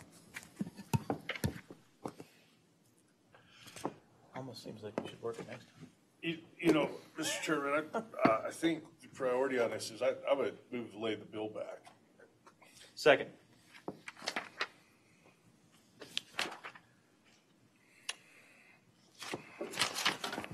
Motion is to pass it, but the motion to lay it back is preferential. Any discussion on laying it back? I guess there isn't any discussion on laying it back, is there? There's not. There's not any discussion on that, is there? Yeah. Yeah, I got it. You want some help there? No, I'm all right. Put it down. Yeah. Mr. Chairman, Chairman Greer, to answer your question, the statute in the Administrative Procedure Act regarding judicial review provides that any person aggrieved or adversely affected in fact by a final decision of an agency in a contested case, or by other agency action or inaction, or any person affected in fact by a rule adopted by an agency is entitled to judicial review. Okay, so the motion on the table is to lay it back. If you vote for laying it back, we'll lay this back till the next meeting. We didn't really say till the next meeting. We just said we're laying it back, I guess. Next meeting. Till the next. Still the next meeting? Yeah. If you vote against it, we'll continue to work the bill now. So all in favor of the motion signify by saying aye. Aye. All opposed, same sign? Aye. There are 2 of us? There's 3. Three. Okay, we're laying this bill back till the next meeting, even though it's busy next meeting. All right, moving right along. We're almost caught up now. It's almost lunchtime. Okay, Wyoming Energy Authority. Yeah, why don't you go to lunch? We'll be a lot faster if you do that. Wyoming Energy Authority. Jason Begger. Jason, I've got to tell you that we have a timer going, and she'll be timing you. I'm not saying what your time limit is, but when Representative Duncan pushes the button, you'll be off the floor. Okay, I'm for sure doing it this time. Okay, all right, for sure. And you've got a helper? Brian Hassler, Brian, Wyoming Pipeline okay, Authority Director. 2 at a time, all right. That doesn't give you any more time, but that's okay. No problem.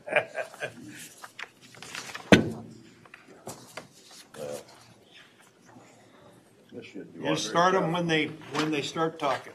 Okay, how much do you want to give them, 5 or 10? Just see what they do. They're just giving us a quick update. Yeah, It'll be quick. Yeah, it'll be 5 minutes. It's Start them out with 5 and we'll see how that goes. Okay. Mr. Chairman and the committee, we've jointly worked together here over the course of the last few months, and our joint boards have formed an interim executive committee for the Wyoming Energy Authority in order to do a lot of the planning that's necessary to implement the Wyoming Energy Authority and merge the Pipeline Authority and Infrastructure Authority into one single entity. With the joint boards met on the 18th of July and August 14th. Page 2, Governor Gordon and his advisors kicked off the meeting with a brief outline of expectations and logged off. We've had incremental discussions relative to the Energy Authority Transition Board We would suggest that movement towards a permanent board sooner as opposed to later, and a combination of the Infrastructure and Pipeline Authority as at least not an interim, but the Wyoming Energy Authority Board would be most effective in terms of advancing a broader outlook for energy in Wyoming and a more rapid integration of the two entities that currently exist.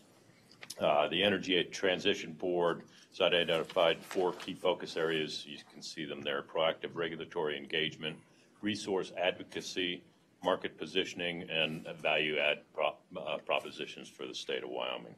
Over the next few months, we'll be focused on developing these strategic objectives in greater detail.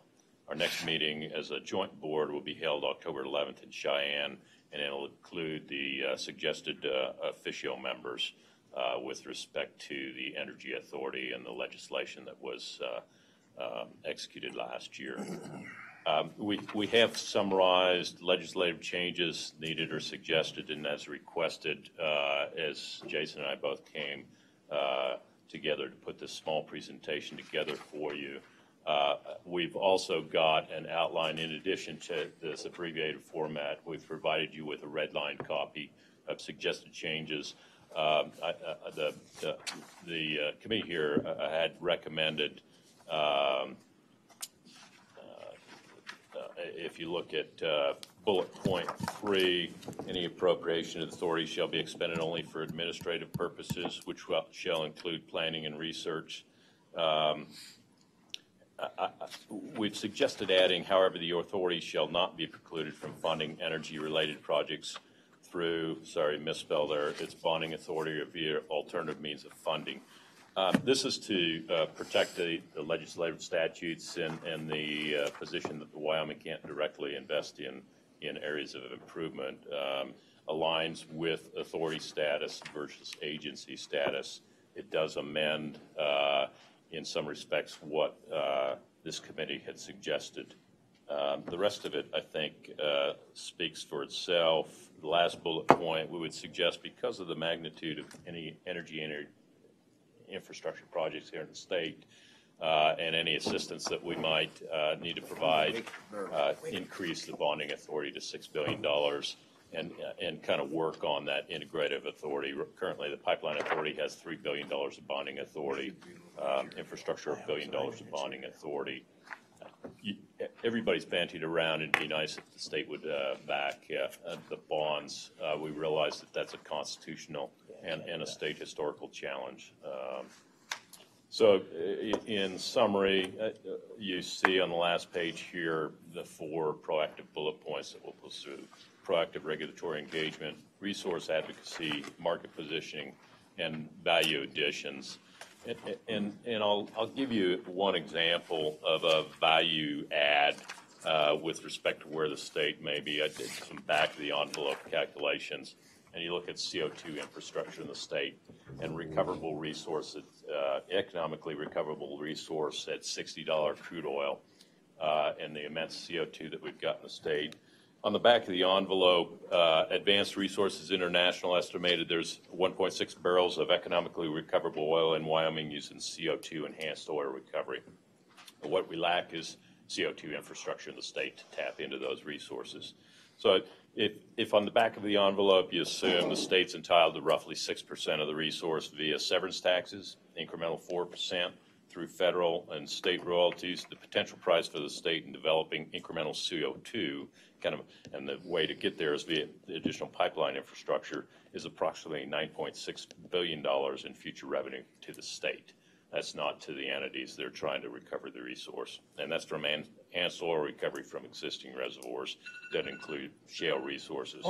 So what we're looking to do is take a look at 30,000-foot level opportunities as an energy authority in the future and look at true value-add type opportunities from that potential. Electric infrastructure is constrained in the state. We should look at being supporters and proponents of new electric transmission infrastructure that exports electricity from the state and provides for future enhancement and investment within the state. Jason, sorry, I kind of took the time from you, but that's a summary of what we've been doing. the board is very engaged. Both boards are very engaged. They want the Energy Authority to be something bigger and better than the individual authorities in and of themselves. So, thank you. Good. I'm glad to hear they're approaching it that way. That's the way we were approaching it, was that it would be combined. And do you have anything, or do you need me to start the timer again? No, sir. Good work, Jason. Good work, Jason. I have a question. You're saying on that first line, you want to strike means includes wind, solar, and you don't want this group to be wind and solar? No, I think it should be inclusive of wind and solar opportunities, which are energy resources within the state. So what are you I've striking? got a. What are you striking there? I think we're adding. Mr. Chairman, you have that language there on page 2 of the bill, so you can read it in and see that it's just an addition. So it would read, Mr. Chairman, natural resource associated with energy or associated natural resource, and then as amended, it would be includes wind, solar, and any technology or any substance, et cetera. So it's an addition of wind and solar where it's not present. And we've got a red line copy of the. I think we'd like to. Yeah, we would like that. This says it's going to strike. Strikes the means. Oh, just strikes means. Correct. Oh. Ah.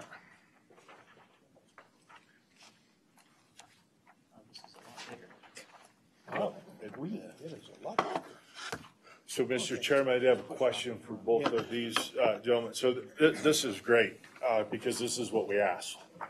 We asked for your boards to get together and make recommendations to the enabling legislation to make that a little bit better. And we started down that path with some of the things, and you saw our bill draft. Yes. But no, this is perfect. I just give us a minute to maybe look at it, see if we're able to take action on that. Well, Mr. Chairman, while the committee's looking through that real quick, I want to kind of engage in the constitutional discussion with LSO. You've given us a pretty good breakdown on this, and when we had drafted the bill draft, we pulled out the any appropriation is limited to the administrative purposes, and the reason for striking that was just to leave it maybe more nebulous. And so, Brian, I know, did you have discussions with Mr. Gruber or Matt on this? I assume you did. Mr. Chairman, Chairman Greer, I think most of, and this is based on information that Mr. Gruber prepared when he drafted this bill initially. But the information in the staff comment on page 4 and the top of page 5, I think summarizes the question that could possibly arise if that sentence is stricken from 37.5.503J, and just what exactly, in terms of how the Energy Authority is characterized for purposes of constitutional limitations on appropriate, using appropriated funds for purposes other than administrative purposes, as well as the use of funds for internal improvements, and how the Energy Authority would be characterized for the purpose of that analysis. Whether the Energy Authority is a body of the state, or essentially is the state for purposes of engaging in internal improvements. Mr. Chairman, as with any bill, LSO doesn't opine on the constitutionality.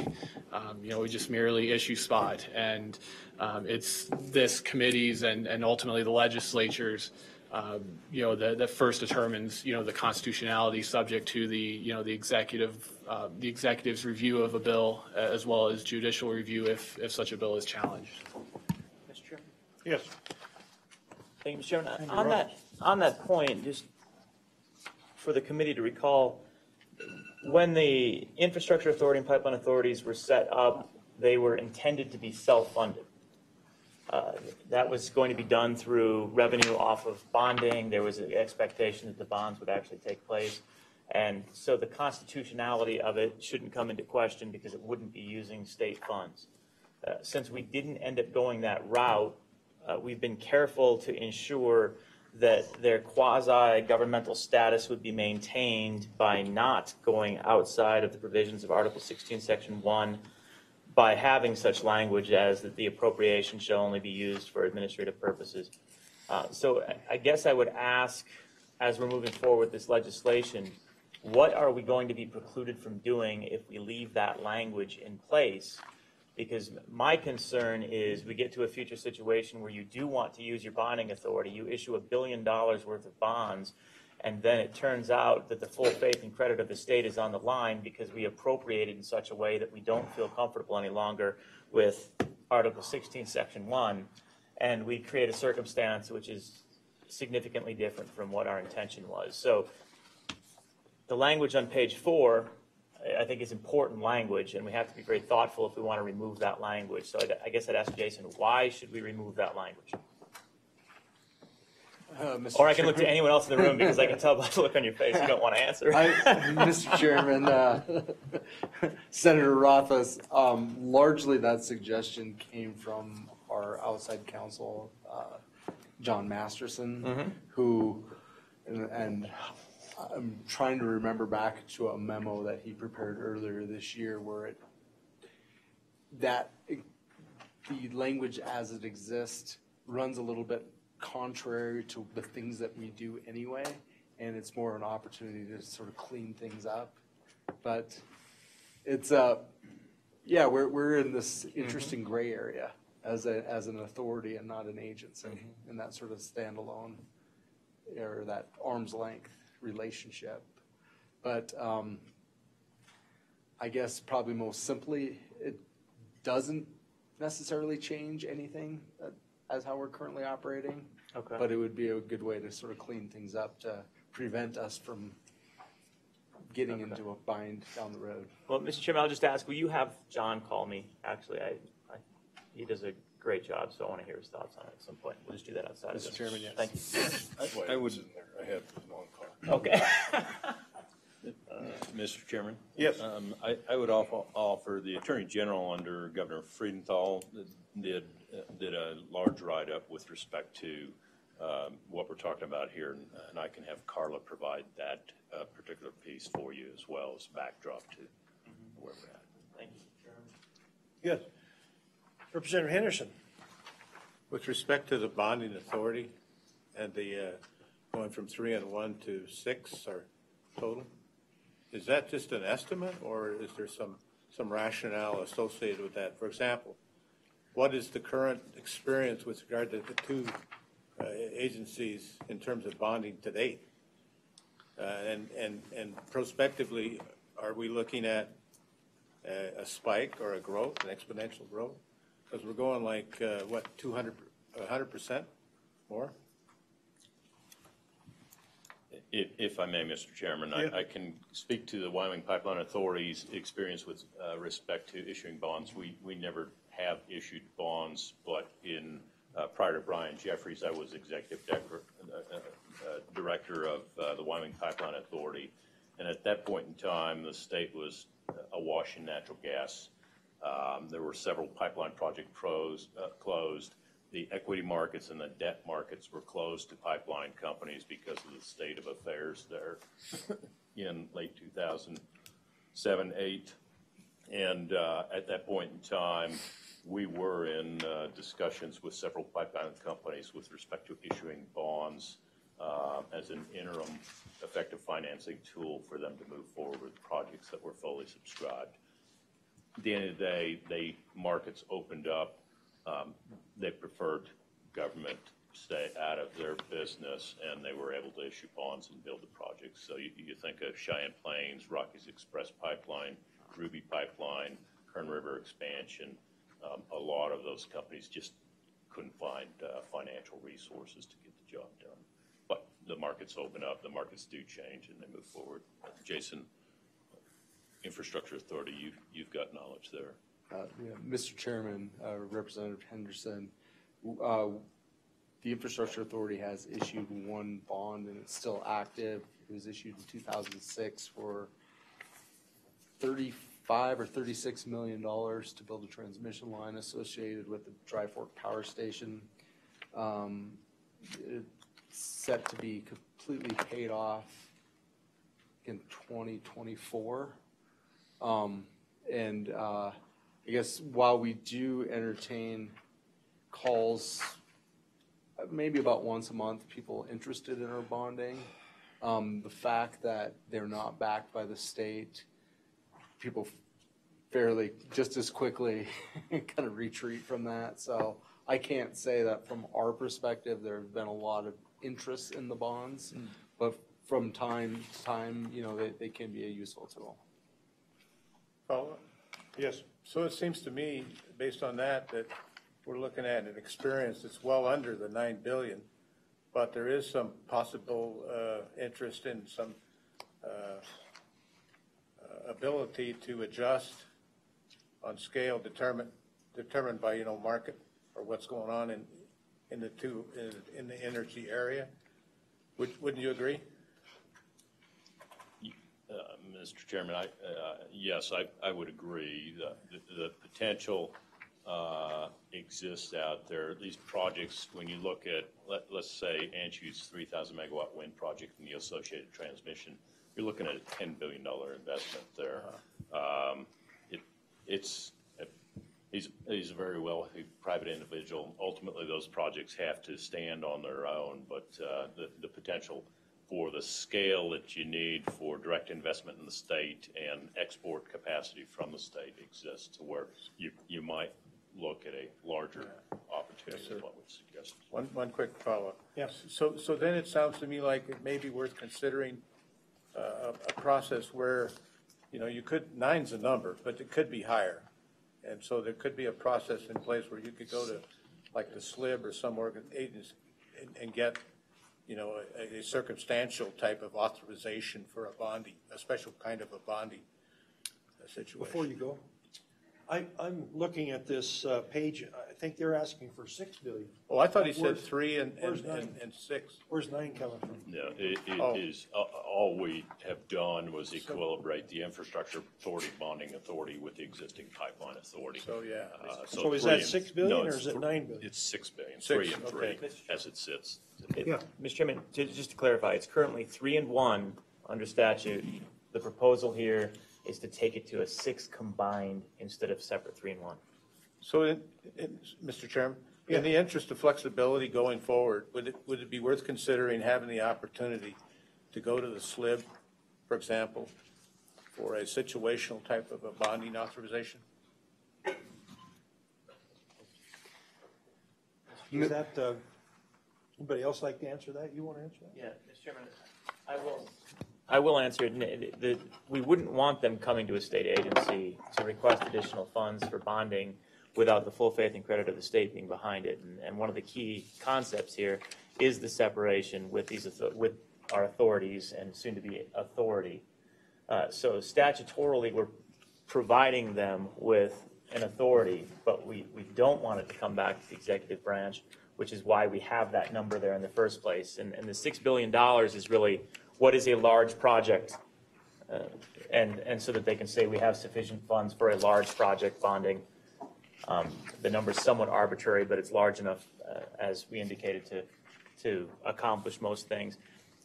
The remedy potentially, to Representative Henderson's concerns, is if we did have a much larger project, imagine that there were a $12 billion project that we were considering, the time scale for that project is probably going to be such that we would have a legislative session available to us. We could then debate it, and then if we decide that it's worth extending additional bonding authority to the energy authority, then we would legislatively decide on that, which wouldn't cause the separation of powers problem that we're discussing. So I think we have a remedy in place, but we need to make sure that there's enough bonding authority available that they can have the conversations that they want to have. And then if they enter into a conversation, well, we need more than that, then I think the first phone call would be back to the legislature. Is that it, if I'm not mistaken? Thank you, Mr. Chairman. Thank you. No, thank you. Any other questions? for the presenters. Any other questions? Any other questions? Hearing none? Thank you. Thank you very much. Thank you for your brevity, which is unusual. Senator Office. Yeah, Senator Rollins. Yeah. All right. It is 2:30 and we are on Wyoming Business Council. Sean Reed. Oh, excuse me. We're probably take public comment on that. We got to take public comment on that yet. Any public comment on everything you heard about the Energy Council? Oh. Close it. Close. Yeah, there's no way. Close public comment. Are you, you're done, public? Done commenting? Thank you. We'll close public comment on Energy Authority. So, Okay, now what do we want to do? Yeah, Mr. Chairman, what I would suggest is, we did a bill draft that we were attempting to get out ahead of some of the issues, but quite frankly, what we got from the combined boards is what we wanted. While we're cleaning this up, they gave us what we needed. Just went through those quickly, and we've got some wording issues, and there's some things that aren't necessary. What I suggest is that we, with the committee's permission, is we work these amendments into a bill draft for our next meeting, make sure they're worded correctly, and then maybe it's something we could work very quickly at the next meeting, seeing that the only real probably policy issue is that regarding the appropriation. So, Mr. Chairman, that would be my suggestion. Do we need to lay it back, or we just go with that suggestion? Yeah, we just go with that suggestion. Without objection, we'll go with that suggestion and work this bill next time. This is the bill that we'd be looking at. Mr. Chairman, not exactly this. I assume that we're giving Legislative Service Office the authority to appropriately amend it as they see fit. I'm going to go talk to him right now. No, exactly like this.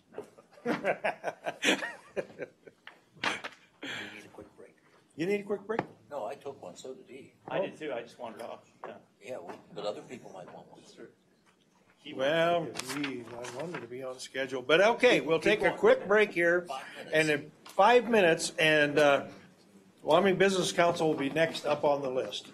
Get ready. So get ready. Be there when. He'll be on the timer. And we'll be on the timer too. Yeah.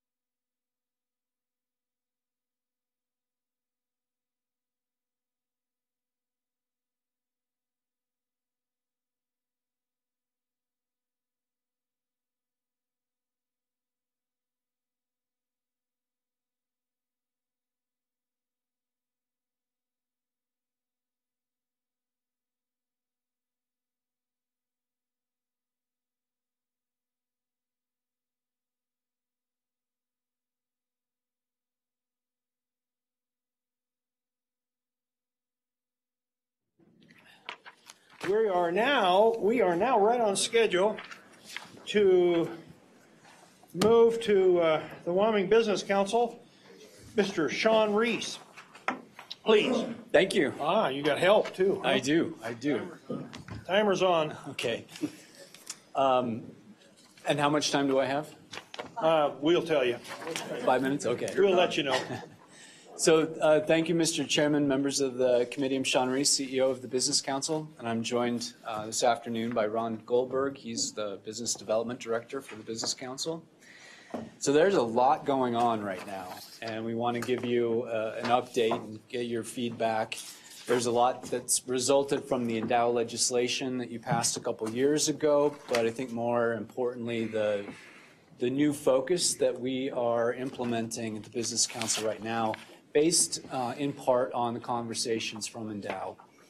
But first, I'd start off by talking a little bit about the Business Council Board. Business Council Board is 15 businessmen and women who are not a rubber stamp. They are a very engaged and effective board. And I think that's important to note. And a message that the board would like to communicate to the legislature is they feel very strongly that we need to have legislative liaisons to the Business Council Board. We have legislators on the Endow Executive Council and Workforce Council and otherwise, but we don't with the Business Council, and we think that would really improve the communication in two ways back to the legislature and Business Council. So the board also feels that we need to have more representation or liaisons from the education and workforce community, and we'll be working on that as well. But any guidance that you can provide to us on how to procure legislative liaisons would be welcome. I'd like to organize my... Okay, Mr. Chairman? Yes. Sorry, and I was distracted, but I was listening, okay? I just wanted to, one of the things I wanted to just, and maybe you're going to hit this in your presentation, but really the structure of your board, the terms of your board, how your chairman or chairperson, how they rotate through, do they really get the experience, just some of those things there that, I just want to see how your board is functioning. Okay. The board terms are 3-year terms, and they can be reappointed once, so they could serve a total of 6 years. We have 15 members co-chaired by the governor. There's no geographic representation or party affiliation, but we try to have industrial expertise covered, and we try to make recommendations so that we get that geographic coverage. We have 3 officers and an executive committee of 5, and that executive committee is pretty involved in working with staff on a regular basis.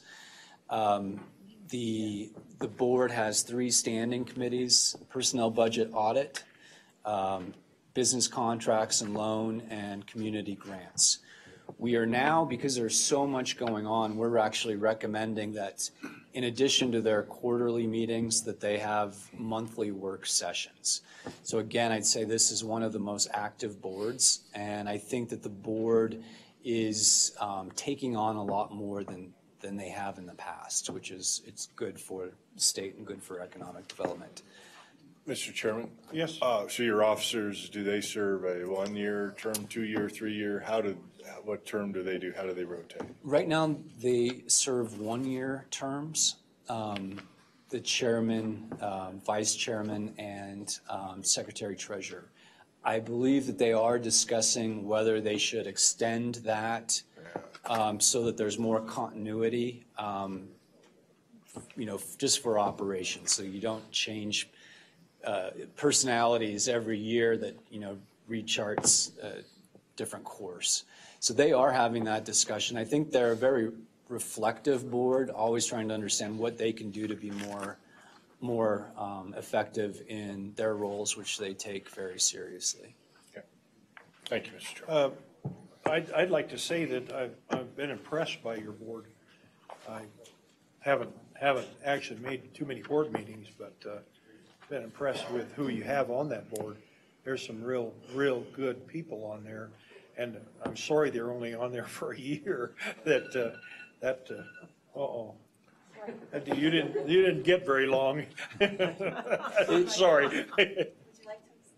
Yeah, I think we would. It is an impressive board. The governor's co-chairman is Megan Getz, an attorney in Laramie.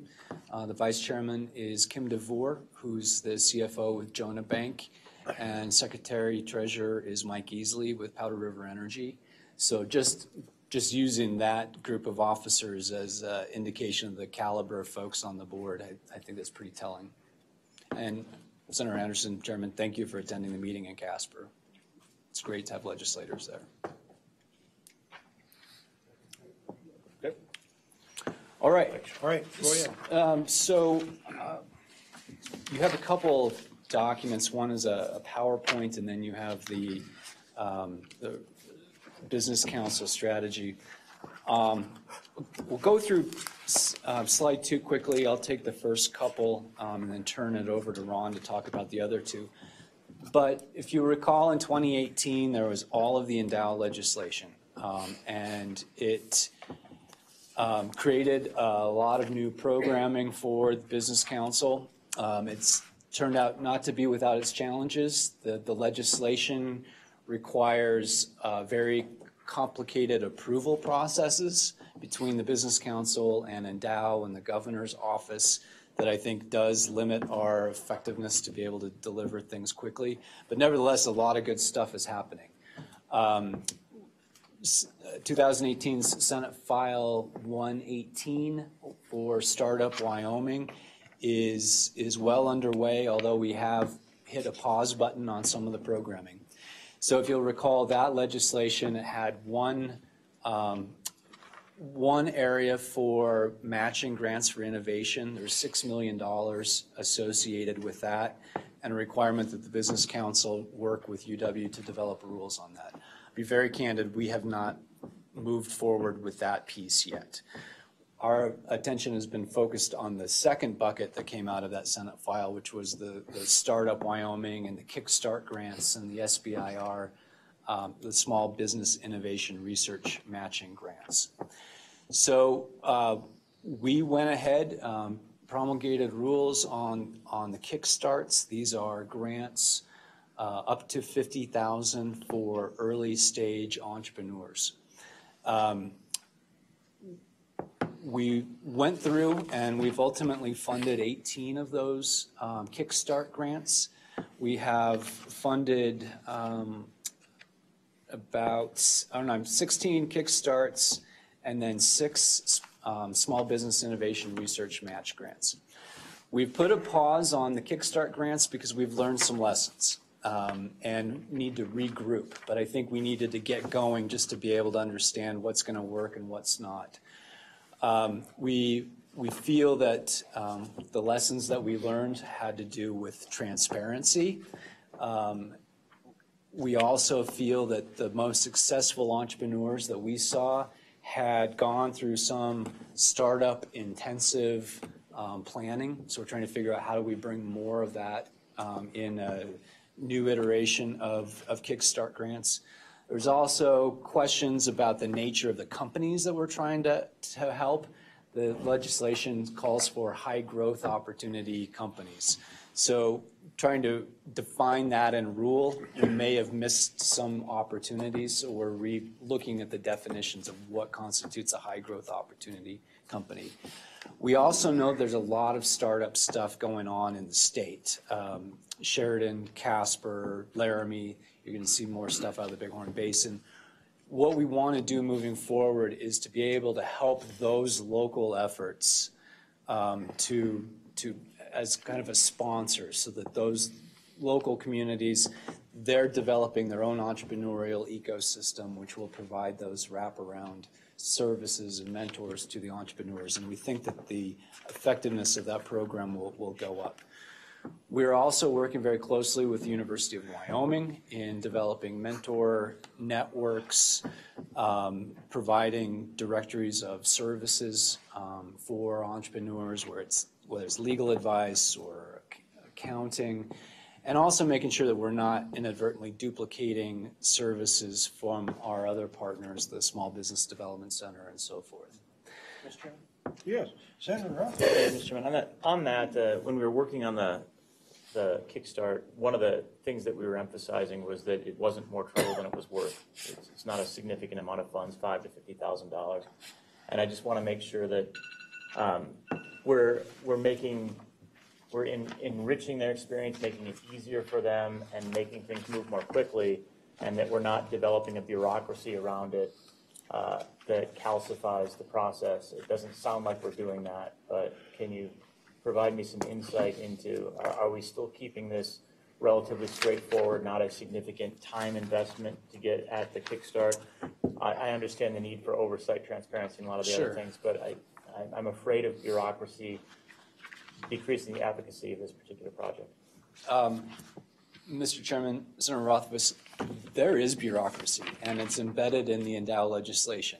So in essence, we have to get 2 approvals from the governor's office with the guidance of Endow for any of the awards that we make. All right, so Mr. Chairman. Yes. So we've already made it too bureaucratic, despite the fact that our intent was to not make it bureaucratic, is what you're saying? Mr. Chairman, Senator Rothfuss, yeah, I think that is the case, and I respect that there needs to be checks and balances and the proper oversight. But yes, we've found that there's opportunities to make it a more efficient process. Do you have anything statutory that we could change that would not decrease the rigor of the project while decreasing the bureaucracy? Are there any simple solutions we could bring this next session? Mr. Chairman, Senator Rothfuss, yes, we can give you some suggestions. I'll move on to broadband. If you'll recall, Senate File 100 created a broadband advisory council, created a $10 million grant program. One more question. Yeah, sorry. You won't believe this, but we have one more question. One more, you'll never believe it. Yep. Before you do move on, SBIR, any concerns there? That seemed like a pretty straightforward program. We're emulating what other states did. Is that overly bureaucratic? Is it working the way it's supposed to?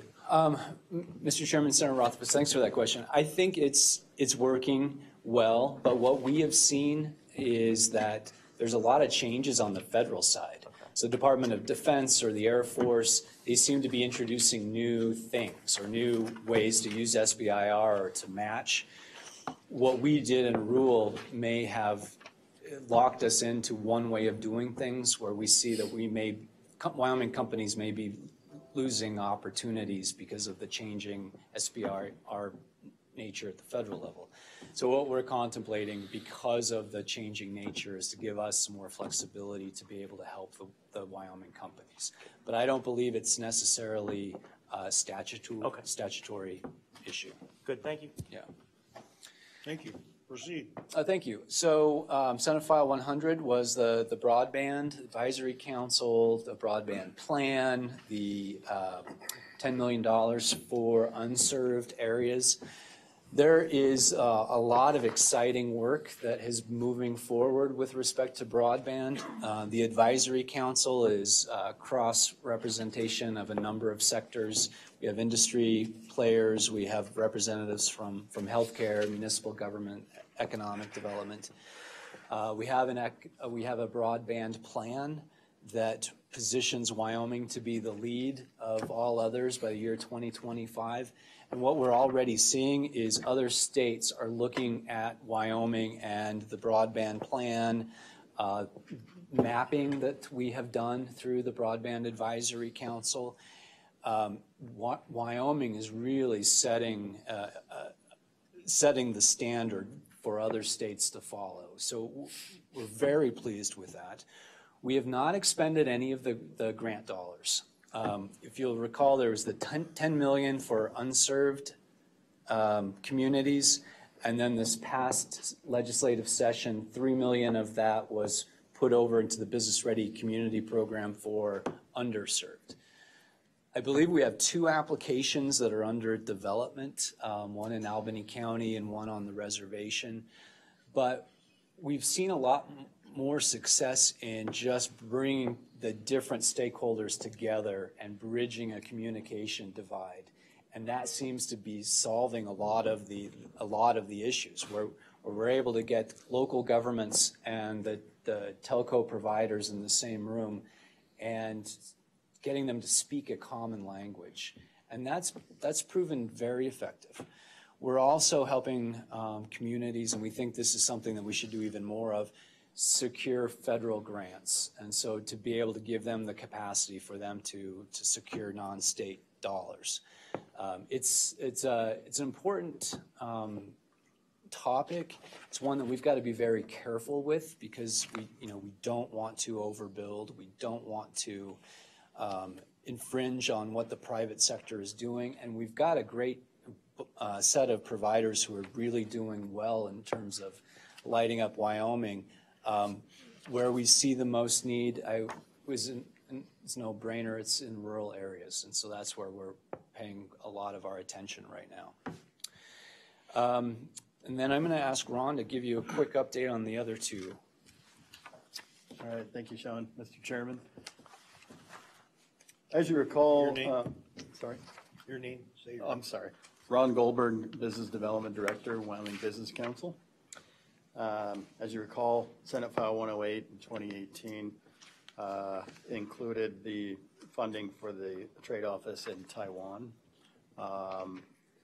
That opened after a process of vetting candidates, and we contracted with someone about this time last year, and the office opened in September 2018. We purposely called it the Wyoming Asia Pacific Trade Office because we are looking at the Pacific Rim, Hong Kong, other areas. So in that time since, we've been working on a lot of stuff.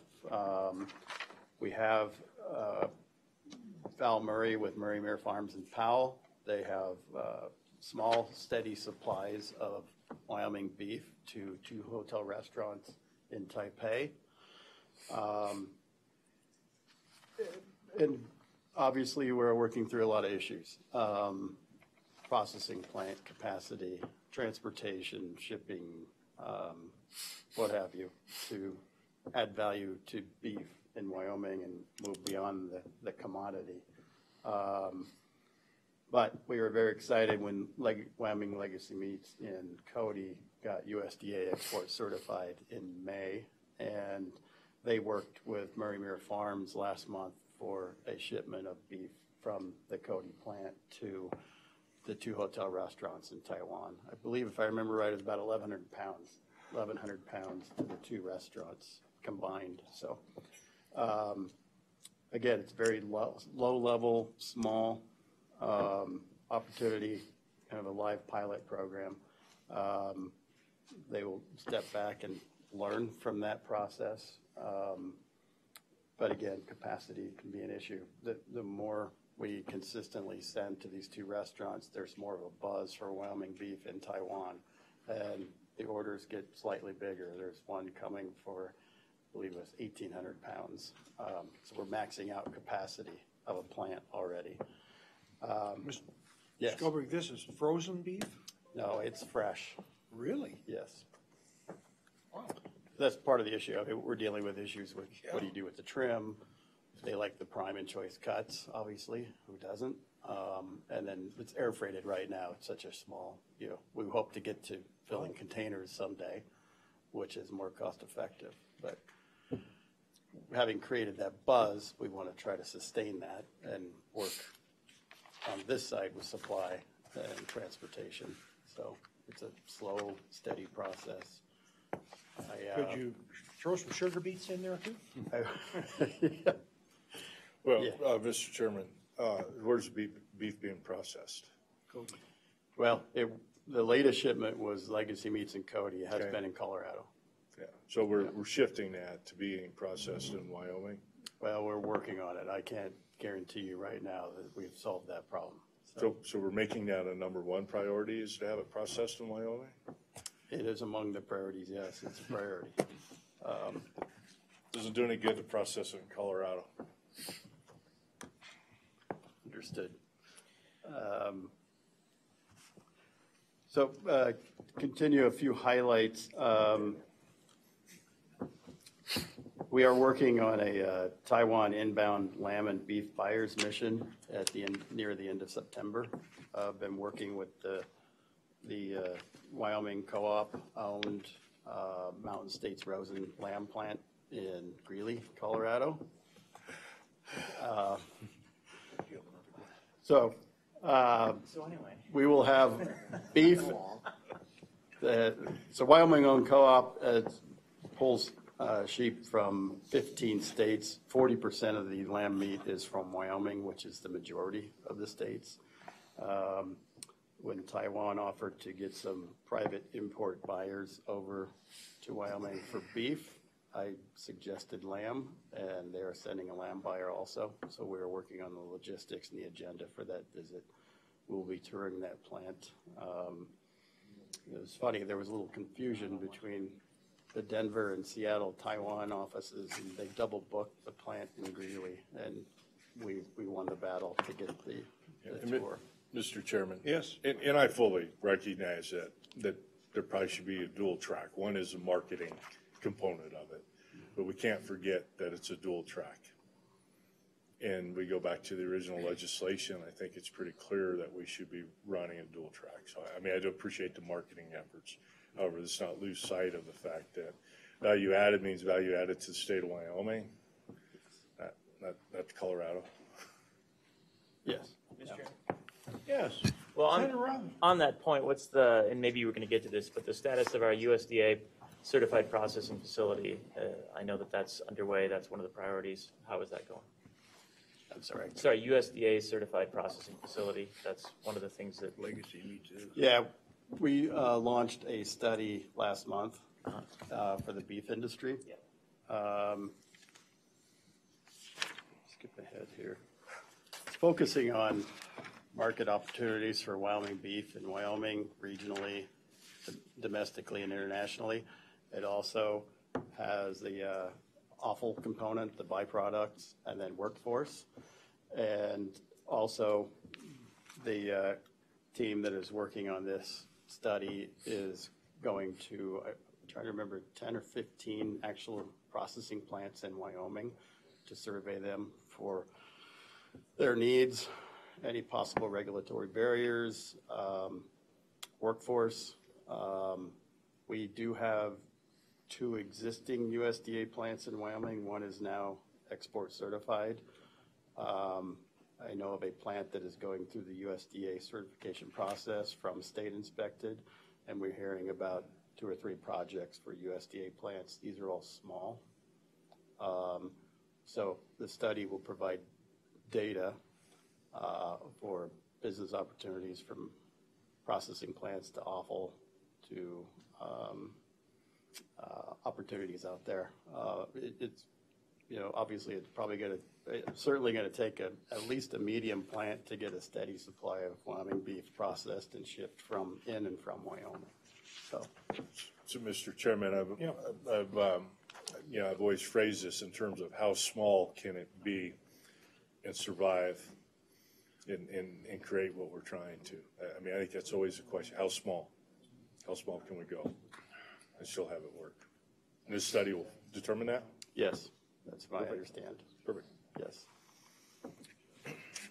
And we're working very closely with the processors. They are the ones who need to benefit from this study. There's also, of course, an economic development component to it. We want to make sure that the regions are going to be able to figure out what they need to do to grow this industry, whether it's supply chain issues or logistics. So there will be that component of the study as well.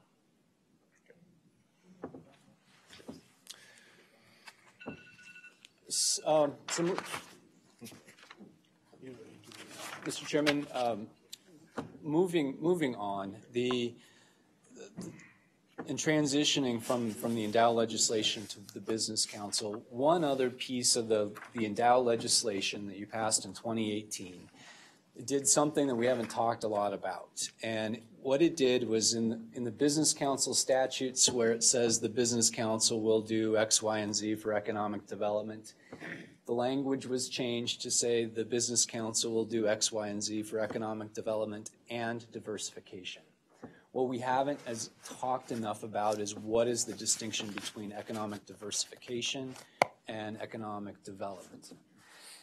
Traditionally, our mission was the economic development, which is very broad. You know, it's about prosperity, it's about well-being at multiple levels, you know, industry level, community level, families, but it's a very broad mission. And the effect of having a mission that's that broad is that we end up doing a lot.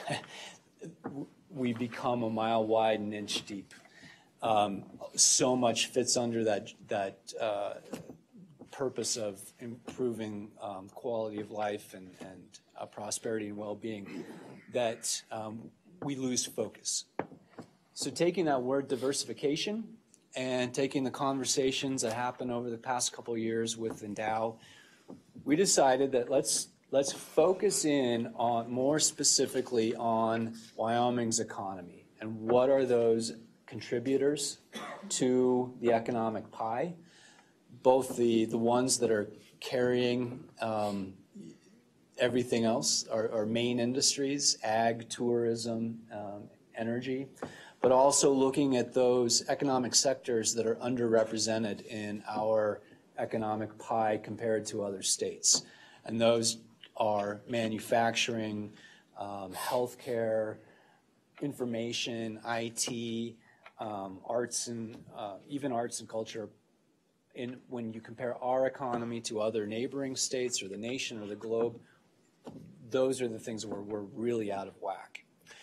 So with this notion of the focus and economic diversification, the Business Council board said we need to refresh what our approach is. So we've gone through a very accelerated in-house strategic planning process. We did this through a series of 3 public workshops. We relied on feedback from our partners and stakeholders, local economic developers, industry, the Dow members, to help us evaluate what is this path forward look like.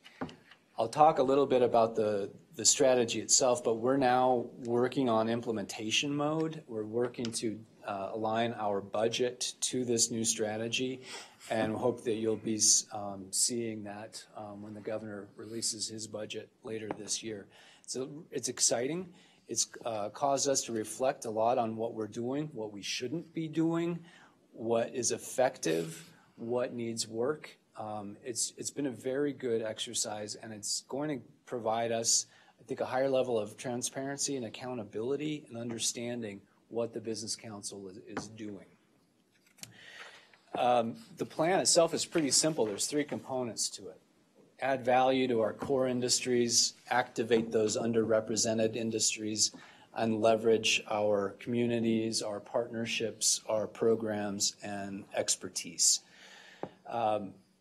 The first piece of that, adding value to our natural resources, tourism, and ag, is very important because we think that is where a lot of Wyoming's diversification will come from, is from those core industries.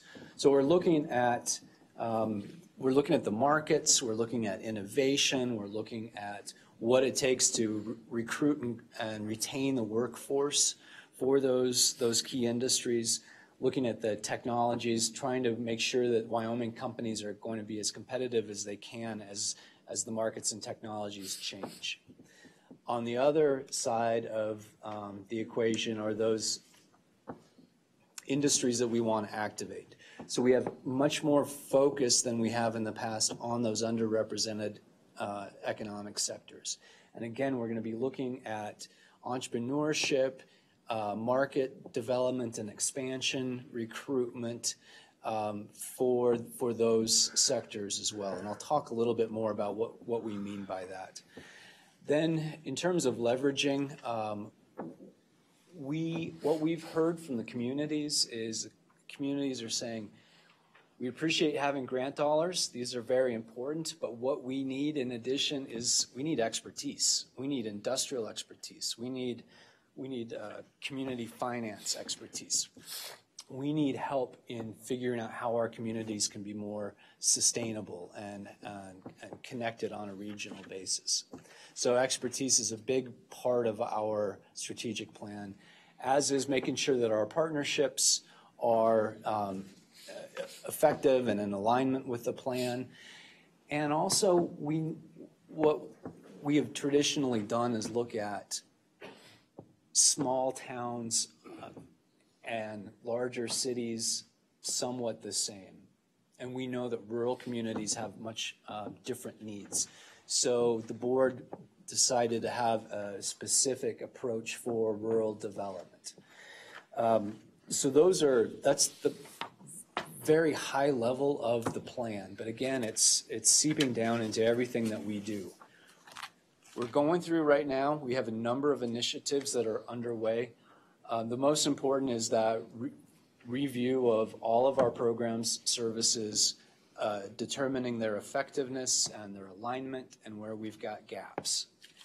That portfolio of programs and services is in essence going to be the budget that we submit to Governor Gordon. I believe that that's going to give the public, policymakers like yourselves, a clearer idea of what the Business Council is doing, how we're going to define success. Defining success is very important, and that leads us into an initiative related to metrics. We had developed an in-house ROI tool a couple years ago, and it was a very noble attempt to see how effective are our programs. What is the return? I say it's a noble effort. I can't say, though, that I feel comfortable in sharing the numbers with you. So what we're doing now is we're working with the College of Business and the new Center for Business and Economic Analysis to develop metric tools for us, both at the economic benchmark level, Wyoming's economic indicators, but then also at the programmatic level. So this is going to be very important for us. We're still working on it, but we know that we need to see more clearly if we're making a difference. Are we moving the needle? And it's a challenge because we're dealing with some things that are qualitative. We're dealing with circumstances that may be outside of anything the Business Council can do, as the markets change and technologies change. So trying to focus in on what is the Business Council's influence on these things, it's going to be a challenge, but I believe that the College of Business is going to help us quite a bit. We also have initiatives related to developing the in-house expertise as well as leveraging the external industrial expertise. Then we also have one related to the boards and commissions. We have all of these boards and commissions, and they're just not lined up the way they should be. And I'm not sure that all of them are needed in perpetuity. So we're trying to make sense of how does the economic development community, which also includes educators, workforce folks, the university, how can we better get on the same page and make sure that we're all heading in the same direction. So I'll skip ahead to starting on slide 7. These startups, markets and expansion, community development, recruiting, rural development, those are the main themes of what we're trying to do to add value and to activate. These are going to be the categories of the programs and services that we bring to Governor Gordon and then to you. Each of those themes will have its own objectives. We'll have the definitions of success. How are we going to measure whether this is making a difference? What is the level of expertise that we need to have in-house or to leverage? Tracking of back to the budget, and then a regular review of the effectiveness of how all of this flows together. got some examples for you of metrics at the highest level.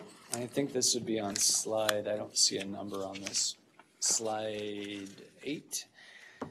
So these are the high-level metrics, how we can measure Wyoming's economy according to what we have now focused our mission and vision on. Be happy to talk more about these, but I'll say again, there will be another set of metrics that will be more programmatic that will tie back up into these higher-level economic benchmarks. Senator Rothfuss. Thank you, Mr. Chairman. Sean, the metrics are one of the things that I'm really interested in because we haven't done a lot with those, I think, at least in the time that I've been in the legislature, of kind of looking at high-level metrics. And if we're talking about really diversifying the economy or trying to maintain our current economic output, it seems that looking at statewide GDP is really a good thought. You've got that in your right-hand column, kind of the broad and lasting growth. As we're trying to look at what activities we're targeting, are we doing an analysis that says, hey, we may lose $2 billion worth of production in one sector over the next 10 years?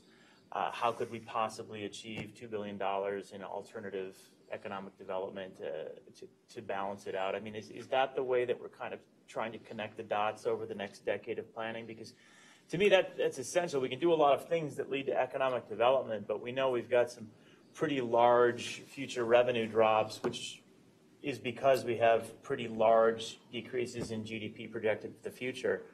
How are those high-level discussions going? And I won't even get into the whole revenue back to the state, just really from the GDP standpoint, trying to diversify with a look to GDP by sector. Mr. Chairman, Senator, we honestly have not gotten to that level of forecasting, but I think the steps are being put in place for that. One of the things that Governor Gordon has asked of Endow is to take up issues of taxation and revenue, and I think that part of that is the economic modeling. The energy futures, which I think you may have heard from the other day, looking at commodity prices, I think that might serve as somewhat of a platform where we can bring in other scenarios for economic diversification. But I think those things are still under development, at least as far as I know at the College of Business and Economic Analysis. But I think that would be valuable. And Mr. Chairman, well, I think it helps to speak to the scale that we kind of need to be operating on, because if you look at coal production and sales alone, going from 420-ish million tons a year to 280, going from coal prices that were $13.50, $14 a ton, and expecting those to potentially go down, you really are talking about billions of dollars of lost GDP at that point for one sector. So when we're trying to make that up, it can't just be $100,000 here and $100,000 there. It's a much bigger project. We're talking big numbers. Yeah. So I would love to see that type of analysis. And honestly, when you're breaking it down by sector like that, we have that from BEA. I just pulled it up a minute ago for the breakdown by sector on GDP as a function of time. It would be interesting to see the revenue for each of those categories also back to the state, which I think would then show some discrepancies on our revenue model, where minerals and coal, oil, gas, we know this, are paying a disproportionate share of their income as revenue compared to some of the other sectors that may be growing but aren't producing additional revenue. So I would make that request to kind of prioritize that to some degree as we go forward with Endow, that high-level sector analysis to see where we're at and kind of where we're expecting to go and how much of a gap we need to make up. Thanks, I appreciate that feedback. Yes. Representative Furphy. Thank you. Thank you, Mr. Chairman. Let me first of all say thank you to the Wyoming Business Council. You've helped us create in Laramie a lot of good paying jobs, so thank you for all your efforts. My question comes back to when we're trying to recruit these companies or even diversify existing industry in our state. One of the problems is workforce.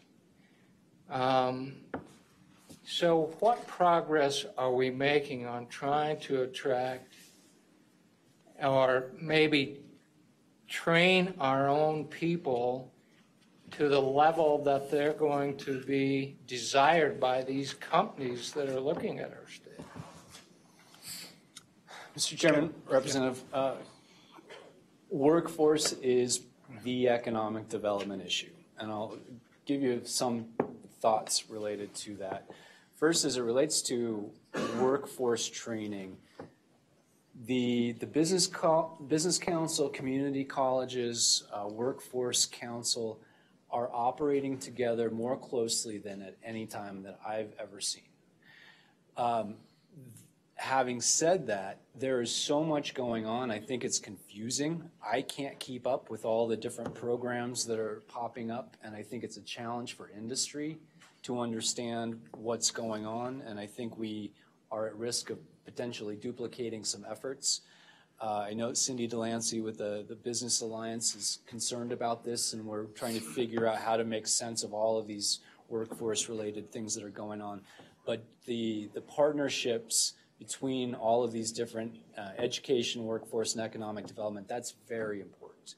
And to have a better method to gauge what industry needs and to be able to deliver that.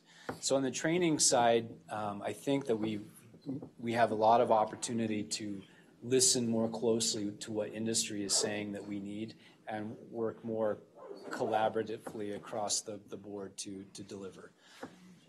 Also related to workforce is the issue of amenities and our communities. So what we can do more directly with workforce, the Business Council, is to understand what are those amenities that the workforce wants for those different sectors that we want to add value or activate. What are those amenities? And help the communities provide those. Right now we do a lot of community enhancements, but we're not really sure that those are the amenities that are going to help retain and attract the workforce. You may hear about this more from Diane Schober with Travel and Tourism. We've got a lot of things that we can do a better job leveraging. Our outdoor recreation, the tourism, we can use that as a platform to recruit workforce, but also help communities improve those amenities to retain the workforce. So I don't know if that's answering your question directly, Representative Furphy, but I'd say workforce is the biggest challenge, and there's a lot going on right now. Mr. Reese, we were talking about replacing the budget that we're going to have a shortfall on, and we're studying that in depth on the 5th with the NRC and the DOE about storing some dry casks for them. We might be able to replace a lot of state budget with that. So more to come on that. That's the spent dry cask. Yeah. Okay. Moving on, Mr. Chairman, and I'll try to be brief. Yeah, you already busted your time twice, Sean. The inward look that the Business Council has done, we have a couple slides in here that I won't go through them word by word, but we have on slide 10, here's what we heard from our stakeholders about the Business Council. And we've been listening very, very intently. Again, to summarize, what we're hearing from the communities is we need more. We need more expertise. We need more people in the field. We need more tools. We need more follow-up. We need more ways to access capital. Page 11, it gives you an idea of how we're moving from a more program-driven agenda to a more service-oriented agenda at the Business Council. And you can you can see, for example, Representative Furphy mentioned recruitment. Right now, the recruitment is largely state-driven. What we have heard and where we want to go is to be more focused on industry and those core industrial sectors. What are the gaps in their supply chain that would benefit the industry at large, and make that a target? And then for those underrepresented sectors, businesses that would help us increase those contributions to the GDP. But in addition to being more industry focused, we want to make this more of a local and regionally based process, where we've, in essence, deputized local economic developers to be in charge of recruitment for Wyoming, to be much more involved. Startups, we want to make sure that we have that whole comprehensive approach for markets and expansion.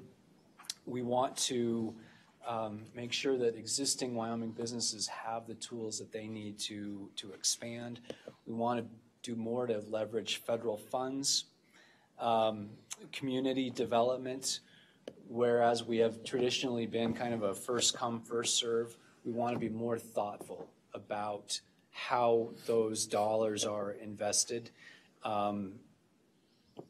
in accordance to this focus on those industries.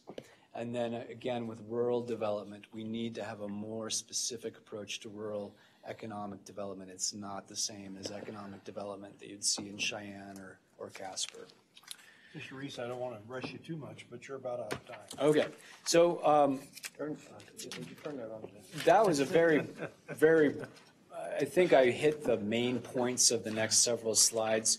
But if you spend more time here, you'll see more specifically what our objectives are for startups, for recruitment, for market and expansion, as well as community development and rural development. You'll see not only the specific objectives, but also how we are looking at measuring the effectiveness. What are those programmatic measures of success? What are the programs and services that we are going to improve or build? And what are those key initiatives that you'll see reflected in the budget once the Business Council Board of Directors takes a look at that next month? So a lot of really exciting things going on. I think it's important that our partnerships, particularly with the local economic development community, are productive, and we're giving them the tools that they need. I think that this is a clear path forward for Wyoming and for the Business Council, and I think that we are going to see levels of success, early wins and long-term wins that will take some time, but we're working to make sure that we are building momentum and excitement around economic development. Very good wrap-up. Thanks. Good job. Any questions for the presenters? You have a question? No. I do. Get out. Yeah. Well, no, this is actually important. They're all important. So within Dow, it kind of is wrapping up. Okay, and the new governor is trying to figure out how that's going to continue and what capacity that will continue. We passed a lot of legislation that has Dow and the Business Council tangled together. Have you taken a look at, has the council looked at, okay, how do we untangle that to allow those successful programs to move forward more efficiently? I think this goes back to Senator Rothfuss's question about the bureaucracy. Is that analysis being done, and what can I do to help? Mr. Chairman, yes, at the staff level, we have some ideas about what that could look like in making things more efficient. And we can come back to you with more specific ideas. having legislative liaisons on the Business Council, I think because they were on Endow, that will help the Business Council board make sure that we're communicating and providing that feedback both ways. That was something Endow had that the Business Council doesn't. The other thing that Endow has that we don't necessarily have, but we can through coordination, that's the alignment between education, workforce, and economic development. We are one agency. We can't do all of it. We can't dictate how other agencies operate. So we've got to figure out a way how to coordinate these things better. And I think this plan is leading us to that. I don't know that it necessarily requires statutory changes, but I think that spirit of alignment is something that we all need to be thoughtful about. Good, thank you. Representative. Thank you, Mr. Chairman. And I have a two-part question, and it's much more specific than the others. A few months ago, SIG Arms announced that it was moving its production to Arkansas, and they've become, besides a firearms manufacturer, major outdoor optics and electronics company, recreational optics and electronics. Did Wyoming go after them to get them to move here? Mr. Chairman, Representative, yes, all of those opportunities that we know about, that we've learned in our meetings at trade shows, or those things that we read or learn in trade publications, we go after those. So, Mr. Chairman, the second part of my question is, why didn't we get them? What were the reasons they did not want to move to Wyoming? Mr. Chairman, Mr. Chairman, Representative, I don't have that specific answer. We could try to get something for you, but I would say generally, one of the things that is a challenge for Wyoming, it goes back to the workforce, and it's often a numbers issue. Mr. Chairman? Senator. Thank you, Mr. Chairman. Well, on that point, it gets back to what I was talking about a few minutes ago about the scale of what we need to be addressing. I think it's handy when we get those companies to Wyoming, but when you have a limited workforce, we would need, I'm going to guess, 200 SIGs in a year to really bridge the gap of what we're talking about. That would be, all of your staff times 10, probably, to get that. So while I want that type of economic development to take place, and we should definitely be looking into it, I think the longer we focus on the $10 million projects that help a community, one community, but really don't diversify the state, the less time we spend trying to figure out how to bridge the $2 billion GDP deficit that we actually need to make up. And unless we do throw a tremendous number of personnel at you, I think that type of prioritization of what is the path forward that actually gets us the quantity of economic development and diversification that we need is a strategic essential, it's imperative actually, for us to accomplish. And it may be the right choice to not spend a lot of time because of the limited number of hours going after SIG and some of the other $1 million to $10 million size industries. And again, I don't know that. You want to take what you can get. If that's all that's out there and available, I think we want that. But it's not going to solve our problem if that's what we focus all of our time on. Mr. Chairman, I'd add, and if that is the problem that we're trying to solve, we're not just trying to backfill lost revenue. We're also trying to create jobs for the next generation, well-paying jobs. So those are two different things. I think they do need to come together, and it needs to be done thoughtfully. But yeah, follow. Yeah, and I agree that we're trying to create jobs, and that's your mission. When I look at it from our mission standpoint, again, if I create 1,000 manufacturing jobs, all I can think of is the next time Hank and I get together for recalibration, how we're going to come up with the money to educate the kids of those 1,000 new manufacturing jobs when we have literally no revenue coming in. So I don't think they are decoupled. It's important, but in other sectors we've screwed things up enough that we do have to look at those things together, if that makes sense. And I wish we didn't have to. It does make sense. But I will remind you too, we have a focus on those core industries, you know, playing the hand that we've been dealt. And we think that there's a lot that we're going to be able to diversify by focusing in on those, you know, energy, tourism, and ag. I don't know that adds to this conversation, but I just don't, the new sectors, bringing people in, that's important for us. But we know that we've got these core industries that are the economic drivers, and we want to look to see what can we do to help with innovation, startups that complement those industries, workforce issues, and so forth. Okay, any other questions for the Business Council? Yes. Thank you, Mr. Chairman. I have a question with the coordination with other efforts that were going on in the state. In the last 2 sessions, we passed several bills dealing with blockchain.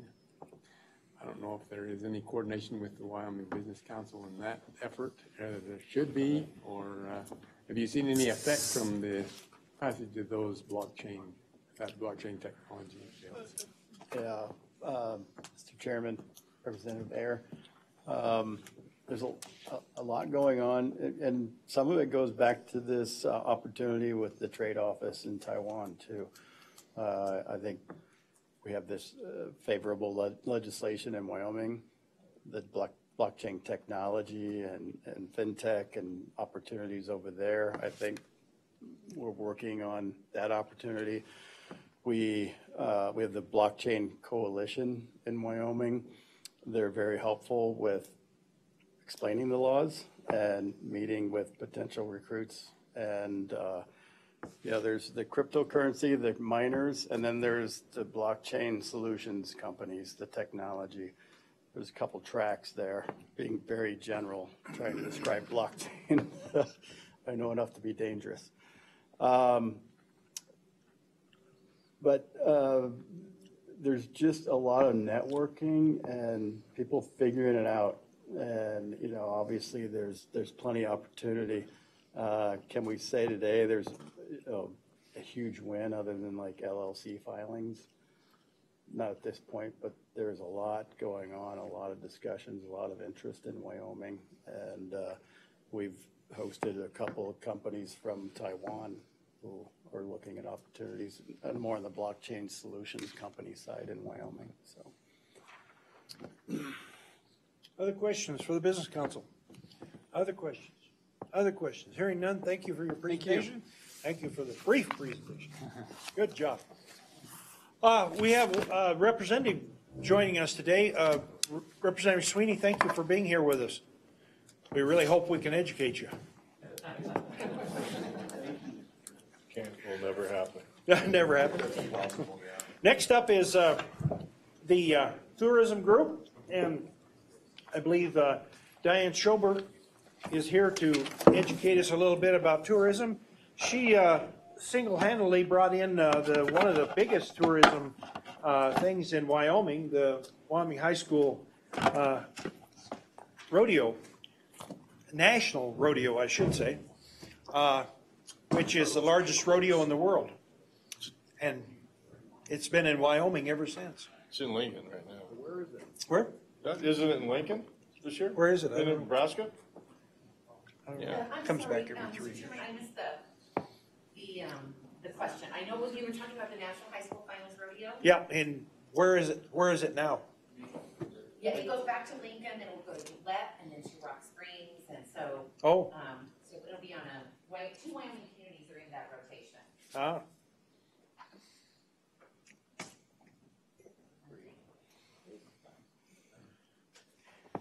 You peel it off and stick it on your forehead.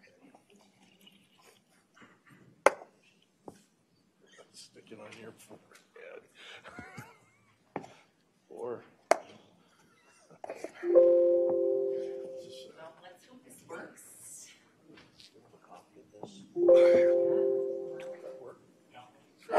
It sounded like it works.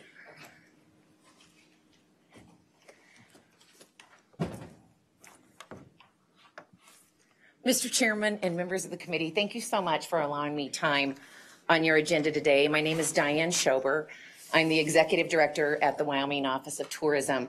I know that you've had a long day. I know that you're 2 days into your meeting here in Casper, and I know that you have a dinner tonight. So hopefully what I'll be able to do today is to provide you with some information from the Office of Tourism, where we get to showcase the very best of Wyoming and be able to share with you some of the pride that I think we all feel in these assets that we love. And also want to then follow up on some of the conversation that Mr. Rees and Mr. Goldberg talked to you about with economic development and how the Office of Tourism and even the tourism assets can be used to advance and move that agenda forward. Obviously, I sent you all a link with an attachment to this presentation.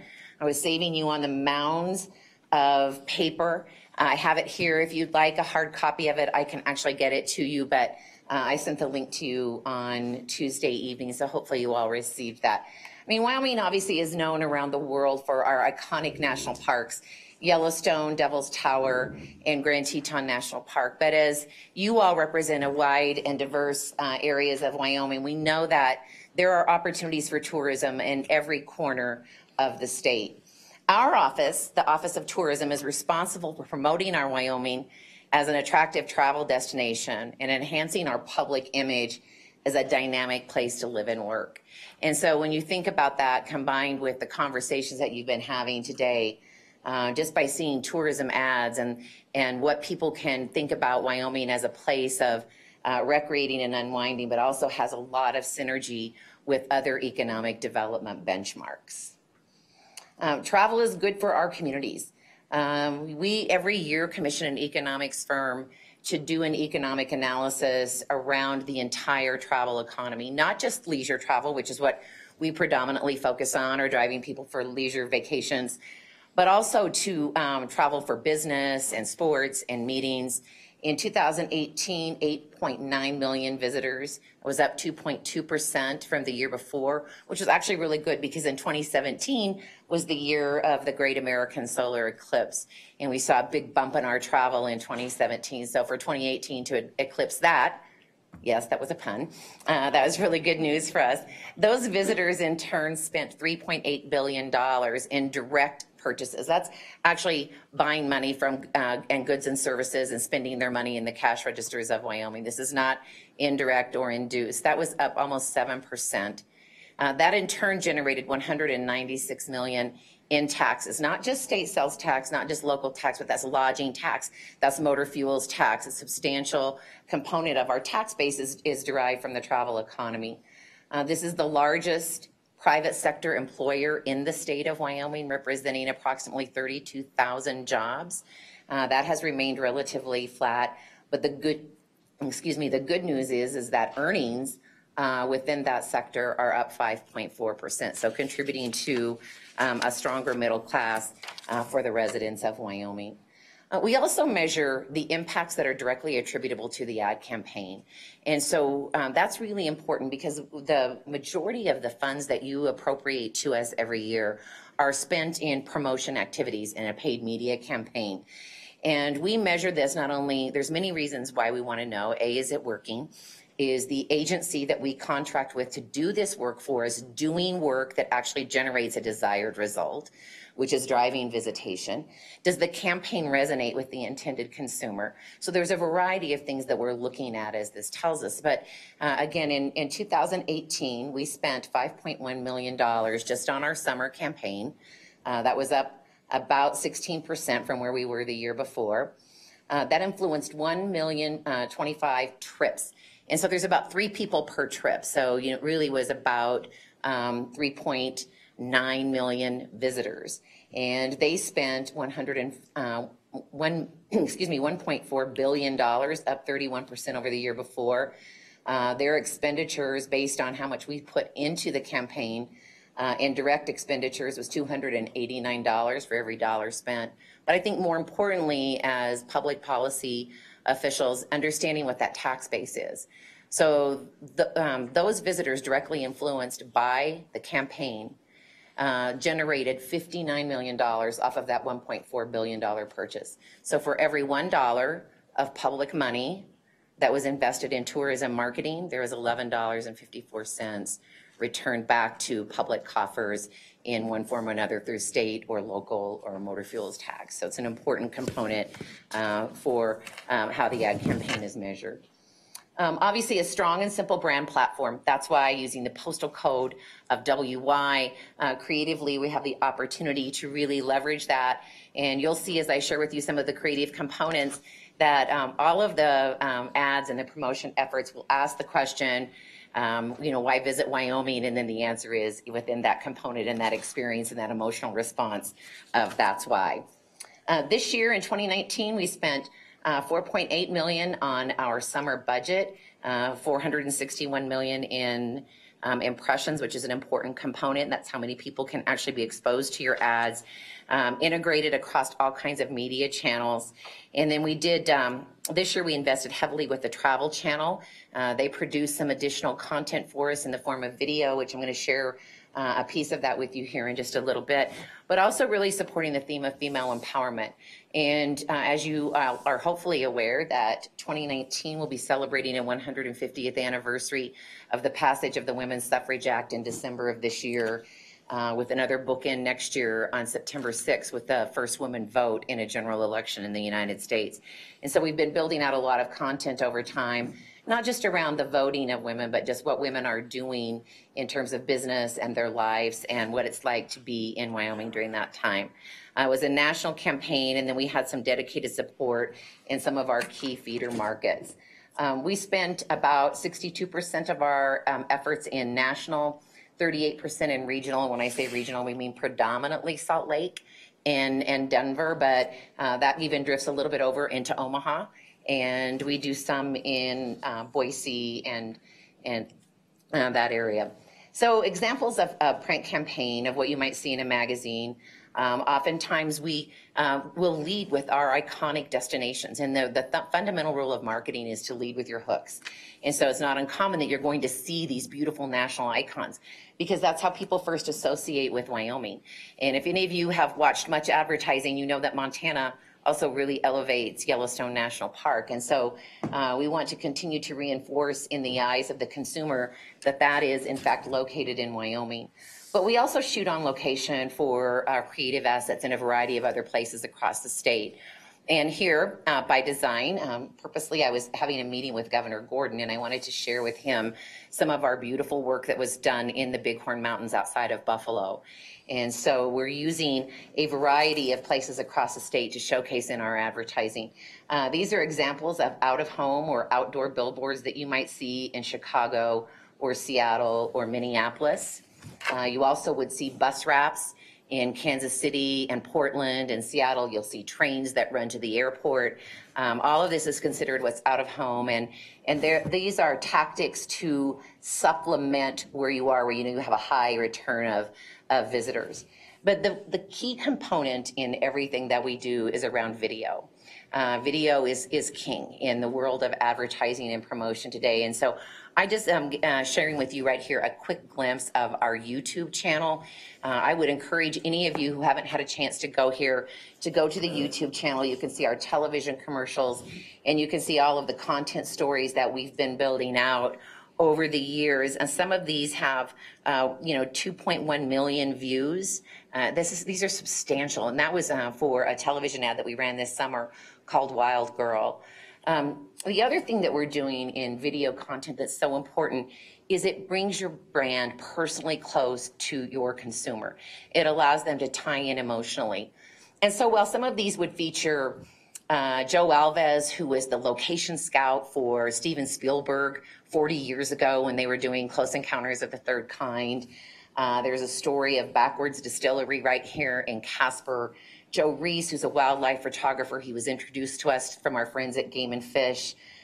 We introduced 2 new content stories this year, really around accessibility and inclusion. And one featured a program called Pura Vida, which is for Spanish-speaking Latina residents of Wyoming and how they're accessing our outdoors and using those as leadership and growth opportunities. And another one is with a program out of Teton County called Teton Adaptive Sports. And I want to share this special story with you about the accessibility and the family environment for Wyoming. I'm Ryan Berg, I've worked with Teton Adaptive Sports in Wyoming for the last 15 years, getting people with disabilities out into the wilderness, what people are capable of. I'm Jennifer Sanchez, and I'm the mother of 4 kids. My husband's Hector, and I've got Diego, who's 15, Mateo, who's 13, Joaquin, who's 10, and Sophia, who's 9. Thank you. You guys excited for today? I'm always looking for things we can do together as a family. When you come to Wyoming, the possibilities are somewhat endless, and Teton Adaptive Sports really presents a unique opportunity to people to go a little bit further.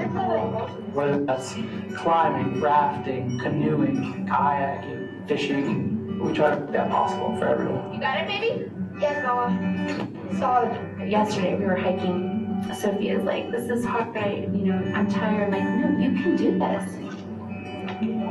No, we'll go to a mountain. I know. It makes a big difference with their mindset. They're capable of what everyone else is capable of. Oh, there you go. Just because Joaquin and Sophia have Down syndrome does not mean that we can't do the things that other families do.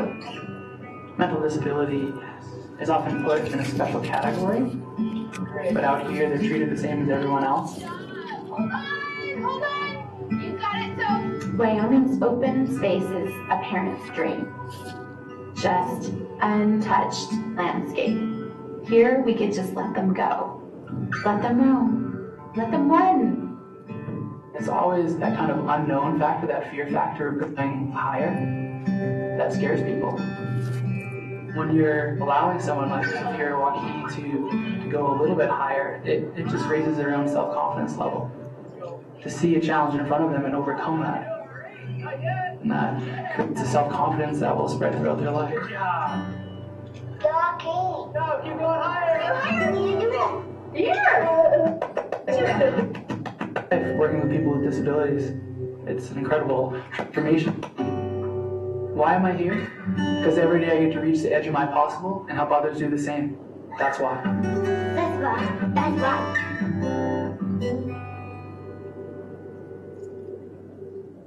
So content story like that then is reduced down to 30-second spots and 15-second spots. But I think there's some beautiful lines in there, and certainly where the mother says, Wyoming's open spaces is every parent's dream. They're just these untouched landscapes, and here our children can roam and be free. And so regardless of what your capabilities are, there's a story there. And I think that you would find that all of these have been equally as compelling and have had great success in the marketplace. We also use our digital strategy to go in, and then many times these content stories are the response on where they will lead. And so here you might see a digital ad that says every saddle has a story, and it would lead to a story around king saddlery and the art and artistry of saddle making and leather making. Your adventure is awaiting. All the lights without the city. Meet the giants who came first. That goes back to a connection to a really beautiful story that's done with a paleontologist at the Wyoming Dinosaur Center, and it was originally initiated with our partnership with Disney Pixar and The Last Dinosaur. So a lot here in the digital space. I want to also just share with you how once people come and they're exposed to these platforms and the ads draw them in, then we start to really amplify the voice of everything that there is to do across Wyoming. And so as you're looking at this in the social components, you see here, people are submitting a lot of content and stories for us with our That's Why flags. We're promoting routes. The Salt to Stone is an area from Salt Lake up through the western side of Wyoming to our national parks. During Great Outdoors Month, we did a big emphasis with our friends at Game and Fish and State Parks and Cultural Resources to really highlight the wonders of Wyoming's out of doors, but certainly that isn't done just during the Great Outdoors Month. Diane, move your microphone out from under your paper there. Oh, not that far. Do you think my voice would not carry? Yeah, would carry. No one has ever said, Diane, please speak up. We can't hear you. That is yet to be said. State parks, some of our fabulous opportunities at state parks, highlighting some of the great events around Wyoming, the opening of our beautiful Capitol, when Eaton's does the horse run for the gathering of their horses to take them up to the Jude Ranch. To us, that's our running of the bulls in Wyoming, and certainly there was a lot of interesting and exciting promotion around the Big Boy steam engine.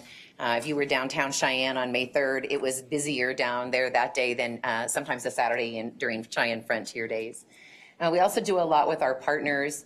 Here you see some content from Visit Laramie, a place outside of Hyattville. A user submitted this beautiful photograph of green grass, red hills, and black cows. I think that's something that all of us who live here know that that's an iconic view. And then also promoting our road trips. The other thing I wanted to share with you, there's a lot of conversation around how we're partnering and sharing with not only other agencies, but other folks across the state. So taking fishing, for example, if a user went to our site and typed in fishing in the search bar, this is what would be returned back to them, this fishing landing page. This is important, obviously, to our friends here in Visit Casper. They have a big theme for Fish Casper and the blue ribbon fisheries that are around here. As you would scroll through this, you would start to see lake and reservoir fishing. There's live links into other areas, river fishing, fishing in Yellowstone and Grand Teton National Parks, guided fishing trips. And then it concludes with a direct link to Wyoming State Parks where you can go and buy your park permit, or to Game and Fish where you can actually purchase your fishing license. And so what we're trying to do is actually move the marketing that we're spending to drive transactional sales for state parks and cultural resources, as well as Wyoming Game and Fish. I mentioned to you that we did this partnership with the Travel Channel, and they came to Wyoming and produced a couple of stories for us around video. And I think this one, because we're here in Casper and we're talking about fishing, is a particularly interesting one for all of you. So I wanted to share this one with you too. I teach people how to fly fish. I row them up and down the river all day and catch fish. It's a pretty good job. Most days are awesome. My parents have 3 daughters. I have 2 sisters, and I'm the middle child, and I believe that one of us had to be the tomboy, so I took that. I spent weekends with my dad backpacking and rock climbing and rappelling and kayaking and canoeing, and he taught me how to fly fish when I was about 13, 14 years old. I remember exactly where we were. It's a secret, I can't tell you, but I remember everything about it. I absolutely treasure the time that I had with my dad and still have with him today. I can't think of a time better spent than with him on the water. People come into Casper to fish from all over the world. If you're an outdoors enthusiast, this is a hard place to be. You can fly into Casper and literally be on the water fishing within an hour. I have never fished a river as productive as the North Platte River. There's lots of opportunity out in the wild Wyoming to see what all it has to offer. So a typical day of work, I wake up really early in the morning and I'm out the door by 6 a.m. I drive 20 miles west of town, hook up to my boat at our lodge, load my boat up full of lunches and gear for the day, and then meet my clients at 7:30. Then we all hop in my truck and head out to the river. There's maybe 100 guides on this river, and of those 100, maybe 3 are female. I've had those mornings where I meet my client and they're a little thrown back. They're like, whoa, this little thing's gonna row us around all day. One of our first guide trips ever, some guys were pretty skeptical about it. Of course, they were blown away by lunch. I'm a tough and strong Wyoming woman, and by the end of the day, they're sold. There's really kind of 2 types of fishing guides.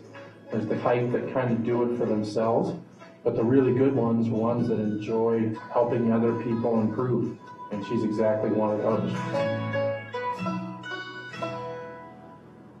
Rowing a boat all day can be exhausting. I have to stay active, and I do have a workout regimen, and I think that helps.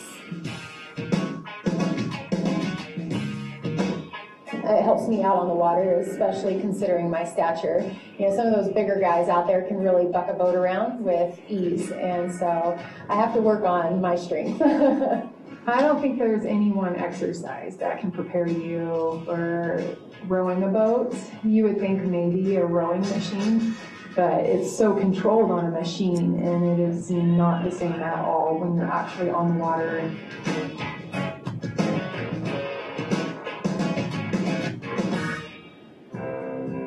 We love everything that Wyoming has to offer. Glaciers and mountains and lakes and plenty of fishing. There's plenty to do. It's being so close to everything around outdoors. We enjoy that lifestyle for our kids. It was given to us. I do pinch myself sometimes. I am very lucky to get to spend most of my days on the water and help people catch fish. I mean, really, it's kind of a dream job.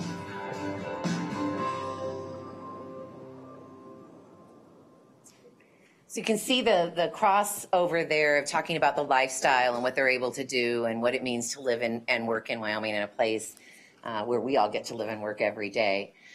So the most important thing is, how well does all of this work? Are we really driving the results that we want? These are just a quick example of January through July of this year of the key intent to travel metrics. Website sessions are up over 3%. Actual users are up 6.5%.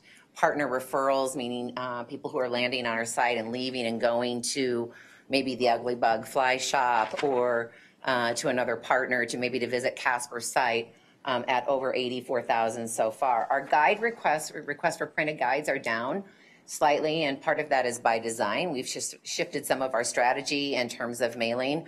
We actually ran out of guides last year. It's very costly to produce more. And so we fulfilled them with some other pieces last year, and we made a shift this year to stay within the quantity that we had already set up and had printed. So by those metrics, it should look like things are good for this year. As you listen to folks around the state, there are some areas that are feeling a little bit less than what they'd had last year. Visitation to Yellowstone is down, Grand Teton's slightly down, Devil's Tower is slightly down, and then there's other parts of the state which are feeling very, very strong about their leisure traffic this summer. And so one thing that I've learned over the years is to wait until the day is done. Tourism and the travel economy is an aggregate number, and we should continue to look at that at an aggregate level. I think some of you are familiar with some of the stickers that we've done promoting moving people beyond those iconic destinations. That's why you see us focusing a lot of these content stories on places that are outside of those iconic national parks, so you can talk about experiences that you could have any and everywhere in Wyoming. I have for you in front of you the 2019, and this will also be the 2020 sticker for celebrating women's suffrage. This is produced by our office, and we already ran out of these. They've been so incredibly popular. They'll be used again in 2020. So we ordered our 2020 quantity, and we have them under lock and key and doling them out, very carefully. But we have some for each of you. Hopefully you got those, and I hope that you can also enjoy and appreciate the significance of Wyoming in this national narrative. And 2020 will be the 100th anniversary of the 19th Amendment. But understanding that the Wyoming Territory was 50 years ahead of what the federal government was doing. And as you were at the state capitol when we opened that beautiful, beloved state house on July 10th in that restored historical territorial chamber, that's when our Constitution and keeping the Suffrage Act in the Wyoming Constitution, is going on. And that's why that our capital is one of only 11 state capitals that's a National Historic Landmark, is because of that Suffrage Act being sustained in the Wyoming State Constitution. Yes, certainly.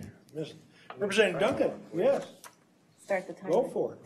Mr. Chairman, can you tell me real quick why these particular stickers for these particular locations? Mr. Chairman, Representative Duncan. So the partners buy into those. So the ones on the left that you see that are the road trips or the ones that we're doing iconically, those are produced by the Wyoming Office of Tourism. The ones on the right and all of the stickers are then produced by the local tourism entity itself. In your case, the Goshen County Lodging Tax Board. Quick follow-up. Yeah. Thank you, Mr. Certainly. Chairman. Just to let you know, super popular, very beloved, highly coveted. Good job. Mr. Chairman and Representative Duncan, thank you. I appreciate that. We do know that it is, you would have thought that stickers were long gone, but they're still very collectible. And so that's why we're adding every year or every 2 years something that's iconic to a celebration in Wyoming. And the women's suffrage sticker has been a big one for us too. I shared with you during the legislative session a lot of the great news around women's suffrage and the top media coverage that we actually have from that. We brought a group of travel journalists in last October from a variety of outlets and pitched hard to the New York Times and made the highly coveted list of Wyoming being one of their 52 places to go in 2019. And a lot of that was around the restoration of our historic capital and also the women's suffrage story. So that has then turned into a lot of other great things. There's been stories in the Smithsonian. Also, the 15 best small towns to visit in 2019 included Rock Springs, but there's been stories around women too, that how long have we been voting in Wyoming? And so just still garnering a lot of attention. We actually measure editorial value. We call it earned media. You don't have to pay for it. Or maybe a small investment to host a journalist who actually can experience it. But the reach of our earned media to date is 491.5 million. Reach, and that has an editorial value, meaning if we had to go out and buy that kind of space in those outlets, it would have cost roughly $15.2 million to buy. And so extremely important to have that kind of attention from journalists. So I just want to go back and share with you again the conversation that we had at the beginning of our meeting is, the Office of Tourism is responsible for promoting our state as an attractive travel destination and enhancing our public image as a dynamic place to live and work. And through the impacts of travel, through people coming here and buying goods and services and sustaining jobs, we strengthen the economic position and provide opportunity for the people across all of our local communities. And so this is about, maybe you might think of this being around those iconic national parks, but this is about every community from Niobrara County and Lusk, Wyoming, to Casper, to Jackson, to Gillette, to Rock Springs, Evanston, all across Wyoming. And as you look at the role of tourism and economic development, this is certainly no new conversation. It's been around for some time. Sean and I spend a lot of time together looking at ways that we can enhance and augment what we're doing so that we can have more efficiencies and raise some of these components together. But just, as a real simple is residents have pride in their community. Tourism comes in, leverages those things, spend money. Those impact the economic bottom line. There's a repeat tourist. Is there a potential workforce there? They want to come back. They want to start a business here. One of our board members says that tourism is the first date with Wyoming. When you come here for your vacation, it can be your first date, and then you fall in love, and then you want to move here and you want to work here. There are downstream impacts. While certainly these impacts that I shared with you earlier are about the travel economy, there are impacts all across economic sectors around Wyoming. In fact, in the visitor spending, while there was 32,000 jobs just directly related to travel, when you look at the indirect side of that, meaning the employees of businesses who, like employees of hotels or some of those are actually out buying goods and services, then that is your indirect. Your induced are purveyors, like food purveyors and linen providers, or a plumber who works on a hotel, or an electrician, someone who plows a parking lot in the winter when there's snow removal. Those are all induced. They're hiring people too that are supported in part, not directly, but in part by this travel economy. And then I also provided you with a breakdown of that $195 million in tax revenues. $60 million going to the state in state sales tax, $26.5 million going to state sales tax local distribution, $36 million going to local sales tax, $20 million in lodging tax, and $52 million in motor fuels.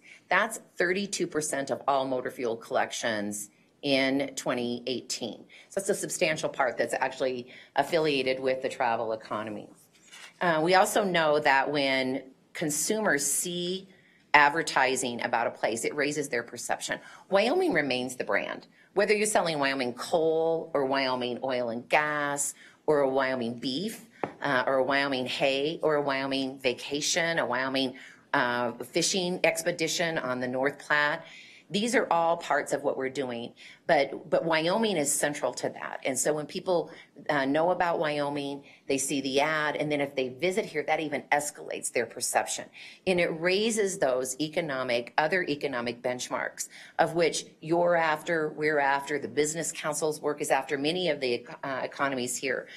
Raises their perception of Wyoming as a good place to live, a good place to start a business, a good place to start a career for workforce recruitment, a good place to attend college, a good place to retire, all strong economic development benchmarks, and a good place to purchase a vacation home. There was a lot of work done by Oxford Economics and looking at other traditional economic development components and utilizing and understanding how they're leveraging tourism and the work of tourism to grow their economic development. You have from Metro Denver, economic clusters and conventions have become synergistic with economic development. If you're bringing in people who are looking at mining technology, or if you're looking at other kinds of trade or industry segments, they're here visiting, but that's part of the travel economy too. GrowBiz in California, we are learning a lot from Visit California by how they brand the state and how to take their model and apply it to economic development. World Business Chicago, traveler attractions are the same reasons that CEOs choose a place to locate their business. So we know that those quality of life components intersect very strongly with tourism and what we can do together. Forbes magazine, you could Google this, a destination development and tourism marketing with economic development. You'll find a variety of sources to give you back information on this. Oh wait, I want to do one thing before I do this. And when we're talking about these lifestyle components, we're actually working closely with the Business Council. I'm going to share with you one more of these content videos.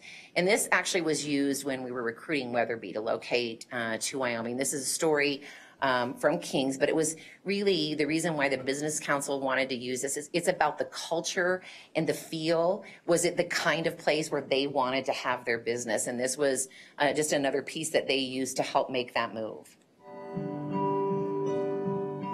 We probably have anywhere from about 20,000 ropes on display at any given time. You're talking from the late 60s we've been making ropes, so that's a lot of rope. I bet you we could go around the equator almost.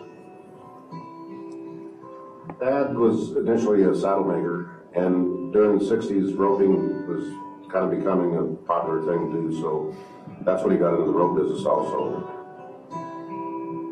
We'll twist them down in the basement, wax them down there, bring them out here, stretch them. It's not a very complicated process, but it's kind of an artistic process.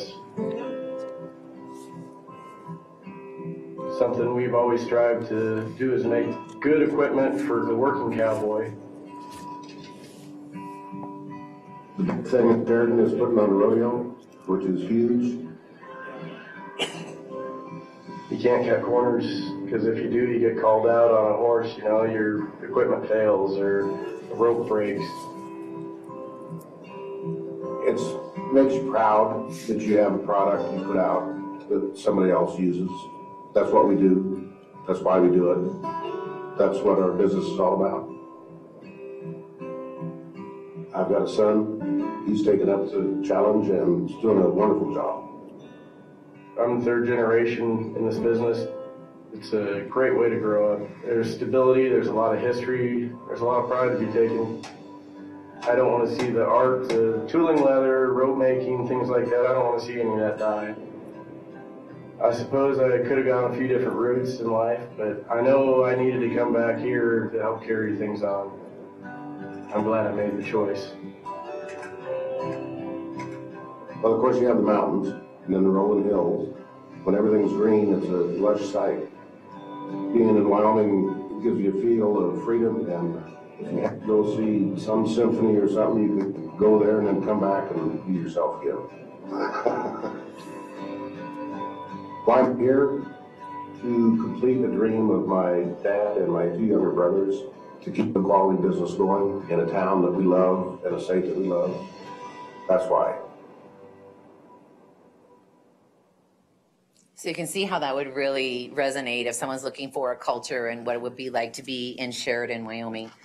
I also wanted to just share with you, we've talked a lot about workforce in the conversation earlier, and I've met with Director Robin Cooley over at the Department of Workforce Services, Director Reese at the Business Council, and talked about how we can leverage tourism assets to really intersect with people and developing workforce. This is an example of an ad from Southern Vermont. I don't know if you can read it, but I'm gonna read it quickly to the text that's in there. Southern Vermont has it all: the arts, music, great food, outdoor recreation, beautiful scenery, and more. But why limit yourself to living as a Vermonter just on the weekends? Southern Vermont is a wonderful place to reconnect with family, nature, and the things that matter, all while disconnecting from the everyday hustle and bustle. Make it a life for yourself in Southern Vermont, not just another reason for a weekend getaway. So they're not talking about we need nurses or we need welders. They're selling that destination as a place to live, first and foremost. And then you can talk about what comes next. And you're seeing a lot of this happen in workforce recruitment, where they're really going in for lifestyle.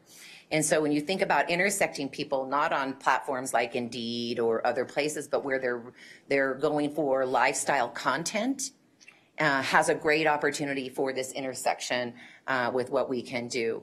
And you'll, again, even as Sean mentioned, you're going to see more about this from us as you come into the budget and what we've submitted to the governor on how the Office of Tourism and using tourism assets can help address some of these issues that we're facing in workforce recruitment. I think there's other examples here of what New Mexico has done with their New Mexico True brand. That is a brand that's utilized and developed by their tourism office, but certainly strongly going through their entire agriculture industry. I mean, you can go to Albertsons and buy these 505 hatch chilies, all branded with New Mexico True. The same with some other pieces and bits of agriculture. I know that's what we're trying to do, as we were talking about the trade office and some things with beef.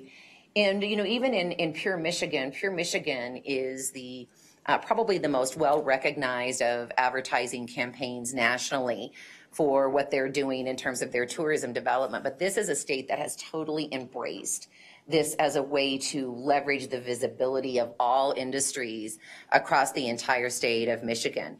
And you can see here on Forbes, this is an ad that they ran. Pure Michigan means pure opportunity.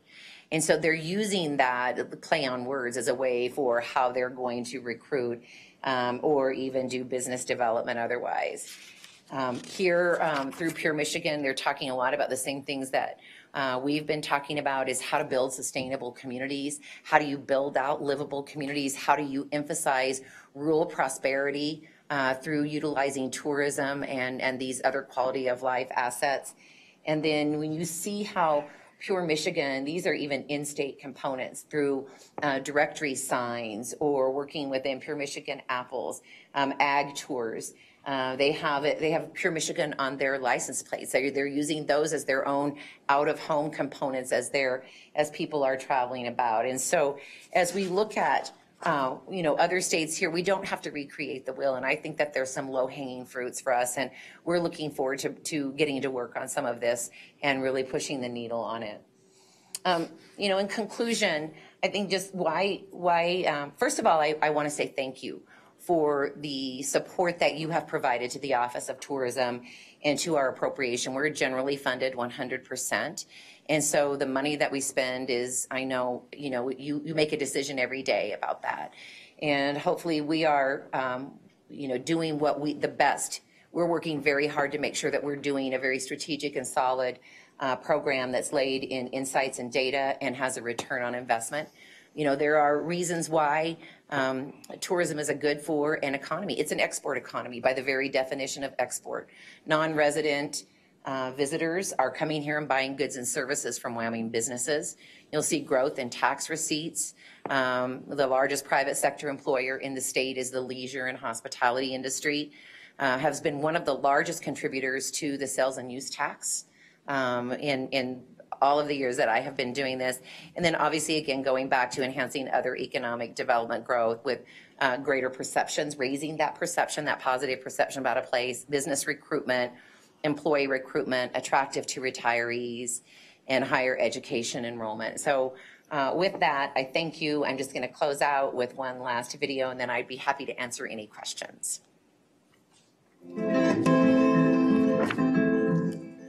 Why am I here? Why am I here? Why am I here in Wyoming? It's for the breathing room. From the Western way of life, to the radios at work, to the people that are here, it's home. Estoy acá porque me encantan las montañas y pertenezco aquí. To complete a dream with my dad and my younger brothers, to have a quality business. Because I belong here. We all belong here. And I want to preserve these wild places for generations to come. That's why. That's why. That's why. That's why. That's why. That's why. That's why. That's why. That's why.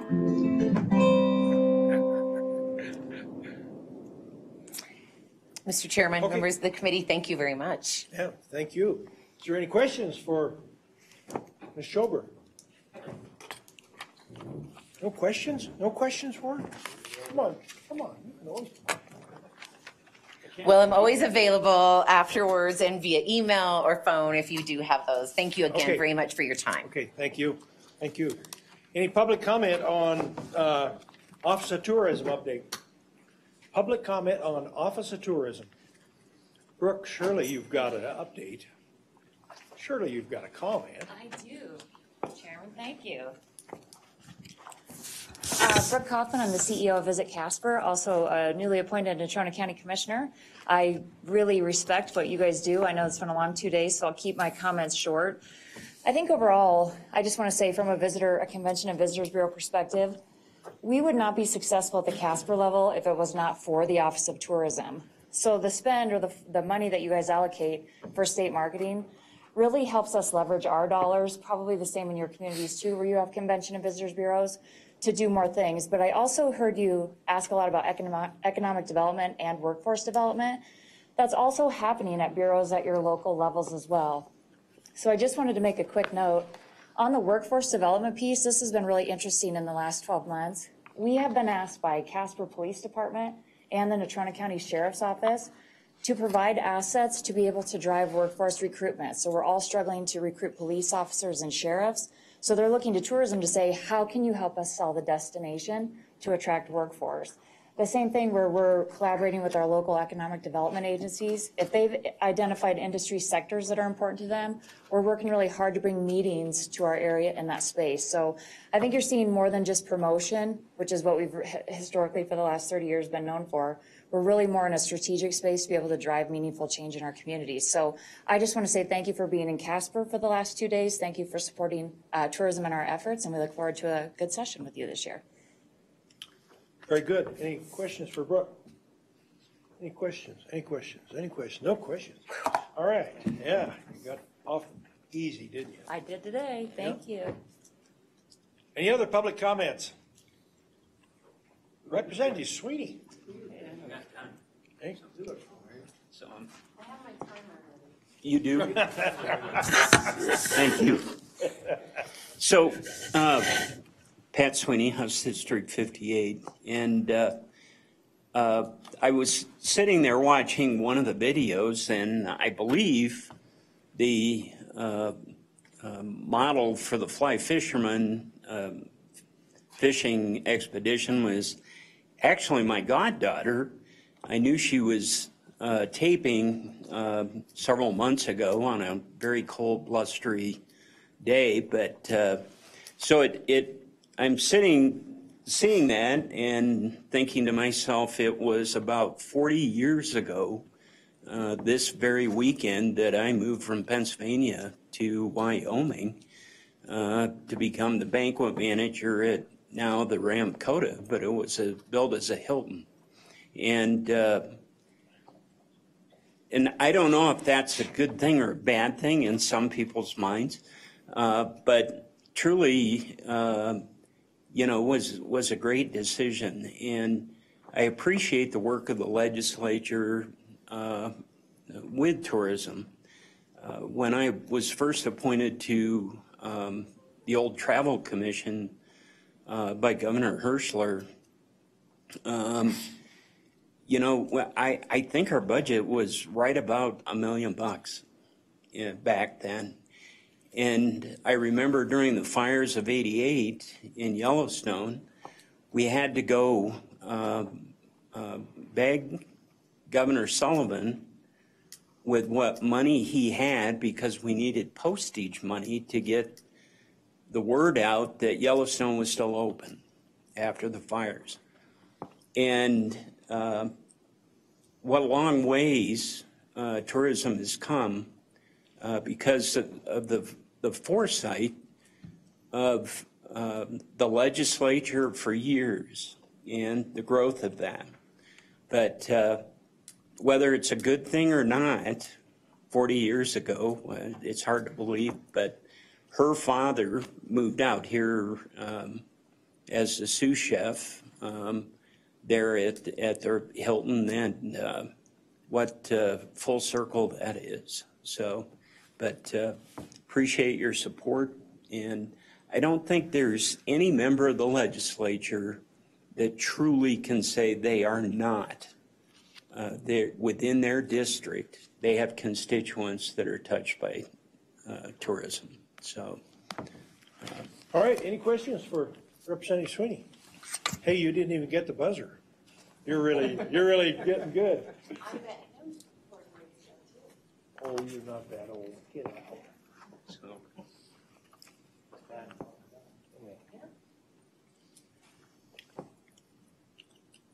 Any other public comment? Any other public comment? Hearing none, public comment is closed, and that concludes our day. Yeah. It's pretty good. Who would have ever thought? You did a good job. Yeah. That I would have finished. Tomorrow, the meeting starts at 8 a.m. We changed it every day just so you would know. Yeah. Mr. Chairman, you should have a handout from the EPA about tonight's dinner. I think we do. Yeah. I think we have that handout, and I think it changed the location. Is there anything else to come before this? If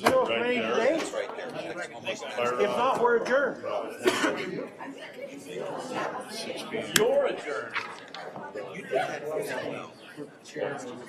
Rennie texted me, wondering if you guys want to